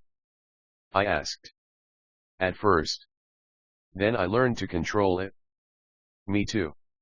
I suddenly recalled the barn.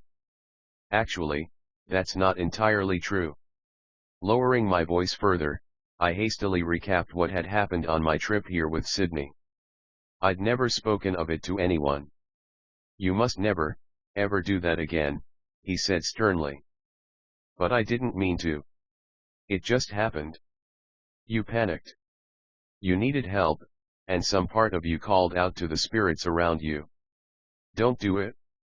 It's not right, and it's easy to lose control. I don't even know how I did it. Like I said, lapse of control. Don't ever let your panic get the best of you. An older woman passed us, a scarf over her head and a basket of vegetables in her arms. I waited until she was gone before asking Mark, why did they fight for me? Because the dead hate strigoi. The strigoi are unnatural, neither living, nor dead, just existing in some state in between. Just as we sense that evil, so do the ghosts. Seems like they could be a good weapon. That face, normally easy and open, frowned. It's dangerous. People like you and me already walk the edge of darkness and insanity. Openly calling upon the dead only brings us closer to falling over that edge and losing our minds. He glanced at his watch and sighed. Look, I have to go, but I'm serious, Rose. Stay here. Stay out of trouble. Fight strigoi if they come to you, but don't go seeking them blindly. And definitely leave the ghosts alone. It was a lot of advice to get in a grocery store, a lot of advice I wasn't sure I could follow. But I thanked him and sent my regards to Oksana before paying and leaving as well. I was heading back toward Olena's neighborhood when I rounded a corner and nearly walked right into Abe. He was dressed in his usual flashy way, wearing that expensive coat and a yellow gold scarf that matched the gold in his jewelry. His guardians hovered nearby, and he leaned casually against a building's brick wall. So this is why you came to Russia? To go to the market like some peasant? No, I said. Of course not. Just sightseeing then? No. I'm just being helpful. Stop trying to get information out of me. You're not as smart as you think you are. That's not true, he said. Look, I told you already. I came here to tell the Belikovs the news. So go back and tell whoever you're working for that that's that. And I told you before not to lie to me, he said. Again, I saw that odd mix of danger and humor. You have no idea how patient I've been with you. From anyone else, I would have gotten the information I needed that first night. Lucky me, I snapped back. What now? Are you going to take me down an alley and beat me up until I tell you why I'm here? I'm losing interest in this whole scary mob boss routine, you know. And I'm losing patience with you, he said. There went the humor, and as he stood over me, I couldn't help but uneasily note that he was better built than most Maroi. A lot of Maroi avoided fights, but I wouldn't have been surprised if Abe had roughed up as many people as his bodyguards had. And honestly, I don't care why you're here anymore. You just need to leave. Now. Don't threaten me, old man. I'll leave whenever the hell I want. It was funny, I'd just sworn to Mark that I didn't know if I could stay in Baya, but when pressured by Abe, I just wanted to dig my feet in. I don't know what you're trying to keep me from, but I'm not scared of you. That also wasn't entirely true. You should be, he returned pleasantly. I can be a very good friend or a very bad enemy. I can make it worth your while if you leave. We can strike a bargain. There was an almost excited gleam in his eyes as he spoke. I recalled Sydney describing him manipulating others, and I got the feeling this was what he lived for, negotiating, striking trades to get what he wanted. No, I said. I'll leave when I'm ready. And there's nothing you or whoever you're working for can do about it? Hoping I appeared bold, I turned around. He reached out and grabbed my shoulder, jerking me back, nearly causing me to lose the groceries. I started to lunge forward in attack mode, but his guardians were right there in a flash. I knew I wouldn't get far. Your time is up here, hissed Abe. In Baya. In Russia. Go back to the US. I'll give you what you need: money, first-class tickets, whatever. I stepped out of his reach, backing carefully away. I don't need your help or your money, God only knows where it comes from. A group of people turned the corner across the street, laughing and talking, and I stepped back further, certain Abe wouldn't start a scene with witnesses present. It made me feel braver, which was probably stupid on my part. And I already told you, I'll go back whenever the hell I want. Abe's eyes lifted to the other pedestrians, and he too retreated back with his guardians. That chilling smile was on his face. And I told you. I can be a very good friend or a very bad enemy. Get out of Baya before you find out which. He turned around and left, much to my relief. I didn't want him to see just how much fear his words had left on my face. I went to bed early that night, suddenly feeling antisocial. I lay there for a while, flipping through another magazine I couldn't read, and amazingly found myself growing more and more tired. I think the encounters with Mark and Abe had exhausted me. Mark's words about staying had hit too close to home after my earlier conversation with Victoria. Abe's thinly veiled threats had raised all my defenses, putting me on guard against whoever was working with him to make me leave Russia. At what point, I wondered, would he truly lose patience and stop trying to bargain? I drifted off to sleep and the familiar sense of an Adrian dream settled around me. It had been a long time since this had happened, and I'd actually thought he'd listen to me when I'd told him to stay away before. Of course, I always told him that. This had been the longest time span to go by without a visit, and as much as I hated to admit it, I'd kind of missed him. The setting he'd chosen this time was a piece of the Academy's property, a woodsy area near a pond. Everything was green and in bloom, and sunlight shone down on us. I suspected Adrian's creation didn't match what Montana's weather was really like right now, but then, he was in control. He could do whatever he wanted. Little dog purr, he said, smiling. Long time no see. I thought you were done with me, I said, sitting down on a large, smooth rock. Never done with you, he said, stuffing his hands in his pockets and strolling over to me. Although, to tell the truth, I did intend to stay away this time. But, well, I had to make sure you were still alive. Alive and well. He smiled down at me. The sun glinted off his brown hair, giving it golden chestnut highlights. Good. You seem very well, actually. Your aura's better than I've ever seen it. His eyes drifted from my face down to where my hands lay in my lap. Frowning, he knelt down and picked up my right hand. What's this? Oksana's ring was on it. Despite the ring's lack of ornamentation, the metal gleamed brightly in the light.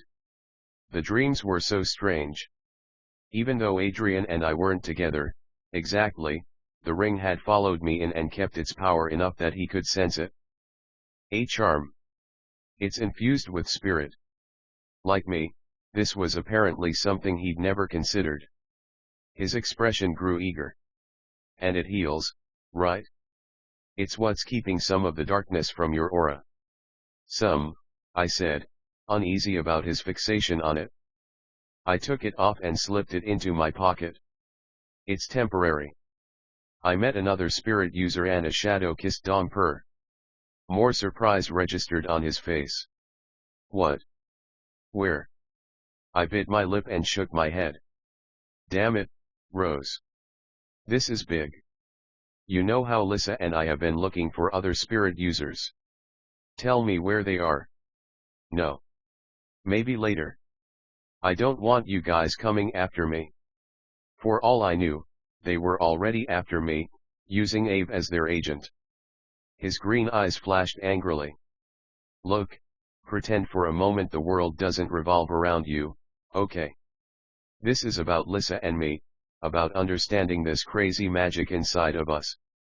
If you've got people who can help us, we need to know. Maybe later, I repeated stonily. I'm moving on soon, then I'll tell you. Why are you always so difficult? Because you like me that way. At the moment? Not so much. It was the kind of joking comment Adrian usually made, but just then, something about it bothered me. For some reason, I got the tiniest feeling that I suddenly wasn't as endearing to him as usual. Just try being patient, I told him. I'm sure you guys have other stuff to work on. And Lissa seems pretty busy with Avery. The word slipped out before I could help it, and some of the bitterness and envy I'd felt watching them the other night laced my tone. Adrian raised an eyebrow. Ladies and gentlemen, she admits it. You have been spying on Lissa, I knew it. I looked away. I just like to know she's alive too. As if I could go anywhere in the world and not know that. She is. Alive and well, like you. Mostly well. Adrian frowned. Sometimes I get this strange vibe off of her. She doesn't seem quite right, or her aura will flicker a little. Never lasts long, but I still worry. Something in Adrian's voice softened. Avery worries about her too, so Lissa's in good hands. Avery's pretty amazing. I gave him a scathing look. Amazing? Do you like her or something? I hadn't forgotten Avery's comment about leaving the door unlocked for him. Of course I like her. She's a great person. No, I mean like. Not like. Oh, I see, he said, rolling his eyes.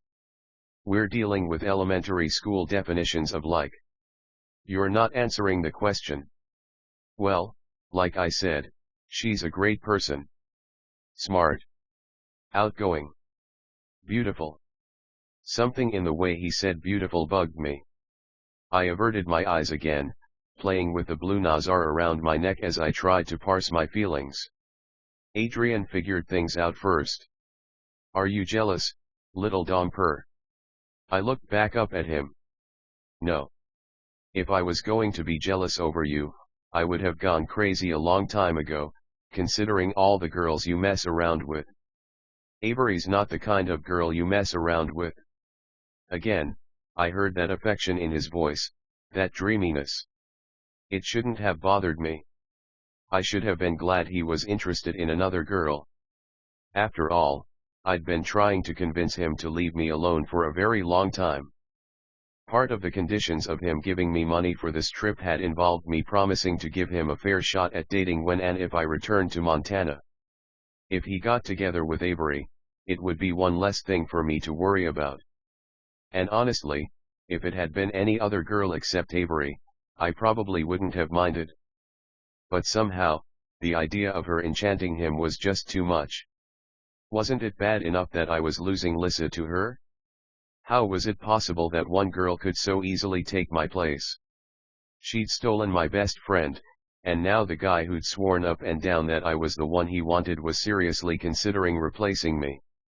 You're being a hypocrite, a stern voice inside of me said.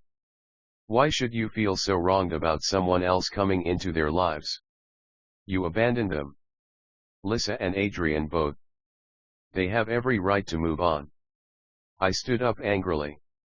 Look, I'm done talking to you tonight. Will you let me out of this dream? I'm not telling you where I am. And I'm not interested in hearing about how wonderful Avery is and how much better than me she is. Avery would never act like a little brat, he said. She wouldn't get so offended that someone actually cares enough to check on her. She wouldn't deny me the chance to learn more about my magic because she was paranoid someone would ruin her crazy attempt to get over her boyfriend's death. "Don't talk to me about being a brat," I shot back. "You're as selfish and self-centered as usual. It's always about you, even this dream is. You hold me against my will, whether I want it or not, because it amuses you." "Fine," he said, voice cold. "I'll end this. And I'll end everything between us. I won't be coming back."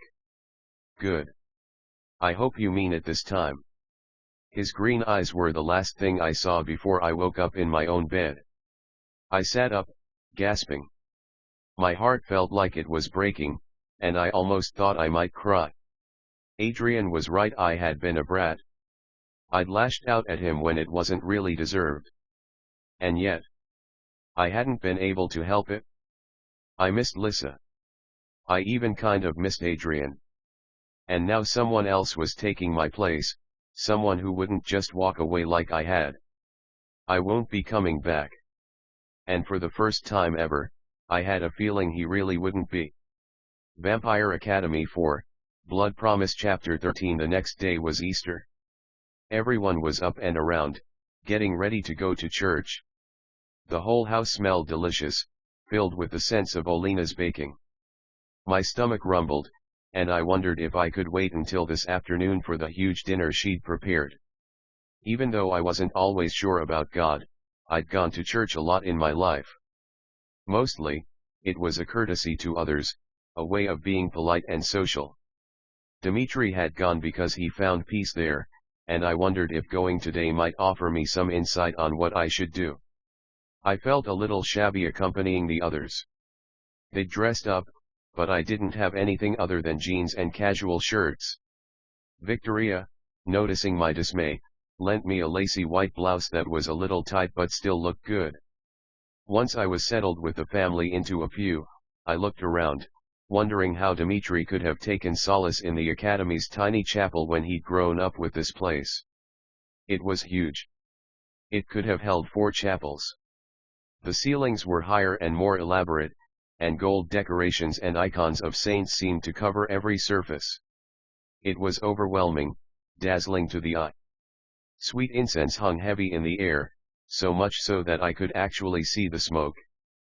There were a lot of people there, human and Domper, and I was surprised to even spot some Maroi. Apparently, the Maroi visiting town were pious enough to come to church, despite whatever sordid activities they might be engaging in. And speaking of Maroi, "Abe isn't here," I said to Victoria, glancing around.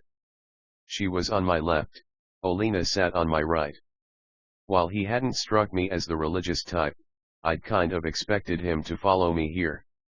I hoped that maybe his absence meant he'd left Bea. I was still unnerved by our last encounter. "Did he leave town?" "I think he's Muslim," Victoria explained. "But last I knew, he's still around. Carolina saw him this morning." "Damn Zime. He hadn't left. What was it he'd said? A good friend or a bad enemy?" When I said nothing, Victoria gave me a concerned look. "He's never really done anything bad when he's around. He usually has meetings and then disappears. I meant it before when I said I didn't think he'd hurt you, but now you're worrying me. Are you in some kind of trouble?" "Excellent question. I don't know.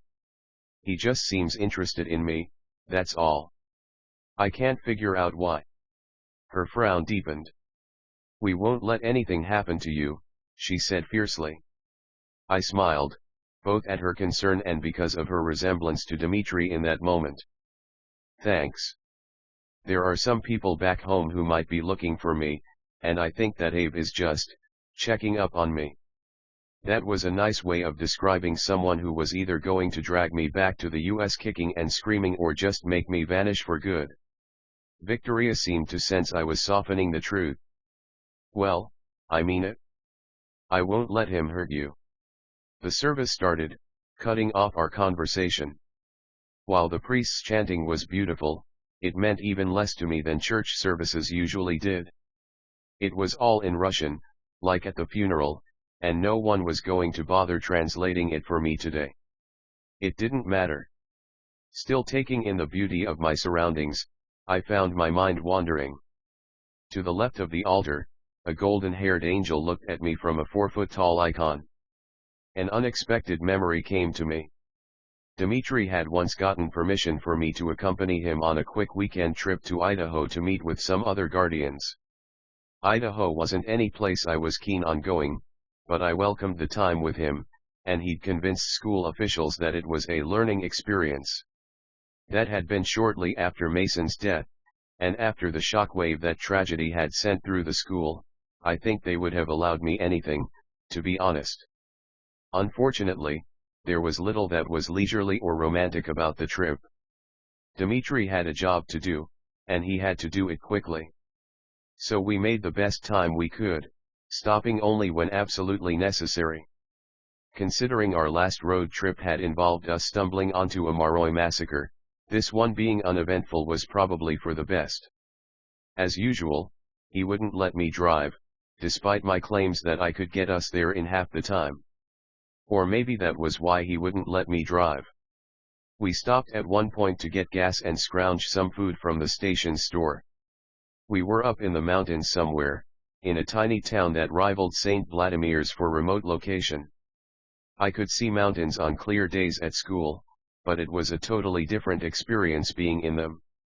They surrounded us and were so close it seemed like you could just jump over and land on one. Dimitri was finishing up with the car. Holding my sub sandwich, I walked around to the back of the gas station to get a better view. Whatever civilization the gas station offered disappeared as soon as I cleared it. Endless snowy pines stretched out before me, and all was still and quiet, save for the distant sound of the highway behind me. My heart ached over what had happened to Mason, and I was still having nightmares about the strigoi who'd held us captive. That pain was a long way from disappearing, but something about this peaceful setting soothed me for a moment. Looking down at the unbroken, foot-high snow, a crazy thought suddenly came to me. I let myself go, falling back first to the ground. The thick snow embraced me, and I rested there a moment, taking comfort in lying down. Then I moved my legs and arms back and forth, carving out new hollows in the snow. When I finished, I didn't get up right away. I simply continued lounging, staring up at the blue sky. "What," asked Dimitri, "are you doing? Aside from getting your sandwich cold?" His shadow fell over me, and I looked up at his tall form. In spite of the cold, the sun was out, and its rays backlit his hair. He could have been an angel himself, I thought. "I'm making a snow angel," I replied. "Don't you know what that is?" "Yes, I know." "But why? You must be freezing." I had on a heavy winter coat, hat, gloves, and all the other requisite cold weather accessories. He was right about the sandwich. Not so much, actually. My face is a little, I guess. He shook his head and gave me a wry smile. "You'll be cold when you're in the car and all that snow starts melting. I think you're more worried about the car than about me." He laughed. "I'm more worried about you getting hypothermia." "In this? This is nothing." I patted the ground beside me. "Come on. You make one too, and then we can go." He continued looking down at me. "So I can freeze too. So you can have fun. So you can leave your mark on Idaho. Besides, it shouldn't bother you at all, right? Don't you have some sort of super cold resistance from Siberia?" He sighed, a smile still on his lips. It was enough to warm me even in this weather. "There you go again, convinced Siberia is like Antarctica. I'm from the southern part. The weather's almost the same as here." "You're making excuses," I told him. "Unless you want to drag me back to the car, you're going to have to make an angel too." Dimitri studied me for several heavy moments, and I thought he might actually haul me away. His face was still light and open, though, and his expression was filled with a fondness that made my heart race. Then, without warning, he flopped into the snow beside me, lying there quietly. "Okay," I said when he did nothing more. "Now you have to move your arms and legs. I know how to make a snow angel." "Then do it. Otherwise, you're more like a chalk outline at a police crime scene." He laughed again, and the sound was rich and warm in the still air. Finally, after a little more coaxing on my part, he moved his arms and legs too, making an angel of his own. When he finished, I expected him to jump up and demand we get back on the road, but instead, he stayed there too, watching the sky and the mountains. "Pretty, huh?" I asked. My breath made frosty clouds in the air. "I guess in some ways, it's not that different from the ski resort's view, but I don't know. I feel different about it all today." "Life's like that," he said. "As we grow and change, sometimes things we've experienced before take on new meaning. It'll happen for the rest of your life." I started to tease him about his tendency to always deliver these profound life lessons, but it occurred to me then that he was right. When I'd first begun falling for Dimitri, the feelings had been all-consuming. I'd never felt anything like it before.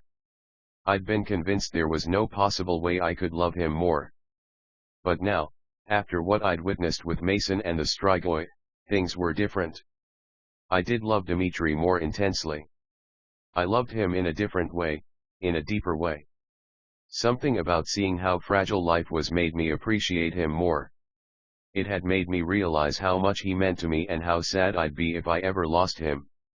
"You think it'd be nice to have a cabin up there?" I asked, pointing to a nearby peak.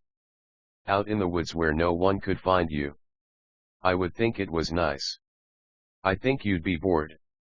I tried to imagine being stuck in the wilderness with him. Small room, fireplace, bed. I didn't think it'd be that boring. It wouldn't be so bad if we had cable. And internet. And body heat. Oh, Rose. He didn't laugh, but I could tell he was smiling again. "I don't think you'd ever be happy someplace quiet. You always need something to do." "Are you saying I have a short attention span?" "Not at all. I'm saying there's a fire in you that drives everything you do, that makes you need to better the world and those you love. To stand up for those you can't. It's one of the wonderful things about you." "Only one, huh?" I spoke lightly, but his words had thrilled me. He'd meant what he said about thinking those were wonderful traits, and feeling his pride in me meant more than anything just then. "One of many," he said. He sat up and looked down at me. "So, no peaceful cabin for you? Not until you're an old woman." "What, like 40? He shook his head in exasperation and stood up, not gracing my joke with a response. Still, he regarded me with the same affection I'd heard in his voice. There was admiration too, and I thought I could never be unhappy as long as Dimitri thought I was wonderful and beautiful.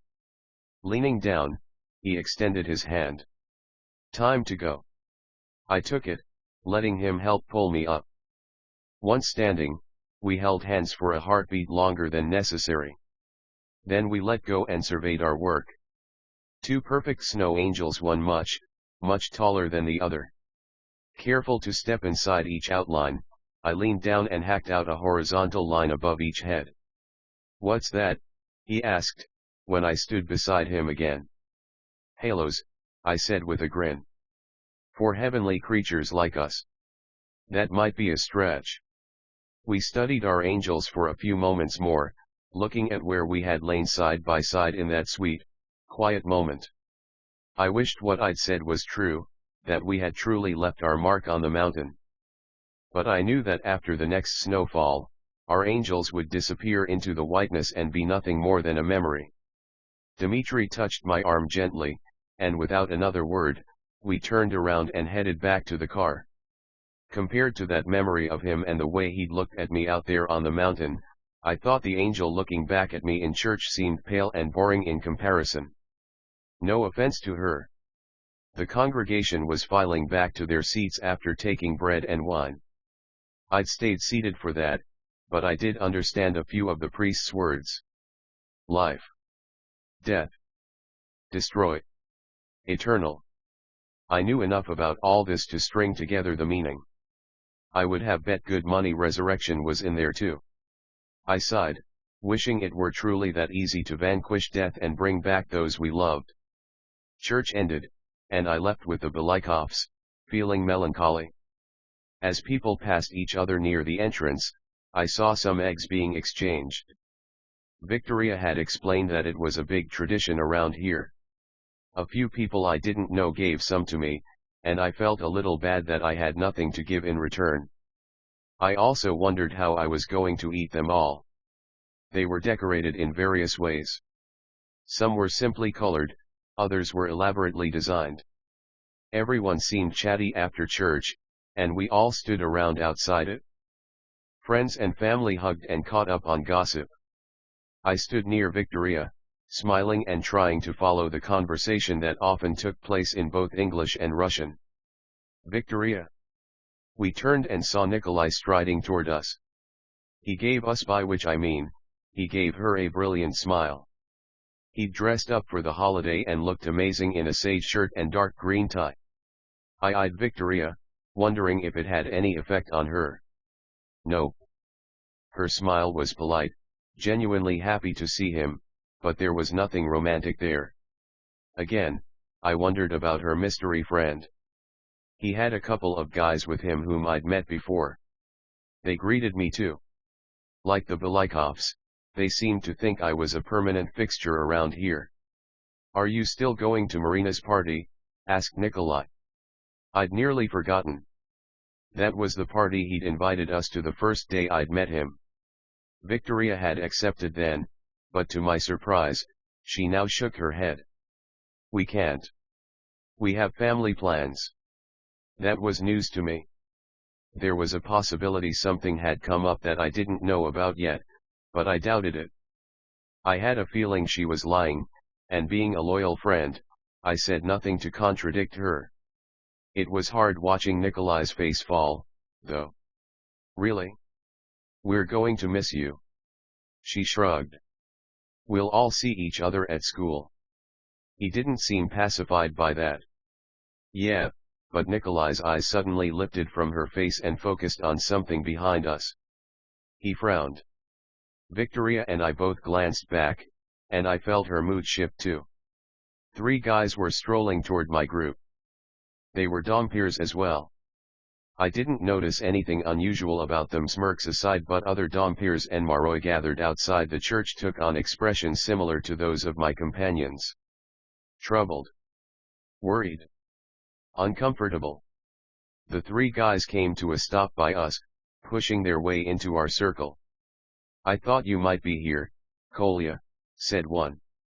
He spoke in perfect English, and it took me a moment to realize he was talking to Nikolai. I would never understand Russian nicknames. I didn't know you were back, replied Nikolai stiffly. Studying the 2 of them, I could see a distinct resemblance. They had the same bronze hair and lean build. Brothers, apparently. Nikolai's brother's gaze fell on me. He brightened. And you must be the unpromised American girl. It didn't surprise me that he knew who I was. After the memorial, most of the local dompiers had left telling tales about the American girl who had fought battles against strigoi but carried neither a promise mark nor a graduation mark. I'm Rose, I said. I didn't know what was up with these guys, but I certainly wasn't going to show any fear in front of them. The guy seemed to appreciate my confidence and shook my hand. I'm Dennis. He gestured to his friends. Artur and Leviticus. When did you come to town? Asked Nikolai, still not looking happy about this reunion. Just this morning. Dennis turned to Victoria. I heard about your brother. I'm sorry. Victoria's expression was hard, but she nodded politely. Thank you. Is it true he fell defending Maroi? I didn't like the sneer in Dennis's voice, but it was Carolina who voiced my angry thoughts. I hadn't noticed her approaching our group. She didn't look happy to see Dennis at all. He fell fighting strigoi. He died a hero. Dennis shrugged, unaffected by the angry tone of her voice. Still makes him dead. I'm sure the Maroi will sing his name for years to come. They will, I replied.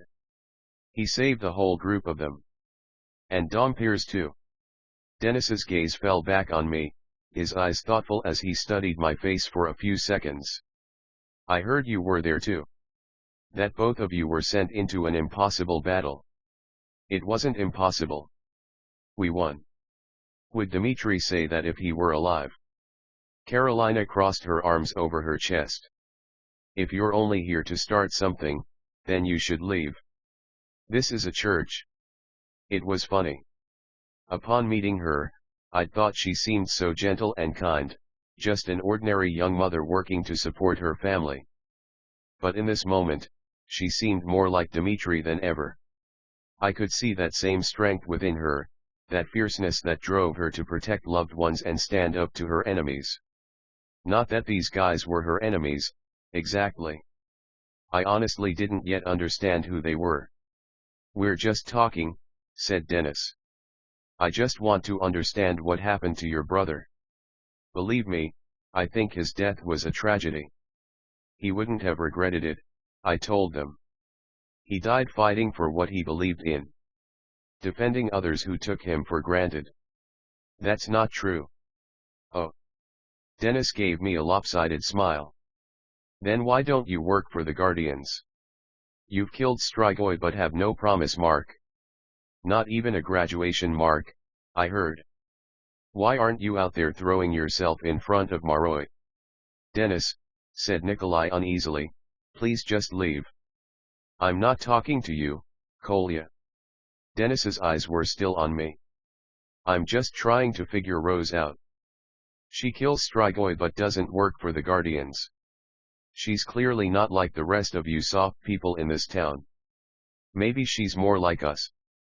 She's nothing like you, Victoria snapped back. I got it then, and a chill ran down my spine. These were the kind of Dompiers that Mark had been talking about. The true unpromised ones. The vigilantes who sought out strigoi on their own, the ones who neither settled down nor answered to any guardians. They shouldn't have unnerved me, not really. In some ways, Dennis was right. In the simplest terms, I really was like them. And yet, there was an air about these guys that just rubbed me the wrong way. Then why are you in Russia? Asked one of Dennis's friends. I already couldn't remember his name. This is a long trip for you. You wouldn't have come here without a good reason. Victoria was picking up her sister's anger. She came to tell us about Dimka. Dennis eyed me. I think she's here to hunt strigoi. There are more in Russia to choose from than there are in the States. She wouldn't be in Baya if she was hunting strigoi, you idiot, returned Victoria evenly. She'd be in Vladivostok or Novosibirsk or somewhere like that.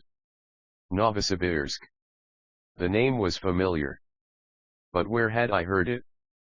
A moment later, the answer came to me. Sydney had mentioned it. Novosibirsk was the largest city in Siberia. Dennis continued. Maybe she's just passing through. Maybe she'll want to join us when we go to Novosibirsk tomorrow. For God's sake, I exclaimed. I'm right here. Stop talking about me like I'm not. And why would I want to go with you? Dennis's eyes gleamed with an intense, feverish light. Good hunting there. Lots of strigoi.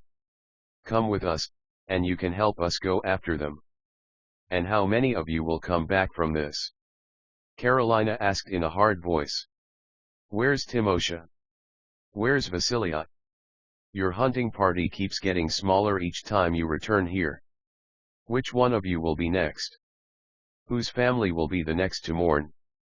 Easy for you to talk, retorted the friend. Lev, I think his name was. You stay here and do nothing while we go out and keep you safe. Carolina gave him a disgusted look, and I recalled how she was dating a guardian. You go out and rush into situations without thinking. If you want to keep us safe, then stay here and defend your families when they need it. If you want to go after strigoi, go join the Guardians and work with those who have some sense. The Guardians don't hunt strigoi, cried Dennis. They sit and wait and cower before the maroi. The unfortunate part was, he had a point. But not entirely. That's changing, I said.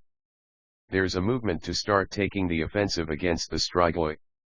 There's also talk of the maroi learning to fight with us. You could help be a part of that. Like you are, he laughed. You still haven't told us why you're here and not with them. You can say what you want to the rest of this group, but I know why you're here. I can see it in you. The crazy, eerie look he gave me almost made me think that he could. You know, the only way to rid the world of evil is to do it on our own. To seek out the strigoi ourselves and kill them, one by one. Without a plan, finished Carolina. Without any thought of the consequences. We're strong and we know how to fight. That's all we need to know when it comes to killing strigoi. And that was when I understood. I finally got what Mark had been trying to tell me. Dennis was saying exactly what I had been thinking since I left St. Vladimir's. I'd run off without a plan, wanting to throw myself into danger because I felt I had a mission that only I could carry out. Only I could kill Dimitri. Only I could destroy the evil within him. I'd been giving no thought to how I'd pull it off, seeing as Dimitri had beat me more often than not in fights when he was still a domper. With a strigoi's strength and speed now, the odds were definitely against me. Still, I hadn't cared. I'd been obsessed, convinced I had to do this.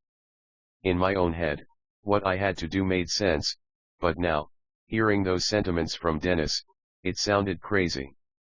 Just as reckless as Mark had warned. Their motives might be good just as mine were, but they were also suicidal. Without Dimitri, I honestly hadn't cared much about my own life. I'd never been afraid to risk it before, but now I realized there was a big difference between dying uselessly and dying for a reason. If I died trying to kill Dimitri because I had no strategy, then my life would have meant nothing. Just then, the priest walked over and said something to us in Russian. From his tone and expression, I think he was asking if everything was okay. He'd mingled with the rest of the congregation after the service. Being human, he probably didn't know all the domper politics afoot, but he could undoubtedly sense trouble. Dennis offered him a simpering smile and gave what sounded like a polite explanation. The priest smiled in return, nodded, and wandered off when someone else called to him. Enough, said Carolina harshly, once the priest was out of earshot. You need to go. Now. Dennis's body tensed, and mine responded, ready for a fight. I thought he might start something then and there. A few seconds later, he relaxed and turned to me. Show them to me first. Show you what? I asked. The marks. Show me how many strigoi you've killed. I didn't respond right away, wondering if this was a trick. Everyone's eyes were on me. Turning slightly, I lifted the hair off the back of my neck and showed my tattoos. Little lightning-shaped Malnija marks were there, along with the mark I'd gotten for the battle. From the sound of Dennis's gasp, I was guessing he'd never seen that many kills before. I let my hair go and met his gaze levelly. Anything else? I asked. You're wasting your time, he said at last, gesturing to the people behind me. With them. With this place. You should come with us to Novosibirsk. We'll help make your life worthwhile. I'm the only one who can make anything of my life. I pointed down the street. You were asked to leave. Now go. I held my breath, still bracing for a fight. After several tense moments, the group retreated. Before turning around, Dennis gave me one last piercing look. This isn't what you want and you know it. When you change your mind, come find us at 83 Kasakova. We leave at sunrise tomorrow. You'll be leaving without me, I said. Dennis' smile sent another chill down my spine. We'll see. Vampire Academy 4, Blood Promise Chapter 14. The encounter with Dennis left me even more confused than before. It was a shocking illustration of Mark's warning, an omen of what I too might become if I wasn't careful. I wasn't really the same as Dennis, was I? I wasn't aimlessly seeking danger. I was seeking danger, well, for a reason. I had to fulfill the promise I'd made to find Dimitri. Maybe it was suicidal and I was only deluding myself into thinking it was noble. Victoria left me little opportunity to ruminate. Later that evening, as the family was settling down in the living room after way too much food, she glibly asked Olena, "Can I go over to Marina's? She's having a party before we go back to school." Wow. It looked like Abe and the alchemists weren't the only ones keeping secrets around here. I glanced between Olena and Victoria's faces, curious as to how this would play out. Olena and Yeva were both knitting, but Yeva didn't look up. Victoria had spoken in English. Olena's face turned thoughtful. "You have to leave early tomorrow to go back to school." "I know.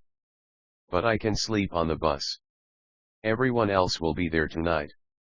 "Everyone else isn't a convincing argument," scoffed Olena. "They'll all be tired tomorrow too," replied Victoria, grinning. "You'll miss your last night with Rose." "I'll hang out with her after I get back." "Great. And stay up even later?" "Not that late." "I'll be back by 2. "Absolutely not. You'll be back by midnight." Olena returned to her knitting. "But that had been permission if I'd ever heard it." Victoria looked at the clock. It was almost 8:30. Her face told me she wasn't happy about the curfew, but she apparently decided to take what she could get. Carolina gave us an odd look as we left the room but remained silent. Sonia and Paul, engrossed in TV, barely noticed our departure. I had to find out what was going on. "Okay," I said once we were heading upstairs, "what gives?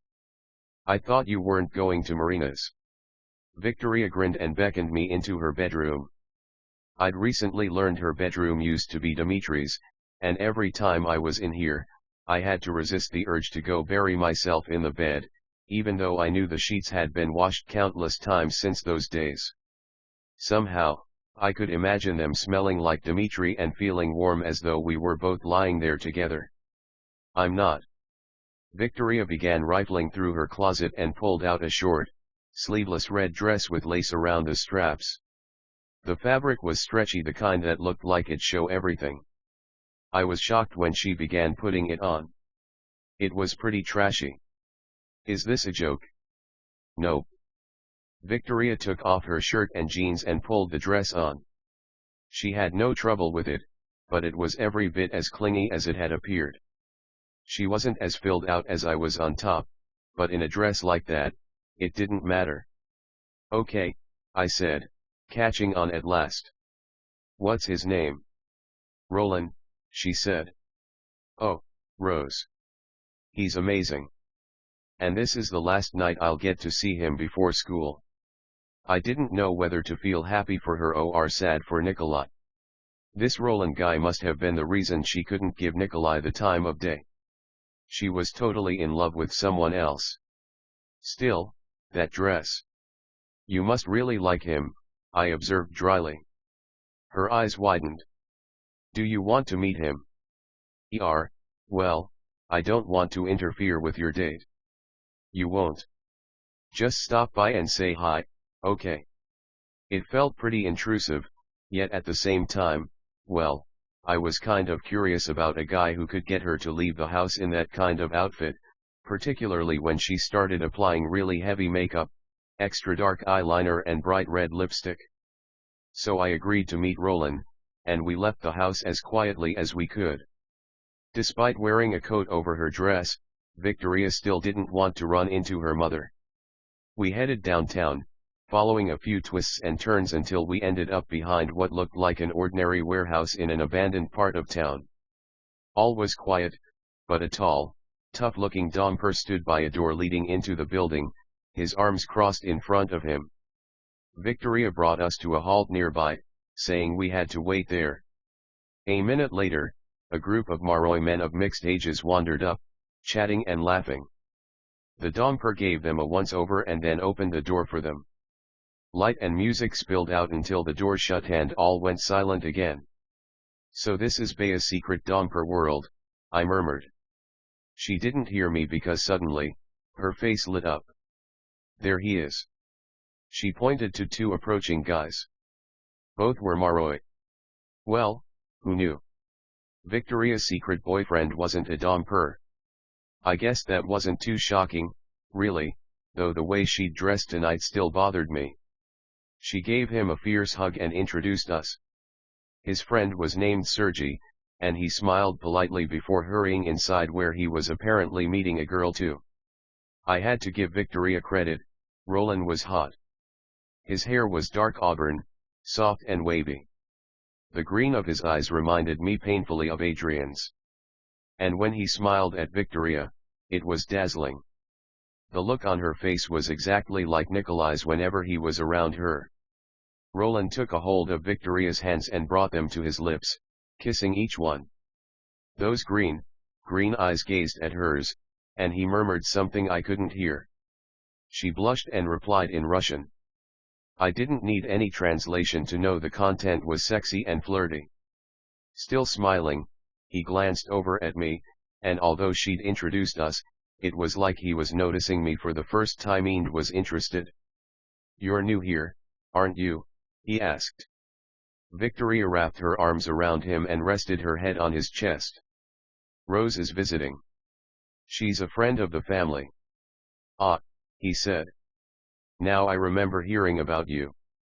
I had no idea such a fierce strigoi killer would be so beautiful. It's part of the job description, I said dryly. Will you be returning to school with Victoria? He asked. No. I'll be staying here a little longer. I still had no clue, though, if a little longer was 1 hour or 1 year. He said thoughtfully. He looked back down at Victoria and pressed a kiss to her hair, running his fingers along her throat. His next words were to her. I'm glad you were able to come here before you left. I don't know how I'll get by with you so far away. She beamed. There was no way I could leave without seeing you one more time. She trailed off, too overcome with emotion, and as he leaned down, hands still on her throat, I thought for an awful moment that they were going to start making out then and there. Fortunately, the appearance of an approaching Domper girl interrupted them. Victoria broke from Roland and embraced the other girl. They apparently hadn't seen each other in a while and chatted rapidly in Russian, ignoring Roland and me. Free of her for a moment, he leaned toward me. Once Victoria has returned to school, you'll be all alone here. Maybe I could show you around then. Thanks, but I've already seen everything. He kept that big smile on. Of course. Well, then, perhaps we could simply get together and talk. I couldn't believe it. This guy had had his hands all over Victoria 30 seconds ago and was now trying to score plans with me the instant she left town. I was disgusted and had to restrain myself from doing something stupid. Sorry, but I don't think I'll be around long enough. I got the impression that women didn't refuse him very often. He frowned and started to protest, but Victoria returned and wrapped herself around him again. He studied me for several more puzzled seconds and then shifted his attention to her, smiling and turning on the charm. She ate it all up, and while the two tried to include me in their conversation, it was clear they were totally absorbed in each other. Roland might be interested in me, but for now, she was an easier target and one that wouldn't be available much longer. I felt that disgust roil up in me again. The longer we stood out there, the more I realized what was going on. All the people going inside were Maroi guys or Domper girls. And the girls were all dressed like Victoria. This was a blood whore den. Suddenly, Bea's secret Domper world held no appeal. I hated it. I wanted nothing more than to get out of here. No, wait. I wanted nothing more than to get out of here and drag Victoria away, even kicking and screaming. Roland was sleazy, no question, and I didn't want her anywhere near him. Yet it soon became clear they weren't going to stand out in the alley all night. They wanted to go inside and do God only knew what. "Victoria," I said, trying to be reasonable, "are you sure you don't want to come back home and hang out? I mean, I won't get to see you tomorrow." She hesitated, then shook her head. "I won't get to see Roland either. But I promise I'll come see you as soon as I get home later. We'll stay up all night. Mom won't care." I didn't know what other protests to make. Roland's impatience, now that I'd refused him, was starting to show. He wanted to go inside. I wondered what was there, a dance floor? Bedrooms? I probably could have gone with them to see for myself, despite being underdressed or, well, overdressed as far as amounts of clothing went. Yet I couldn't bring myself to do it. All my life, I'd been taught about blood whores and why their lifestyle was wrong. I didn't know if Victoria was becoming one, and I hoped she wasn't, but there was no way I could set foot in there. It was a matter of principle. I watched them go with a heavy heart, wondering what I'd just let my friend walk into. Seeing her in that ultra-tight dress, plastered all over him, suddenly made me re-evaluate everything. How much of this peaceful life in Baya was a sham? Was Victoria, the girl who'd called me a sister, really not the person I thought she was? Confused, I turned away to head back home and almost walked into Abe. Again. "What the hell?" I exclaimed. He wore a tuxedo tonight, complete with tails and a silvery silk scarf. "Are you stalking me?" Stupid question. Of course he was. I hoped his formal wear meant he wouldn't be dragging me off this evening. His guardians were equally well dressed. Idly, I wondered if a place like this had something to do with his illegal business dealings. Was he trafficking blood whores? Like some kind of pimp? Unlikely, seeing as most of these girls didn't require much urging. Abe gave me that annoying knowing smile of his. "I see your friend is off to an interesting night." I had no idea Victoria had such lovely legs. Now everyone knows, thanks to that dress. I clenched my fists and leaned toward him. "Don't you dare talk about her like that, old man. I'm not saying anything that isn't obvious to everybody else. It'll certainly be obvious to young Roland soon. You don't know anything about them." Yet I didn't believe my own words, not after seeing them walk off together. Abe, I could tell, knew what I was thinking. These girls all say it won't happen to them. But it always does. It's what'll happen to you if you stay. "Oh, here we are," I said mockingly. I knew a threat had to be coming. "The part where you order me again to leave the country, or else bad things will happen." He gestured toward the door, where more Maroi and Dompiers were going. "I don't even need to make anything bad happen. You'll do it on your own by staying here. You'll waste your life away, running errands for Olena Velikova. Potlucks will become the most exciting thing in your world." "They're good people," I growled. "Don't mock them." "Oh, I'm not denying that." He straightened his silk scarf. "They are good people. But they aren't your people. This is a fantasy. You're deluding yourself." He was all sternness now. "Your grief has sent you here. Your man was ripped away from you, and you've ripped yourself away from your old friends. You're trying to make up for it by convincing yourself that this is your family, that this is your home. They're not. This isn't. I could make this my home." I still wasn't sure of that, but my stubborn nature made me want to contradict him. "You aren't meant for Bea," he said, dark eyes blazing. "You're meant for better things. You need to go back home, back to your school and the Dragomir princess. How the hell do you know about her? Who are you? When are you going to tell me who you work for? What do you want with me?" I had a feeling I was on the verge of hysterics. Hearing him refer to Lissa snapped something inside of me. I'm merely an observer who can tell you're wasting your time here. This is no life for you, Rose. Your life is back in the States. They say you were on track to be a great guardian. Do you know what an honor it is to be assigned to the last Dragomir? You could spend your life in elite, powerful circles. The reputation you've already gained will raise you in status and regard. You have a stunning career ahead of you, and it's not too late to go back to it. Not yet. Who are you to talk about how I should live my life? I've heard that your hands are bloody, Zime. You're not exactly a good role model. What is it you're involved in, anyway? My own affairs. And it's exactly because of the life I lead that you should listen to me when I say abandon this path and go back home. His words were urgent and authoritative, and I couldn't believe he had the audacity to talk to me like that. That's not my life anymore, I said icily. He gave a harsh laugh and gestured around us once more. What, and this is? You want to go off and be a blood whore like your friend in there? Don't call her that. I shouted. I don't care if you've got bodyguards or not. I will hurt you, old man, if you say anything else about Victoria. He didn't flinch at my explosion. That was harsh, I admit. She's not a blood whore. Not yet. But she's one step away from it. As I said, it always happens in the end.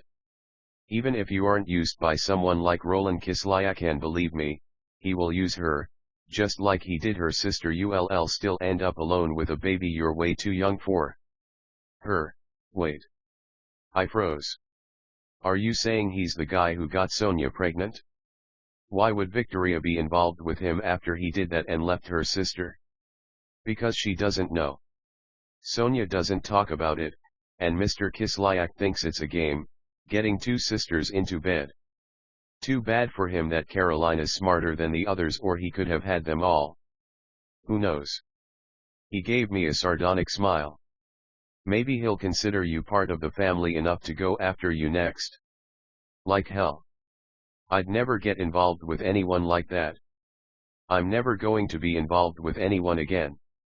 Not after Dimitri. Abe's sternness gave way to momentary amusement. Oh, Rose. You are young. You've barely lived. Everyone thinks their first love is the only one they'll ever have.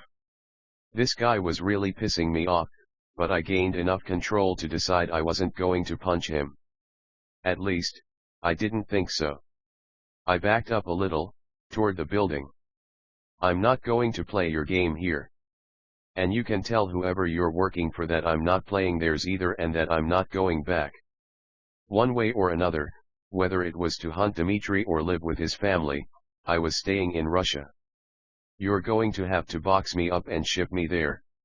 Not that I wanted to give Abe any ideas. I suspected he could do it if he wanted.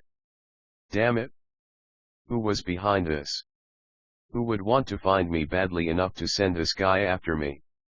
Weirder still, whoever it was someone who cared enough about me to attempt reason. If Abe had actually wanted to abduct me, he already would have. He could have done it the night he brought me to Baya. All he would have had to do was keep driving to the nearest airport. I eventually needed to figure this out, but first I needed to get away from Abe. I backed up further. I'm leaving, and you can't stop me. And don't spy on me anymore. This ends now. Abe studied me for several seconds, his dark eyes narrowed thoughtfully. I could practically see the wheels of plots and world domination spinning in his head. At last he said, so quietly I could hardly hear him, it won't end with them, though. Who? He pointed at the door. Victoria and Roland. What are you getting at? You know what I'm getting at? She thinks she's in love with him. He knows she'll be back in school tomorrow. Tonight's his last chance with her, and he won't waste it. There are lots of bedrooms in there. They're probably in one right now. I tried to control my breathing. Then I'll go tell her mother. It'll be too late. She'd never find them in time, and tomorrow, Victoria will be on her way to school and he'll have no interest anymore. What can her mother do after the fact? Ground her. I was getting angry, largely because I had a feeling he was right. Fine. Then I'll drag her off myself. That'll never happen. She wants to do this. She won't leave with you. Even if she did, she'd just find him again. I eyed him. Enough. You're obviously hinting at something, so just get on with it. He smiled, apparently pleased at my astuteness or maybe my bluntness. If you want to save her, you've got to go through him. Through Roland. I scoffed. Not likely. The only way he'd leave her alone is if I offered to take her place. And hey, friendship only went so far. Not if I talked to him. What are you going to do? Give him a talk on morality and sway him with reason? Oh, I'll sway him, all right. But believe me, I won't do it with reason, well, at least not the kind you're thinking of. If I tell him to leave her alone, he'll leave her alone. For good. I stepped backward without realizing it and hit the wall. Abe looked scary as hell. Zime. I didn't doubt his words at all. He could get Roland to leave Victoria alone. In fact, he probably wouldn't even use his dompiers. Abe could deliver enough terror and probably a good punch to make it happen. Why would you do that for me? I asked. As a sign of good faith. Promise to leave Bea, and I'll deal with him. His eyes gleamed. Both of us could feel the net closing around me. That's your tactic now? You're offering me a trade? My leaving isn't really worth you scaring some Maroi asshole. The net grew tighter. Isn't it, Rose? Frantically, I thought about what to do. Some part of me thought Victoria was free to make her own choices, to love whom she wanted, but I knew for a fact that Roland didn't love her. She was a conquest for him, as shown by his willingness to go after me and Sonia, apparently. What would happen to Victoria? Would she become like the rest of the women here? Would she be the next Belikov to have a baby? Even if she had no intentions of becoming a guardian, this wasn't the right path for her. Carolina had declined to join the Guardians and now lived a respectable life with her kids and a job that, if not exciting, was steady and allowed her to keep her dignity. I couldn't let Victoria turn down a road that could ruin the rest of her life. I couldn't let that happen to Dimitri's sister. Dimitri. I knew him. I knew his protective nature. He would never let anything happen to those he cared about. I hated the thought of that blood whore den, but I still would have run in to get her because that was what Dimitri would have done. But I didn't know if I'd find her there in time. I knew, however, that Abe could and that he could keep Roland away forever. And so, I spoke without fully understanding the consequences of my words. I'll leave Bea. Vampire Academy 4, Blood Promise Chapter 15. Abe glanced over at one of his guardians and gave a swift nod. The man instantly walked away. It's done, Abe said. Just like that? I asked in disbelief. His lips quirked into a smile. Roland knows who I am. He knows who works for me. Once Pavel makes my wishes known, that will be the end of it. I shivered, knowing Abe spoke the truth. Considering what a smart ass I'd been to Abe this whole time, it really was a wonder I hadn't had my feet set in cement and been tossed into the ocean. So why aren't you forcefully dragging me out of here? I never like to make anyone do anything they don't want to. Even Roland. It's much easier if people simply see reason and do what I ask them to, without the use of force. And by see reason, you mean blackmail, I said, thinking of what I'd just agreed to. We made a trade, he said. That's all. Don't forget your end of the bargain. You promised to leave here, and you don't seem like the type to go back on your word. I don't. Rose. Victoria suddenly appeared at the door. Wow, that was fast. Pavel was calmly dragging her by her arm. Her hair was mussed, and a dress strap was slipping from her shoulder. Her face was a mixture of incredulity and anger. What did you do? That guy came and told Roland to get out of here and never see me again. And then? Roland agreed. He just left. I found it slightly funny that Victoria immediately blamed me for this.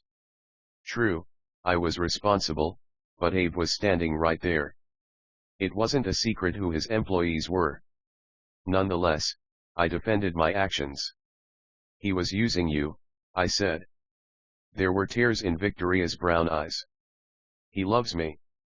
If he loves you, then why did he hit on me as soon as your back was turned? He did not. He's the one who got Sonia pregnant. Even in the alley's dim lighting, I saw her face pale. That's a lie. I threw up my hands. Why would I make that up? He wanted to make plans with me as soon as you were out of town. If he did, she said, voice shaking, it was because you led him on. I gaped. Beside me, Abe listened quietly, a smug look on his face. He was so self-satisfied and probably thought he was being proven right. I wanted to punch him, but Victoria was my concern. How can you think that? I'm your friend. I told her. If you were my friend, you wouldn't be acting like this. You wouldn't try to stand in my way. You act like you loved my brother, but there's no way you could have no way you really understand love. Didn't understand love? Was she crazy? If she only knew what I'd sacrificed for Dimitri, what I'd done to be where I was now, all for love. She was the one who couldn't understand. Love wasn't a fling in a back room at a party. It was something you lived and died for. My emotions surged, that darkness welling up within me that made me want to lash out in return for her horrible accusation. It was only through the strongest of efforts that I remembered she was already hurting, that she only said the things she did because she was confused and upset. Victoria, I do understand, and I'm sorry. I'm only doing this because you're my friend. I care about you. You aren't my friend, she hissed. You aren't part of this family. You don't understand anything about us or how we live. I wish you'd never come here. She turned and stormed away, pushing back inside through the long line of partygoers. My heart ached as I watched her. I turned to Abe.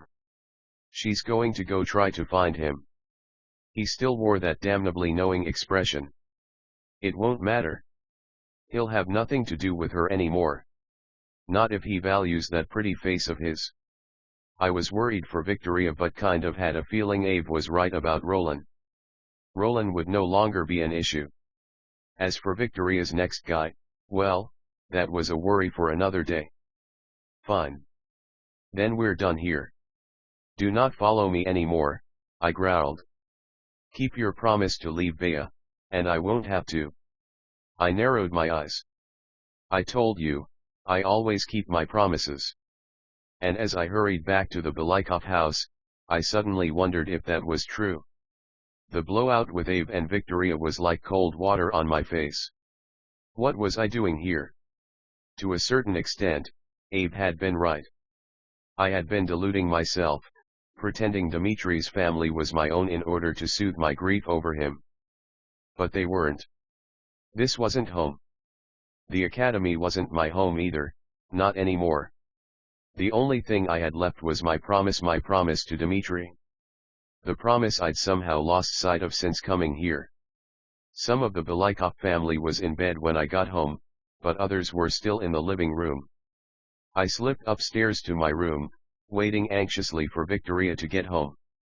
A half hour later, I heard footsteps on the stairs and the sound of her door closing.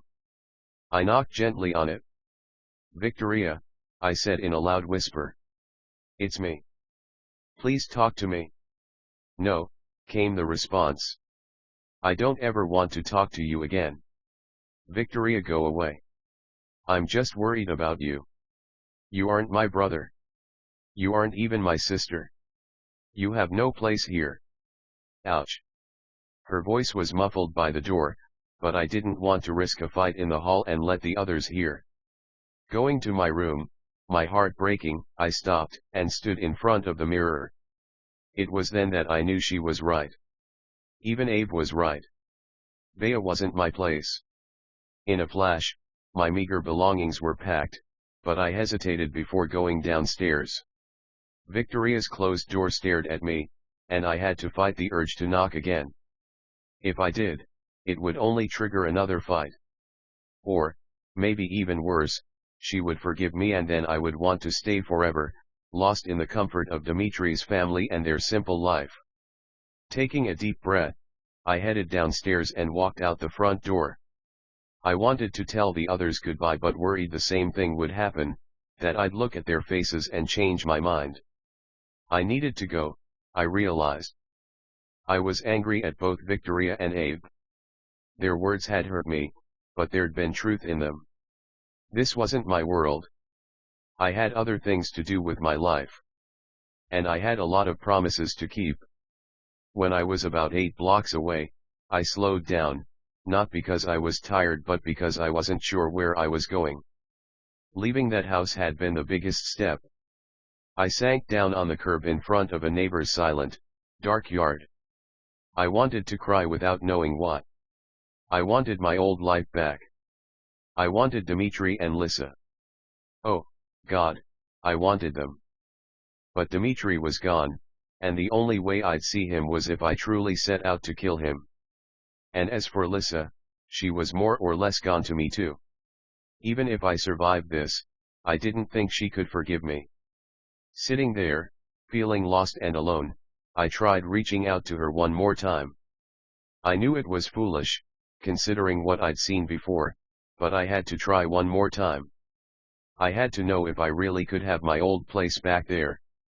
I slipped inside her mind instantly, my runaway emotions making the transition easy. She was on a private jet. If Jill had been stunned by meeting St. Vladimir's A-list students, going on a trip with them made her downright comatose. She stared at everything wide-eyed and barely said a word during the whole flight to the royal court. When Avery offered her a glass of champagne, Jill could barely stammer out, "And no thanks."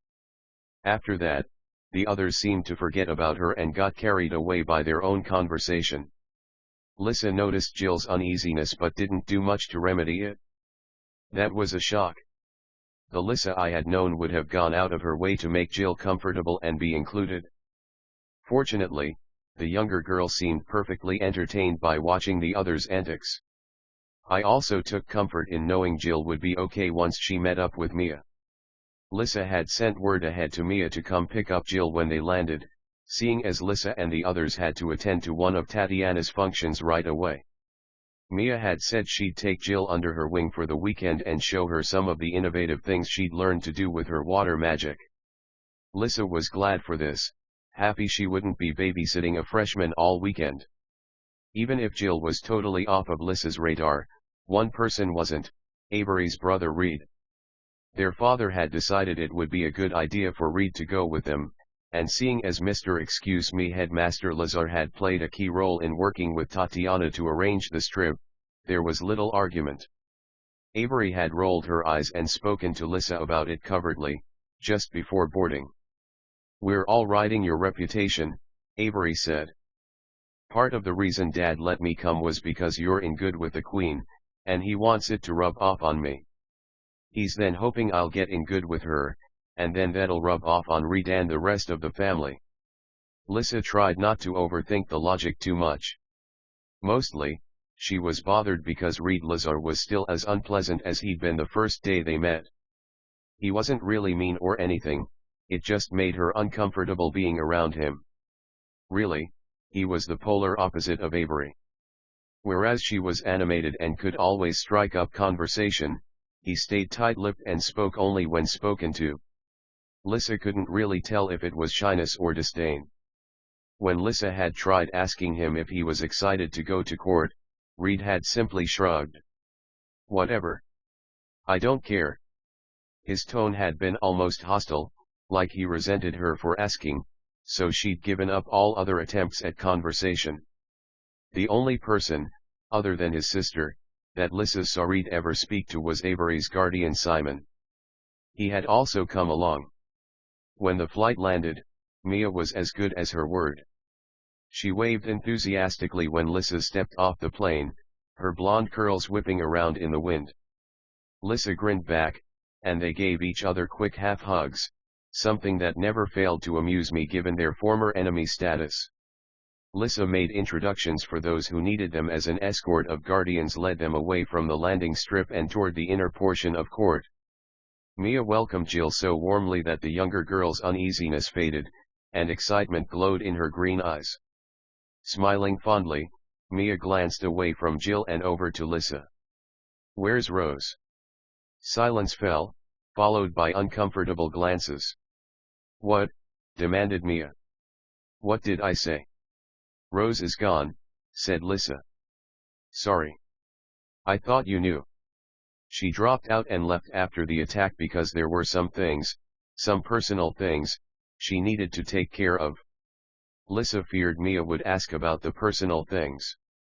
Only a few people knew about my search for Dimitri, and Lissa wanted to keep it that way. Most thought I'd just disappeared from post-battle trauma. Mia's next question completely shocked Lissa. "Why didn't you go with her?" "What?" Lissa stammered. "Why would I do that? Rose dropped out. No way am I going to." "Yeah, I suppose." Mia turned speculative. "You guys are just so close even without the bond. I assumed you'd follow each other to the ends of the earth and figure out the details later." Mia's own life had gone through so much upheaval that she took that kind of thing in stride. That weird, fluctuating anger I'd been feeling pop up in Lissa every so often suddenly reared its head and turned on Mia. "Yeah, well, if we were so close, then it seems like she wouldn't have left in the first place. She's the selfish one, not me." The word stung me and clearly shocked Mia. Mia had a temper of her own, but she sat on it and simply held up her hands in an apologetic way. She really had changed. "Sorry. Wasn't trying to accuse you of anything." Lissa said nothing else. Since my departure, she'd beat herself up about a lot of things. She'd gone over and over things she could have done for me before or after the attack, things that might have made me stay. But it had never occurred to her to go with me, and the revelation hit her like a smack to the face. Mia's words made her feel guilty and angry all at the same time, and she wasn't sure who she was the maddest at, me or herself. "I know what you're thinking," said Adrian a few minutes later, once Mia had led Jill away and promised to meet up later. "What, you read minds now?" asked Lissa. "Don't have to. It's written all over your face. And Rose never would have let you go with her, so stop agonizing over it." They entered the royal guest housing, which was just as lush and opulent as it had been when I'd stayed there. "You don't know that. I could have talked her into it." "No," said Adrian sharply. "You couldn't have. I'm serious. Don't give yourself one more thing to be depressed about." "Hey, who said I'm depressed? Like I said, she abandoned me." Adrian was surprised. Since my departure, Lissa had been more sad than anything. She'd occasionally been angry at my decision, but neither Adrian nor I had seen such vehemence from her. Dark feelings boiled within her heart. "I thought you understood," said Adrian, with a small, puzzled frown. "I thought you said you'd." Avery suddenly interrupted, giving Adrian a sharp look. Hey. Leave her alone, okay? We'll see you at the reception." They were at a point where the groups had to split, girls going to one part of the lodging and guys to the other. Adrian looked like he wanted to say more, but instead he nodded and headed off with Reed and a couple of guardians. Avery put a gentle arm around Lissa as she glared at Adrian's retreating figure. "You okay?" Avery's normally laughing face was filled with concern. It startled Lissa in the same way Adrian's moments of seriousness always startled me. "I guess. I don't know. Don't beat yourself up over what you could have or should have done. The past is gone. Move on to the future." Lissa's heart was still heavy, her mood blacker than it had been in quite a while. She managed a tight smile. "I think that's the wisest thing you've ever said." "I know. Can you believe it? Do you think it'll impress Adrian? They dissolved into laughter, yet despite her cheery exterior, Lissa was still struck by Mia's offhand comments. They plagued Lissa in a way she hadn't thought possible. What really bothered her the most wasn't the thought that if she'd come with me, she could have kept me out of trouble. No. Her biggest issue was that she hadn't thought of coming with me in the first place. I was her best friend. As far as she was concerned, that should have been her immediate reaction to my departure. It hadn't been, and now Lissa was racked with even more guilt than usual. The guilt was all-consuming, and she would occasionally transform it to anger to ease the pain. It didn't help much. Her mood didn't improve as the evening progressed, either. Not long after the group's arrival, the Queen hosted a small reception for the most elite of all visitors who had come to the court. Lissa was quickly discovering that the Queen always seemed to be hosting some party or another. At one point in her life, Lissa would have considered that fun. She no longer did, at least not when it came to these kinds of parties. But keeping her dark feelings locked up, Lissa stayed good at playing the role of nice royal girl. The Queen seemed happy that Lissa had a suitable royal friend and was equally pleased when Lissa impressed other royals and dignitaries she was introduced to.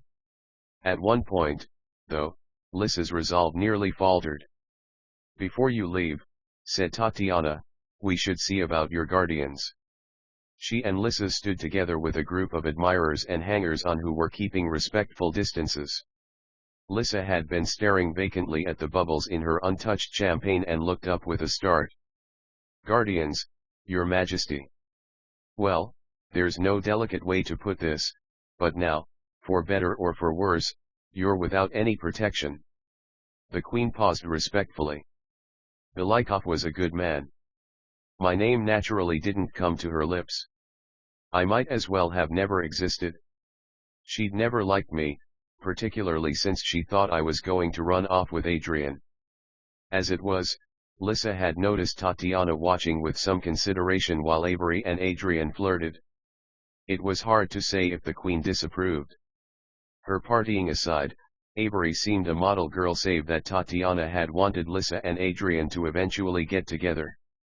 "I don't need any protection right now," said Lissa politely, her heart clenching. "No, but you'll be out of school soon enough. We think we've found some excellent candidates for you. One of them's a woman, a lucky find." "Janine Hathaway offered to be my guardian," said Lissa suddenly. I hadn't known that, but as she spoke, I read the story in her mind. My mom had approached her not long after I left.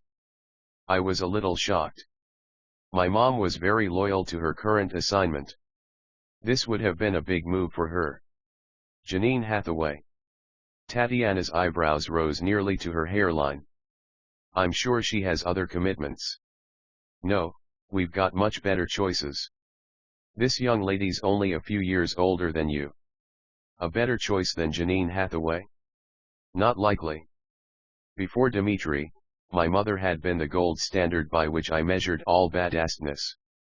Tatiana's young lady was undoubtedly someone under the Queen's control and, more importantly, not a Hathaway. The Queen didn't like my mom any more than she liked me. Once, when Tatiana had been bitching me out for something, she'd made a reference to a man my mother had been involved with, someone whom I suspected might be my father, a guy named Ibrahim. The funny thing was, the Queen had almost sounded like she had once had an interest in the guy too, and I had to wonder if that was part of her dislike for my family." Lissa put on a tight, polite smile for the Queen and thanked her for the consideration. Lissa and I both understood what was going on. This was Tatiana's game. Everyone was part of her plan, and there was no way to go against her. For a brief moment, Lissa had that strange thought again, of something Viktor Dashkov had once said to her.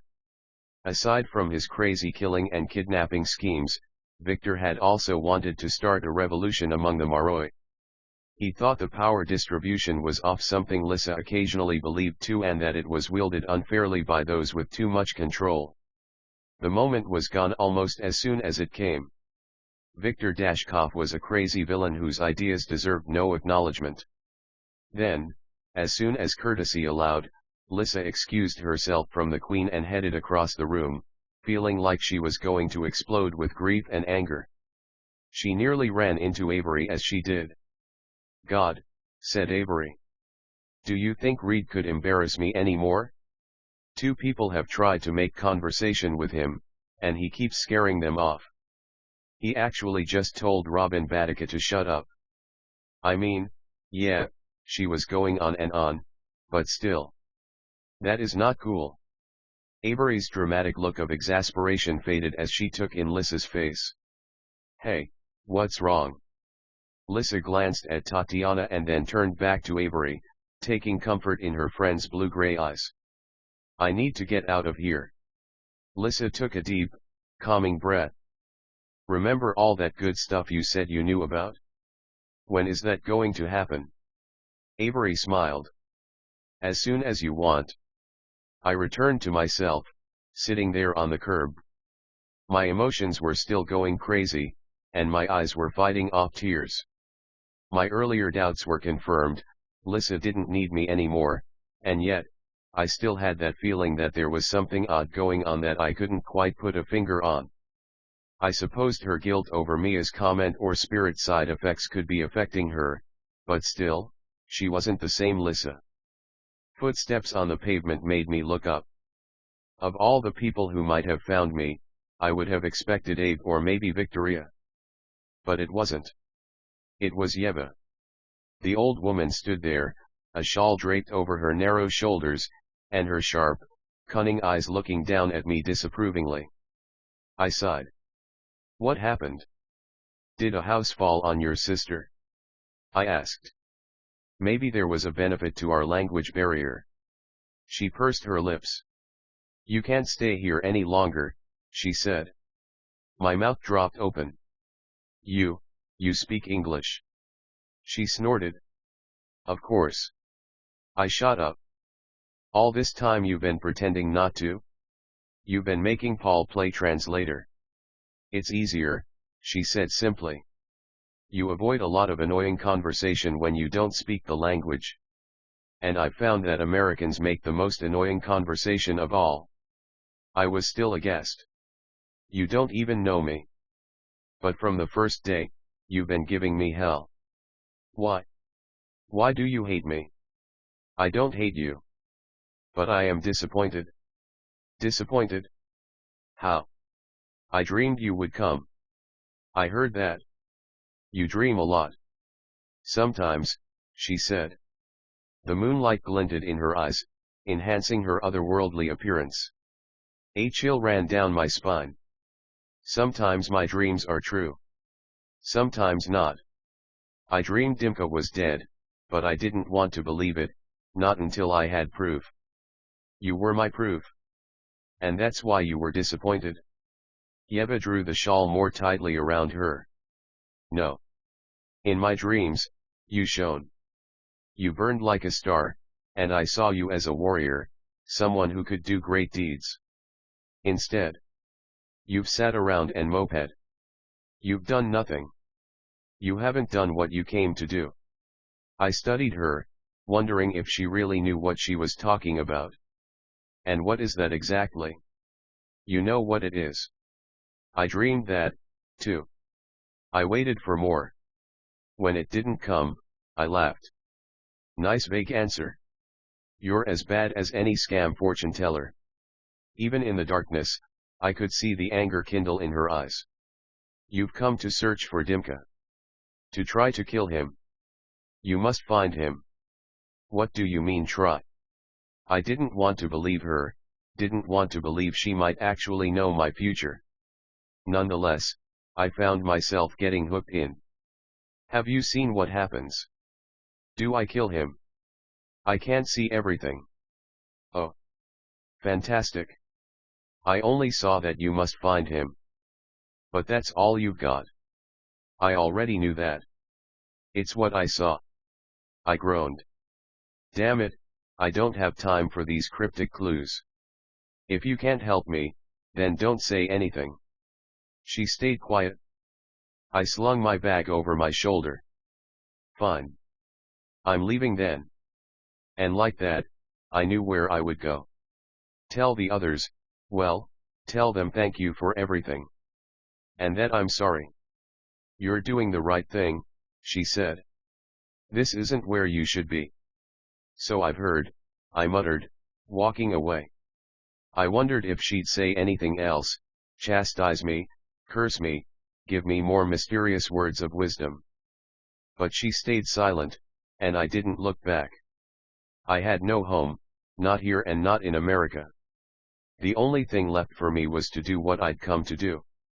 I had told Abe I kept my promises. I would. I'd leave Bea like I told him. And I'd kill Dimitri, as I'd promised myself I would. I knew where to go now. The address had never left my mind, 83 Kasakova. I didn't know where it was, but once I reached the town center, I found a guy walking down the street who gave me directions.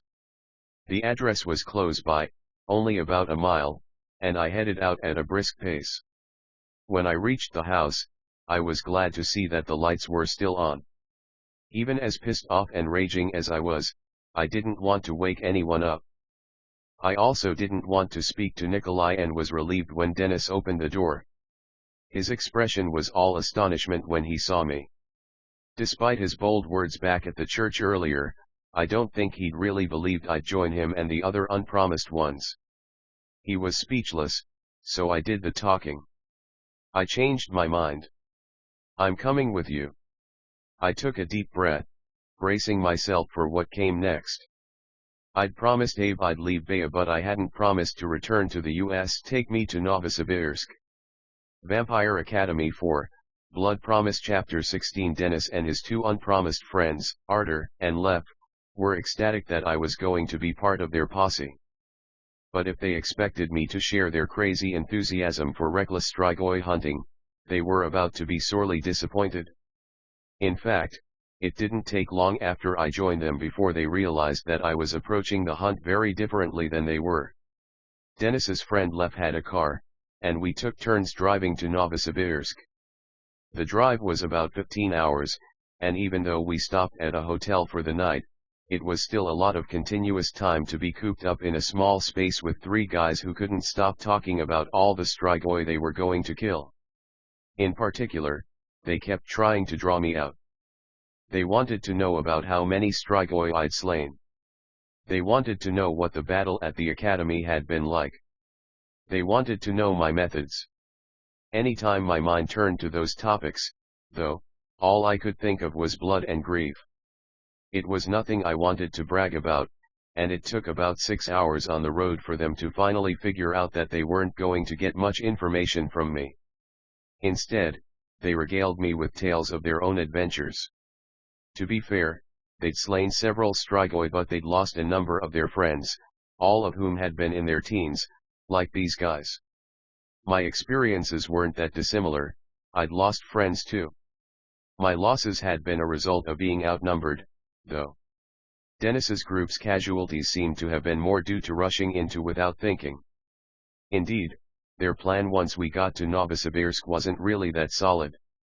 They reiterated that strigoi liked to hunt at places that were crowded at night, like dance clubs, or in remote places like alleys, that made for easy pickings. No one noticed as much when people disappeared from those kinds of places.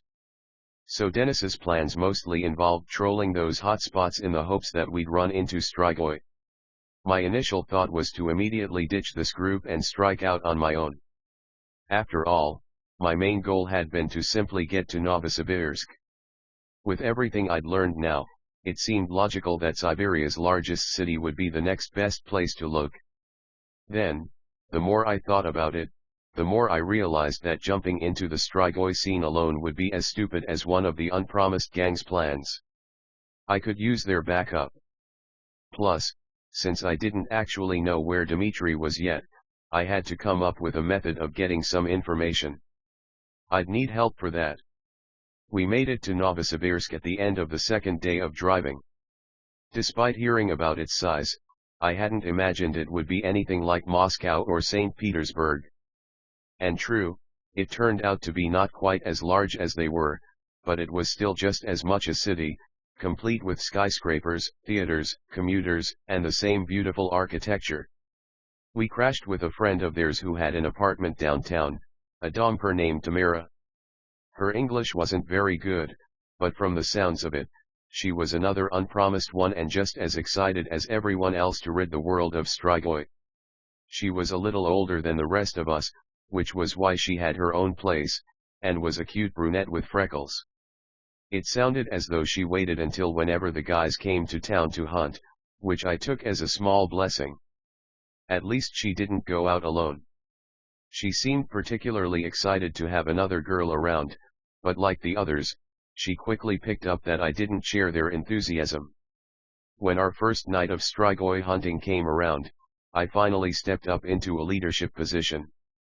The sudden change in behavior startled them at first, but they soon listened with rapt attention, still caught up in my superstar reputation.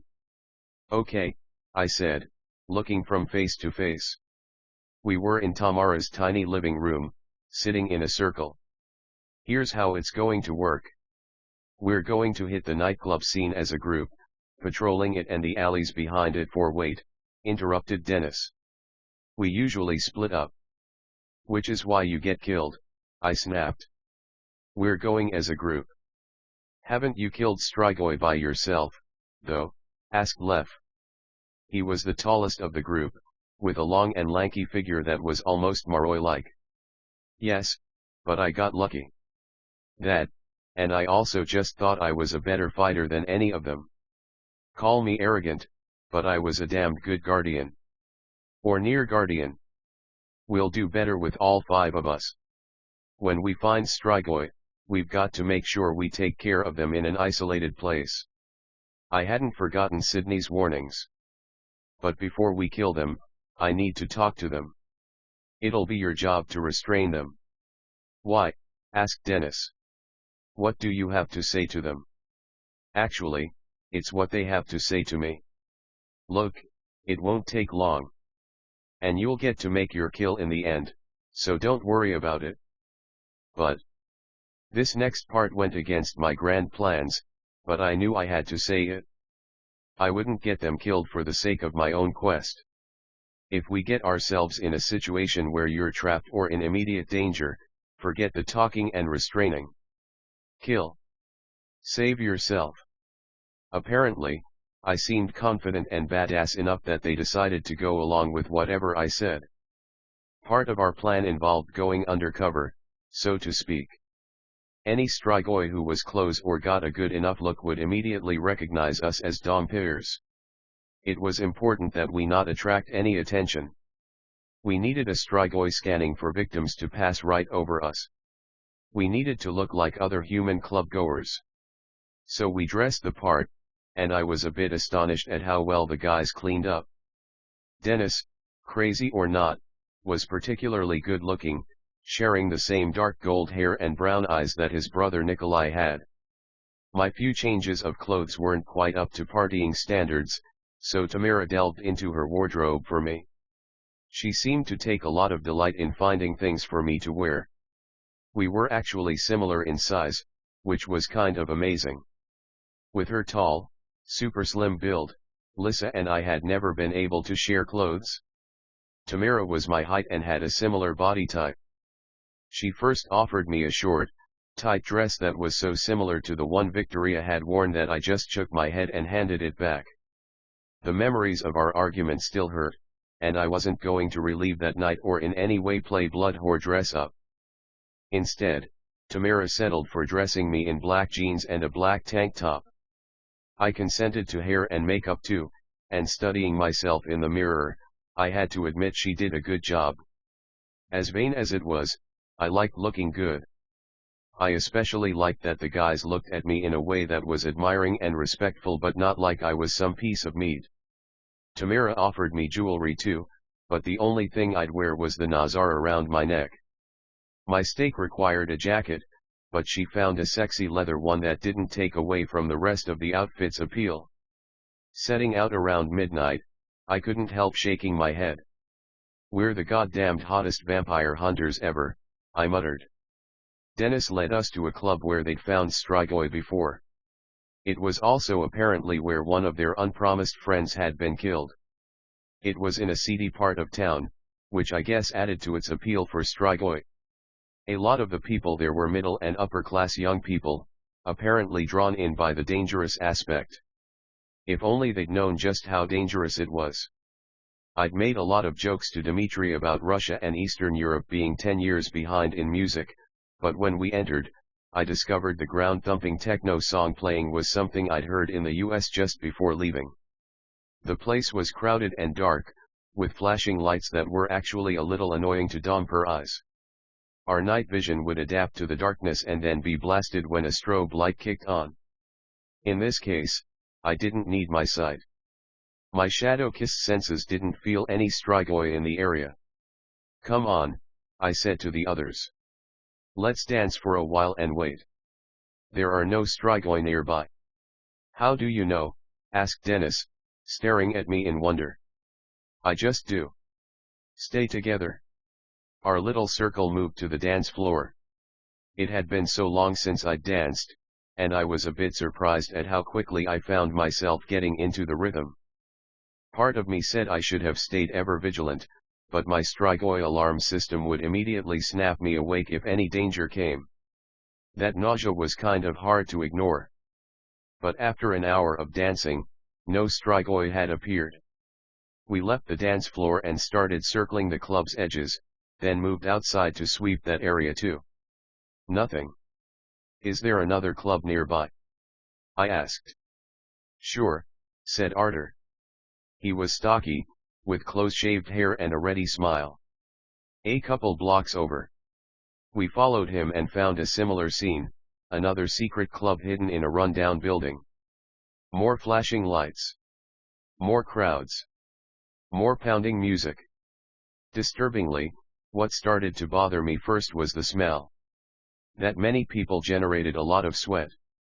I had no doubt even the humans could smell it. To us, it was cloying.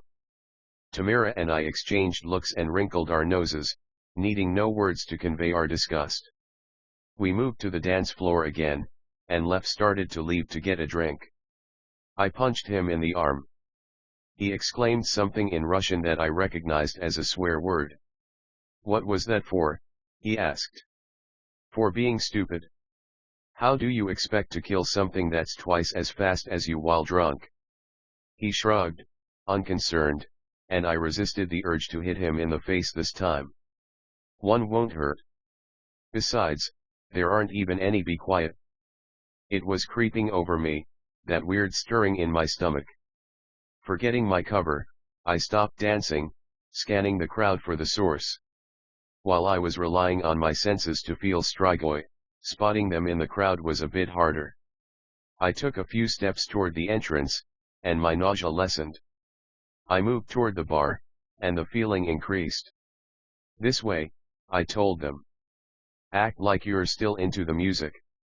My tension was contagious, and I saw the anticipation sweep them as well as a little fear. Good. Maybe they'd take this seriously. As we headed in the bar's direction, I tried to keep my body language oriented toward it, like I was seeking a drink. All the while, my eyes swept the crowd's periphery. There. I had him. A male strigoi was standing off in a corner, his arm around a girl close to my age. In the dim lighting, he almost seemed attractive. I knew closer examination would reveal the deathly pale skin and red eyes that all strigoi had. The girl might not have been able to see them in the darkened club, or the strigoi might have been using compulsion on her. Probably both, judging from the smile on her face. Strigoi were able to compel others just as well as a spirit user like Lissa could. Better, even. Before our eyes, I saw the strigoi lead the girl down a small, unnoticed hallway. At the end, I could just make out a glowing exit sign. At least, I presumed it was an exit sign. The letters were Cyrillic. Any idea where that door goes? I asked the others. The guys shrugged, and Dennis repeated my question to Tamara. She answered back, and he translated. There's a small alley out back where they keep trash. It's between this building and a factory. No one's usually there. Can we get to it by going around the club? Dennis waited for Tamara's response. Yes. It's open on both sides. Perfect.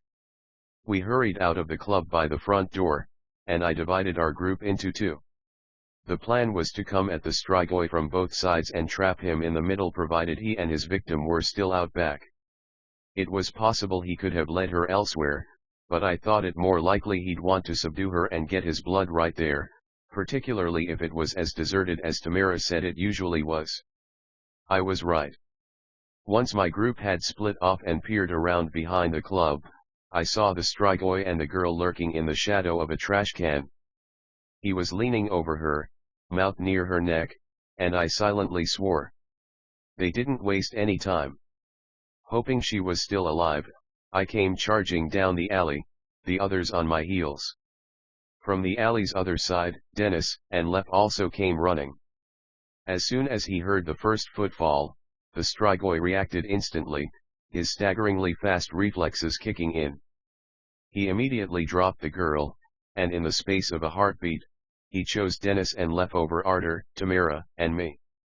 Not a bad strategy, really. There were only two of them. Because he was so fast, he probably hoped to incapacitate them quickly and then turn on us before we could flank him. And it almost worked. A powerful hit sent Lef flying. To my relief, a couple of trash cans blocked him from the building's wall.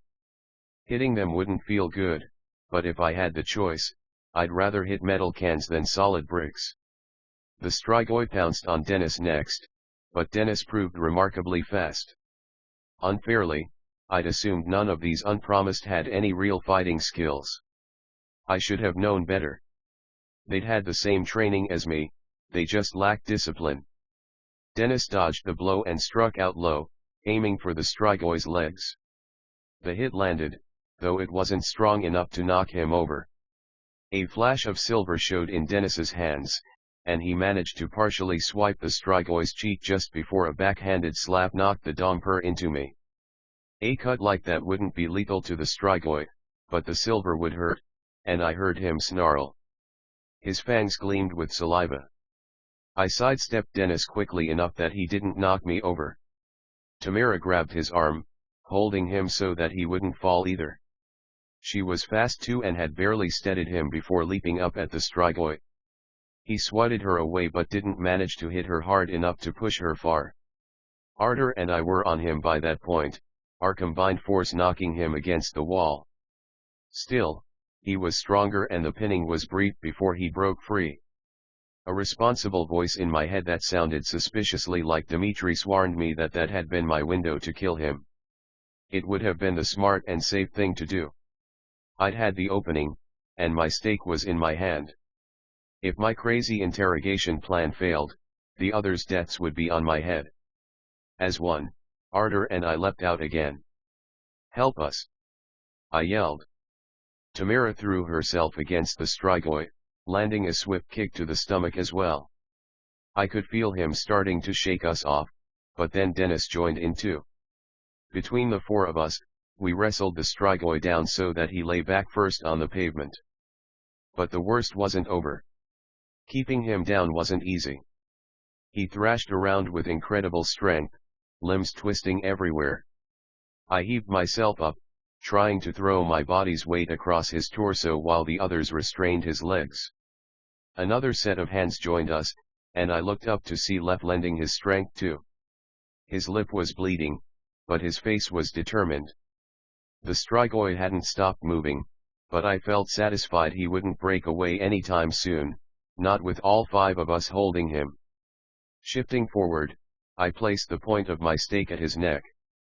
It gave him pause, but he soon resumed his struggle. I leaned over his face. "Do you know Dmitri Belikov?" I demanded. He shouted something incomprehensible at me that didn't sound very friendly. I pressed the stake in harder and drew a long gash against his throat. He screamed in pain, pure evil and malice shining out from his eyes as he continued swearing in Russian. Translate: I demanded, not caring who did it. What I said. A moment later, Dennis said something in Russian, presumably my question since I heard Dimitri's name in there. The strigoi growled back a response, and Dennis shook his head. He says he isn't going to play games with us. I took the stake and slashed at the strigoi's face, widening the gash Dennis had made earlier. Again, the strigoi cried out, and I prayed club security wouldn't hear any of this. I gave him a smile filled with enough malice to match his own. Tell him we're going to keep playing games with him until he talks. One way or another, he dies tonight. It's up to him whether it happens slowly or quickly. I honestly couldn't believe those words had come out of my mouth. They were so harsh, so, well, cruel. I'd never in my entire life expected to be torturing anyone, even a strigoi. The strigoi gave Dennis's translation another defiant response, and so I kept on with the stake, making gashes and cuts that would have killed any human, maroi, or domper. Finally, he shot off a string of words that didn't sound like his usual insults. Dennis immediately translated. He said he's never heard of anyone named that and that if Dimitri's a friend of yours, he'll be sure to kill him slowly and painfully. I almost smiled at the strigoi's last effort at defiance. The problem with my strategy here was that the strigoi could be lying. I'd have no way of knowing. Something in his response made me think he wasn't. He'd sounded like he thought I was referring to a human or a domper, not a strigoi. He's useless then, I said. I leaned back and glanced at Dennis. Go ahead and kill him. It was what Dennis had been dying to do. He didn't hesitate, his stake striking hard and swift through the strigoi's heart. The frantic struggling stilled a moment later. The evil light faded from the red eyes. We stood up, and I saw my companions' faces watching me with apprehension and fear. Rose, asked Dennis at last. What are you hoping to? Never mind that, I interrupted, moving over to the unconscious human girl's side. Kneeling down, I examined her neck. He'd bitten her, but not much blood had been taken. The wound was relatively small and bled only a little. She stirred slightly and moaned when I touched her, which I took as a good sign. Carefully, I dragged her away from the trash can and out into the light where she'd be most noticeable. The strigoi, however, I dragged into as dark a place as I could, almost completely obscuring him. After that, I asked to borrow Dennis's cell phone and dialed the number I'd kept crumpled in my pocket for the last week. After a couple of rings, Sydney answered in Russian. She sounded sleepy. Sydney. This is Rose. There was a slight pause. Rose? What's going on? Are you back in St. Petersburg? Yes, where are you? Novosibirsk. Do you guys have agents here? Of course, she said warily. What? I've got something for you to clean up. Oh dear. Hey, at least I'm calling. And it's not like me ridding the world of another strigoi is a bad thing. Besides, didn't you want me to let you know? Yes, yes. Where are you? I put Dennis on the phone briefly so that he could explain our specific location. He handed the phone back to me when he finished, and I told Sydney about the girl. Is she seriously injured? Doesn't look like it, I said. What should we do? Leave her. The guy who's coming will make sure she's okay and doesn't go telling stories. He'll explain it when he gets there. Whoa, hey. I'm not going to be here when he arrives. Rose, I'm out of here, I told her. And I'd really appreciate it if you didn't tell anyone else that I called, say, like, Abe. Rose, please, Sydney. Just don't tell. Or else. I hesitated. If you do, I'll stop calling when this happens. We're going to be taking down a few more. God, what next? First torture, now threats. Worse, I was threatening someone I liked. Of course, I was lying. I understood why Sydney's group did what they did, and I wouldn't risk the exposure.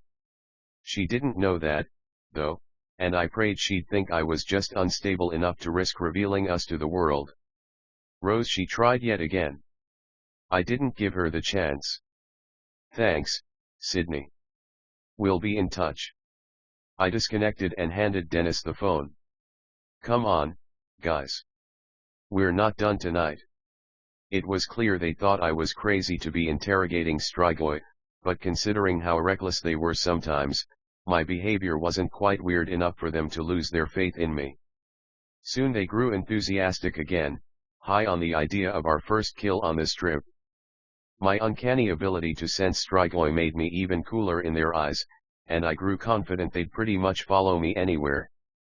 We caught 2 more strigoi that night and managed to repeat the procedure. The results were the same. Lots of insults in Russian. No new information. Once I was convinced a strigoi had nothing to offer us, I'd let the unpromised go in for the kill. They loved it, but after that 3rd one, I found myself growing weary both mentally and physically. I told the group we were going to go home, and then, while cutting around the back of a factory, I sensed a 4th strigoi. We jumped him. Another scuffle occurred, but we eventually managed to pin him as we had the others. Go ahead, I told Dennis. You know what to, I'm going to rip your throat out, the strigoi snarled. Whoa. This one spoke English. Dennis opened his mouth to begin the interrogation, but I shook my head. I'll take over. Like the other strigoi, he swore and struggled, even with the stake against his neck, making it hard for me to talk. Look, I said, growing impatient and tired, just tell us what we need to know. We're looking for a domper named Dimitri Belikov. I know him. The strigoi's voice was smug. And he's no domper. Without realizing it, I'd called Dimitri a domper. I was tired and had slipped up. No wonder this strigoi was so pleased to talk. He assumed we didn't know about Dimitri turning. And like any arrogant strigoi, he was happy to tell us more, clearly in the hopes of causing us pain. Your friend has been awakened. He stalks the night with us now, drinking the blood of foolish girls like you. In a split second, 1,000 thoughts raced through my head. Holy crap. I'd come to Russia thinking it would be easy to find Dimitri. I'd had those hopes dashed in his hometown, nearly causing me to give up, and I'd swung the other way, resigning myself to the near impossibility of my task. The thought that I might be close to something here was staggering. You're lying, I said. You've never seen him. I see him all the time. I've killed with him. My stomach twisted, and it had nothing to do with the strigoi's proximity. Don't think about Dimitri killing people. Don't think about Dimitri killing people. I said the words over and over in my head, forcing myself to stay calm. If that's true, I hissed back, then I've got a message for you to deliver to him. Tell him Rose Hathaway is looking for him. I'm not your errand boy, he said, glowering. My stake slashed out, drawing blood, and he grimaced in pain. You're anything I want you to be. Now go tell Dimitri what I told you. Rose Hathaway. Rose Hathaway is looking for him. Say it. I pressed the point to his neck. Say my name so I know you'll remember. I'll remember it so I can kill you. The stake pressed harder, spilling blood. Rose Hathaway, he said. He spit at me but missed. Satisfied, I leaned back. Dennis watched me expectantly, stake poised and ready. Now we kill him. I shook my head. Now we let him go. Vampire Academy 4, Blood Promise Chapter 17. Convincing them to release a strigoi, particularly when we had him trapped, wasn't easy. My questioning hadn't made sense to them either, but they'd gone along with it. Letting a strigoi go? That was really crazy even for the unpromised. They exchanged uneasy glances with one another, and I wondered if they'd disobey. In the end, my harshness and authority won out. They wanted me as their leader and put their faith in my actions no matter how insane they seemed. Of course, once we did let the strigoi go, we had the new problem of making sure he actually went. At first, he started to attack again, and then, realizing he'd probably get overwhelmed, he finally skulked off. He gave us one last menacing look as he disappeared into the darkness. I didn't think being taken down by a group of teenagers had done a lot for his self-esteem. He gave me in particular a look of hatred, and I shuddered at the idea of him knowing my name. There was nothing to be done about it now. I could only hope my plan had a chance of working. Dennis and the others got over me letting the strigoi go once we made a few other kills that week. We fell into a routine, investigating clubs and dangerous parts of town, relying on my senses to tell us when danger was near. It was funny to me how much the group soon began to rely on my leadership. They claimed they wanted no part of the Guardian's rules and authority, but they responded surprisingly well to me telling them what to do. Well, more or less. Every once in a while, I'd see a bit of that unhinged recklessness. One of them would try to play hero, underestimate a strigoi, or go in without the rest of us. Arthur nearly ended up with a concussion that way. As the largest of all of us, he'd gotten a bit cocky and was therefore caught off guard when a strigoi threw him into a wall. It had been a sobering moment for all of us. For a few agonizing moments, I'd feared Arthur was dead and that it was my fault as their leader. One of Sydney's alchemists had come, though I'd made sure not to be around, lest Abe find me, and had treated Arthur. The guy said Arthur would be fine with some bed rest, meaning he had to stop hunting for a while. It was hard for him to do, and I had to yell at him when he tried to follow us one night, reminding him of all their friends who had died before because of such stupidity. Out in the human world, dompiers tended to run on human schedules.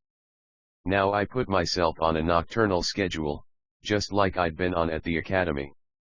The others followed suit, except for Tamara, since she had a day job. I didn't want to be asleep during the time strigoi prowled the streets. I had called Sydney each time we left a kill, and word had to be getting around in the strigoi community that someone was doing a lot of damage. And if the strigoi we'd released had carried my message, some of those strigoi could specifically come looking for me. As days passed, our kills dropped a little, making me think the strigoi were indeed being cautious now. I couldn't decide if that was a good or bad thing, but I urged the others to be extra careful. They were beginning to revere me as a goddess, but I took no satisfaction in their adoration. My heart still ached from all that had happened with Lissa and Dimitri. I wrapped myself up in my task, trying only to think of working the strigoi community to get closer to Dimitri. But when we weren't out hunting strigoi, I had a lot of downtime with nothing to do. And so I kept visiting Lissa. I'd known there were a lot of kids like Mia who lived at the royal court because their parents had jobs there. I didn't quite realize how many there were, though. Avery naturally knew them all, and to no one's surprise, at least not mine, most of them were spoiled and rich. The rest of Lissa's visit had been a series of other functions and formal parties. The more she listened to Royal Maroi talk business, the more it irritated her. She saw the same abuses of power she'd noted before, the same unfair way of distributing guardians like they were property. The controversial issue of whether Maroi should learn to fight alongside the guardians was also still a hot topic. Most of the people Lissa ran into at court were of the old school mentality, let guardians fight and Maroi stay protected.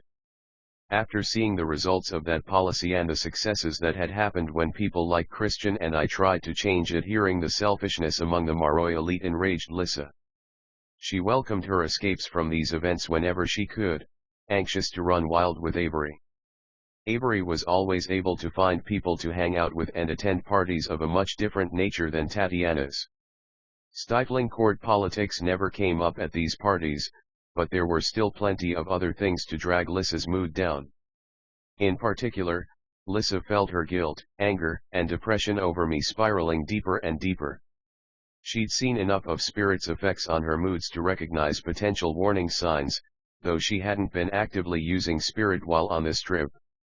Regardless of the mood's cause, she still continued to do her best to seek distraction and drown her depression. "Watch it," warned Avery one evening. She and Lissa were at a party the night before they had to fly back to the academy. A lot of those who lived at court had permanent housing, and this party was at the townhouse of some Zulsky who served as an aide on a committee Lissa didn't know. Lissa didn't really know their host either, but that didn't matter, save that his parents were out of town. "Watch what?" asked Lissa, staring around the sights. The townhouse had a courtyard out back, lit up by tiki torches and strings of twinkling lights. There were drinks and food in full force, and some Maroi guy had a guitar out and was trying to impress girls with his musical skills which were non-existent. In fact, his music was so awful that he might have discovered a new way to kill strigoi. He was cute enough, though, that his admirers didn't seem to care what he played. "This," said Avery, pointing at Lissa's martini. "Are you keeping track of how many of those you're taking down?" "Not from what I can tell," said Adrian. He was sprawled on a lounge chair nearby, a drink in his own hand. Lissa felt a bit amateur compared to them. While Avery was still her wild and flirtatious self, she didn't have the crazed or stupid air of someone completely trashed. Lissa didn't know how much the other girl had been drinking, but it was presumably a lot since Avery always had a drink in hand. Likewise, Adrian never seemed to be without a beverage, the effects of which mostly mellowed him out. Lissa supposed they had a lot more experience than her. She'd gone soft over the years. "I'm fine," lied Lissa, who was watching her surroundings spin a little and seriously contemplating joining some girls dancing on a table across the courtyard. Avery's lips quirked into a smile, though her eyes showed a bit of worry. "Sure. Just don't get sick or anything. That kind of thing gets around, and the last thing we need is everyone knowing that the Dragomir girl can't hold her liquor. Your family has a fierce reputation to maintain." Lissa downed a drink. "Somehow, I doubt alcohol consumption is part of my family's illustrious ancestry." Avery pushed Adrian over and lay down next to him on the lounge chair. "Hey, you'd be surprised. In 10 years, this group will be your peers on the council. And you'll be trying to pass some resolution, and they'll be like, 'Remember that time she got trashed and threw up at that party?'" Lissa and Adrian both laughed at that. Lissa didn't think she was going to get sick, but like everything else, she would worry about it later. The bright point of all this was that drinking was helping numb the memories of what had happened earlier in the day. Tatiana had introduced her to her future guardians, a seasoned guy named Grant and a young lady, who was named Serena. They had been nice enough, but their parallels to Dimitri and me had been overwhelming. Taking them on had seemed like a betrayal to us, yet Lissa had simply nodded and thanked Tatiana. Later, Lissa had learned that Serena had originally been lined up to be the guardian for a girl she'd known her entire life. The girl wasn't royal, but sometimes, depending on guardian numbers, even non-royals got assigned guardians, though never more than one. When positions for Lissa's protection opened up, however, Tatiana had pulled Serena from the job with her friend. Serena had smiled and told Lissa it didn't matter. "Duty came first," she said, and she was happy to serve her. Yet Lissa felt bad, knowing it had to have been hard on both girls and terribly unfair. But there it was again, an unfair balance of power with no one to really keep it in line. Leaving that encounter, Lissa had cursed her own meekness. If she hadn't had the courage to follow me, she thought, she should have at least put her foot down and demanded that Tatiana give her my mother instead. Then Serena could have gone back to her friend, and there'd be one friendship still left intact in the world. The martini simultaneously seemed to numb the pain and make her feel worse, which honestly made no sense to Lissa. Whatever, she thought. And when she caught a glimpse of a server passing by, she waved him over to order more. "Hey, can I Ambrose?" She stared in surprise at the guy standing before her. If there'd been a swimsuit calendar for hottest Domper guys, this one would have been the cover model, aside from Dimitri, but then, I was biased. This guy's name was Ambrose, and she and I had met him on our trip there together. He had deeply tanned skin and well-formed muscles underneath his grey button-down shirt. He was a particular oddity at court, a domper who'd rejected guardian service and performed all sorts of tasks here, like giving massages and, if rumor was true, having romantic encounters with the queen. That one still made me cringe, and I'd run into some pretty disgusting things in my life. "Princess Dragomir," he said, flashing her one of his perfect white grins. An unexpected surprise. "How have you been?" she asked, genuinely happy to see him. "Good, good. I have the best job in the world, after all." "And you?" "Great," she replied. Ambrose paused, eyeing her. He didn't drop that gorgeous grin, but Lissa could tell he didn't agree with her. She could see the disapproval in his face. Avery accusing her of drinking too much was one thing. But some pretty domper servant? Unacceptable. Lissa's demeanor grew cold, and she held out her glass. "I need another martini," she said, her voice as haughty as that of any perfect royal. He sensed the change in her, and his friendly smile turned to one of polite indifference. "Right away." He gave her a small bow and headed off to the bar. "Geez," said Avery, watching admiringly as he walked away. "Why didn't you introduce us to your friend?" "He's not my friend," snapped Lissa. "He's nobody." "Agreed," said Adrian, putting an arm around Avery. "Why look elsewhere when you've got the best right here?" If I hadn't known any better, I'd have sworn there was a hint of legitimate jealousy underneath his jovial tone. "Didn't I go out of my way to bring you to breakfast with my aunt?" Avery gave him a lazy smile. "That's a good start. You've still got a ways to go to impress me, Ivashkov." Her gaze drifted over Lissa's head and turned surprised. "Hey, jailbait's here." Mia, with Jill in tow, came striding through the garden, indifferent to the shocked looks she received. The two of them were clearly out of place. "Hey," said Mia when she reached Lissa's group. "My dad just got called away, and I have to go with him. I've got to give Jill back." "No problem," said Lissa automatically, though she clearly wasn't happy about Jill being there. Lissa still kept wondering if Christian had some special interest in her. "Everything okay?" "Yeah, just business." Mia made her farewells to everyone and left the party as quickly as she'd come, rolling her eyes at the other royal sneers and shock as she passed. Lissa turned her attention to Jill, who had sat gingerly in a nearby chair and was staring around her in wonder. "How's it been? Did you have fun with Mia?" Jill turned back to Lissa, face brightening. "Oh yeah. She's really great. She's done so much work with water. It's crazy. And she taught me a few fighting moves, too. I can throw a right hook, although not very hard." Ambrose returned then with Lissa's drink. He gave it to her wordlessly and softened a bit when he saw Jill. "You want anything?" She shook her head. "No, thanks." Adrian was watching Jill carefully. "You okay here? Do you want me to take you back to guest housing?" Like before, his intentions weren't romantic in the least.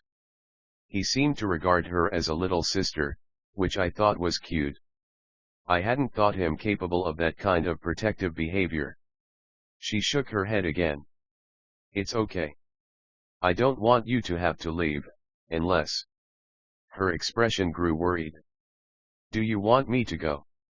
"Nah," said Adrian. "It's nice to have someone responsible around in the midst of all this madness. You should get yourself some food, if you're hungry." "You're so motherly," teased Avery, echoing my thoughts. For whatever reason, Lissa took Adrian's responsible comment personally, like he was directly slamming her. I didn't think that was the case at all, but she wasn't really thinking all that clearly. Deciding she wanted some food herself, she got up and wandered over to the table in the courtyard's garden that had trays of appetizers on it. Well, it had earlier. Now the table was being used by the dancing girls Lissa had noticed before. Someone had cleared space by moving all the trays of food to the ground. Lissa leaned over and picked up a mini sandwich, watching the girls and wondering how they could find any sort of beat in that royal guy's horrible music. One of the girls spotted Lissa and grinned. She extended a hand. "Hey, come on up." Lissa had met her once but couldn't recall her name. Dancing suddenly seemed like a great idea. Lissa finished the sandwich and, drink in hand, allowed herself to be pulled up. This got a few cheers from people gathered around. Lissa discovered that the crappy music was irrelevant and found herself getting into it. Her and the other girls' moves varied from overtly sexual to mockeries of disco. It was all fun, and Lissa wondered if Avery would claim this would haunt her in 10 years too. After a while, she and the others actually attempted some synchronized moves. They started by swaying their arms in the air and then moved on to some chorus line kicks. Those kicks proved disastrous. A misstep Lissa was wearing heels suddenly sent her over the table's edge. She lost the drink and nearly collapsed before a pair of arms caught her and kept her upright. "My hero," she muttered. Then she got a good look at her savior's face. Aaron. Lissa's ex-boyfriend and the first guy she'd ever slept with looked down at her with a smile and released her once he seemed certain she could stand blonde-haired and blue-eyed. Aaron was handsome in a surfer kind of way. I couldn't help but wonder what would have happened if Mia had seen him. She, Aaron, and Lissa had once been involved in a triangle worthy of any soap opera. "What are you doing here?" "We thought you disappeared," Lissa said. Aaron had left the academy a few months ago. "I'm going to school out in New Hampshire," he replied. "We're here visiting family." "Well, it's great to see you," said Lissa. Things hadn't ended well between them, but in her current state, she meant her words. She'd had enough booze to think it was great to see everyone at the party. "You too," he said. "You look amazing." His words struck her more than she would have expected, probably because everyone else here had implied that she looked trashed and irresponsible. And breakup or no, she couldn't help but recall how attractive she'd once found him. Honestly, she still found him attractive. She just didn't love him anymore. "You should stay in touch," she said. "Let us know what's going on." For a moment, she wondered if she should have said that, in light of having a boyfriend. Then she dismissed her worries. There was nothing wrong with hanging out with other guys, particularly since Christian hadn't cared enough to come with her on this trip. "I'd like that," Aaron said. There was something in his eyes she found pleasurably disconcerting. "I don't suppose, though, that I could get a goodbye kiss, seeing as I rescued you and all." The idea was preposterous then. After a moment, Lissa laughed. What did it matter? Christian was the one she loved, and a kiss between friends would mean nothing. Looking up, she let Aaron lean down and cup her face. Their lips met, and there was no denying it, the kiss lasted a bit longer than a friendly one. When it ended, Lissa found herself smiling like a dazed schoolgirl, which, technically, she was. "See you around," she said, heading back toward her friends. Avery wore a chastising look, but it wasn't over Aaron and the kiss. "Are you crazy? You nearly broke your leg. You can't do that kind of thing." "You're supposed to be the fun one," pointed out Lissa. "It wasn't a big deal." "Fun isn't the same as stupid," Avery retorted, face serious. "You can't go do stupid shit like that. I think we should get you home." "I'm fine," said Lissa. She stubbornly looked away from Avery and instead focused on some guys who were doing shots of tequila. They were having some sort of competition and half of them looked ready to pass out. "Define fine," said Adrian Riley. Yet he looked concerned too. "I'm fine," Lissa repeated. Her gaze snapped back to Avery. "I didn't get hurt at all." She'd expected grief about Aaron and was surprised they hadn't given it to her, which made it even more surprising when it came from another source. "You kissed that guy," exclaimed Jill, leaning forward. Her face was aghast, and she displayed none of her usual reticence. "It was nothing," said Lissa, who was irked to have Jill reprimanding her of all people. "Certainly none of your business. But you're with Christian. How could you do that to him?" "Relax, jailbait," said Avery. "A drunken kiss is nothing compared to a drunken fall. God knows I've kissed plenty of guys drunk. And yet, I remain unkissed tonight," mused Adrian, with a shake of his head. "It doesn't matter." Jill was really worked up. She'd grown to like and respect Christian. "You cheated on him." With those words, Jill might as well have practiced her right hook on Lissa. "I did not," Lissa exclaimed. "Don't drag your crush on him into this and imagine things that aren't there." "I didn't imagine that kiss," said Jill, flushing. "That kiss is the least of our worries," sighed Avery. "I'm serious, just let it go for now, you guys. We'll talk in the morning." "But," began Jill. "You heard her." "Let it go," a new voice growled. Reed Lazar had appeared out of nowhere and was looming over Jill, face as hard and scary as ever. Jill's eyes went wide. "I'm just telling the truth." I had to admire her courage here, considering her normally timid nature.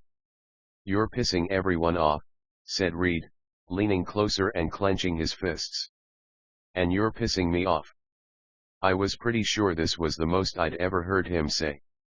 I tended to kind of think of him as a caveman, stringing three-word sentences together. "Whoa." Adrian leapt up and rushed to Jill's side. "You need to let this go." "What, are you going to start a fight with some girl?" Reed turned his glare on Adrian. "Stay out of this." "The hell I will." "You're crazy."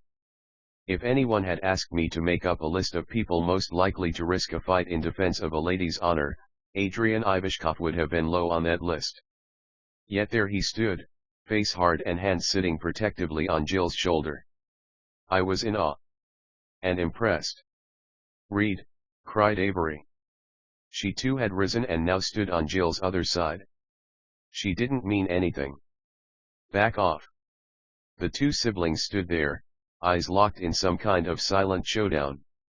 Avery wore the harshest look I'd ever seen on her, and at last, he glowered and stepped back.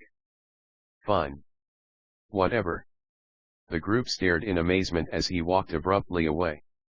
The music was so loud that only a few of the partygoers had overheard the argument. They stopped and stared, and Avery looked embarrassed as she sank back in her chair. Adrian still stood by Jill. "What the hell was that?" Adrian demanded. "I don't know," Avery admitted. "He gets weird and overprotective sometimes." She gave Jill an apologetic smile. "I'm really sorry." Adrian shook his head. "I think it's time for us to go." Even in her drunken state, Lissa had to agree.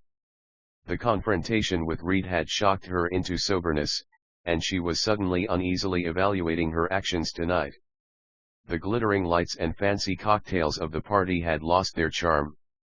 The drunken antics of the other royals seemed clumsy and stupid. She had a feeling she might regret this party tomorrow. Once back in my own head, I felt fear set in.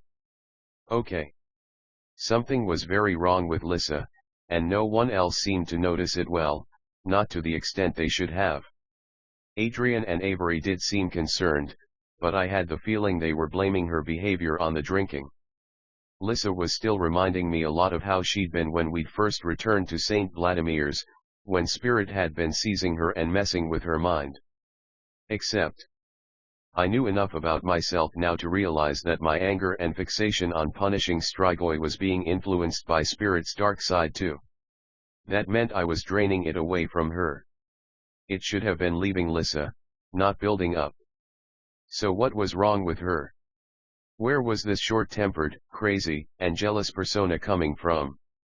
Was Spirit's darkness simply growing in intensity so that it spread to both of us? Were we splitting it? Rose. Huh. I glanced up from where I'd been staring blankly at the TV. Dennis was looking down at me, his cell phone in his hand. Tamara had to work late. She's ready to go now, but... He nodded toward the window. The sun was almost down, the sky purple, with only a little orange on the horizon. Tamara worked within walking distance, and while there probably wasn't any real danger, I didn't want her out alone after sunset. I stood up. "Come on, we'll go get her." To Lef and Arthur I said, "You guys can stay here." Dennis and I walked the half-mile to the small office where Tamara worked. She did assorted clerical tasks, like filing and copying, and there'd apparently been some project that kept her there late tonight. We met her at the door and walked back to the apartment without incident, talking animatedly about our hunting plans for the evening. When we reached Tamara's building, I heard a strange wailing across the street. We all turned, and Dennis chuckled. "Good God, it's that crazy woman again," I muttered. Tamara didn't live in a bad part of town, but, as in any city, there were homeless people and panhandlers. The woman we watched was almost as ancient as Yeva, and she regularly walked up and down the street, muttering to herself. Today, she lay on her back on the sidewalk, making strange noises while waving her limbs like a turtle. "Is she hurt?" I asked. "No. Just crazy," said Dennis. He and Tamara turned to go inside, but some soft part of me couldn't abandon her. I sighed. "I'll be right in." The street was quiet, aside from the old lady, and I cut across without fear of traffic. Reaching the woman, I held out my hand to help her out, trying not to think about how dirty hers was. Like Dennis had said, she merely appeared to be in crazy mode today. She wasn't hurt, she'd apparently just decided to lie down. I shuddered. I tossed the word crazy around a lot when it came to Lisa and me, but this was truly crazy. I really hoped Spirit never took us this far. The homeless lady looked surprised at the help but took my hand and began talking excitedly in Russian. When she tried to hug me in gratitude, I stepped back and held up my hands in the international back-off signal. She did indeed back off but continued chatting happily.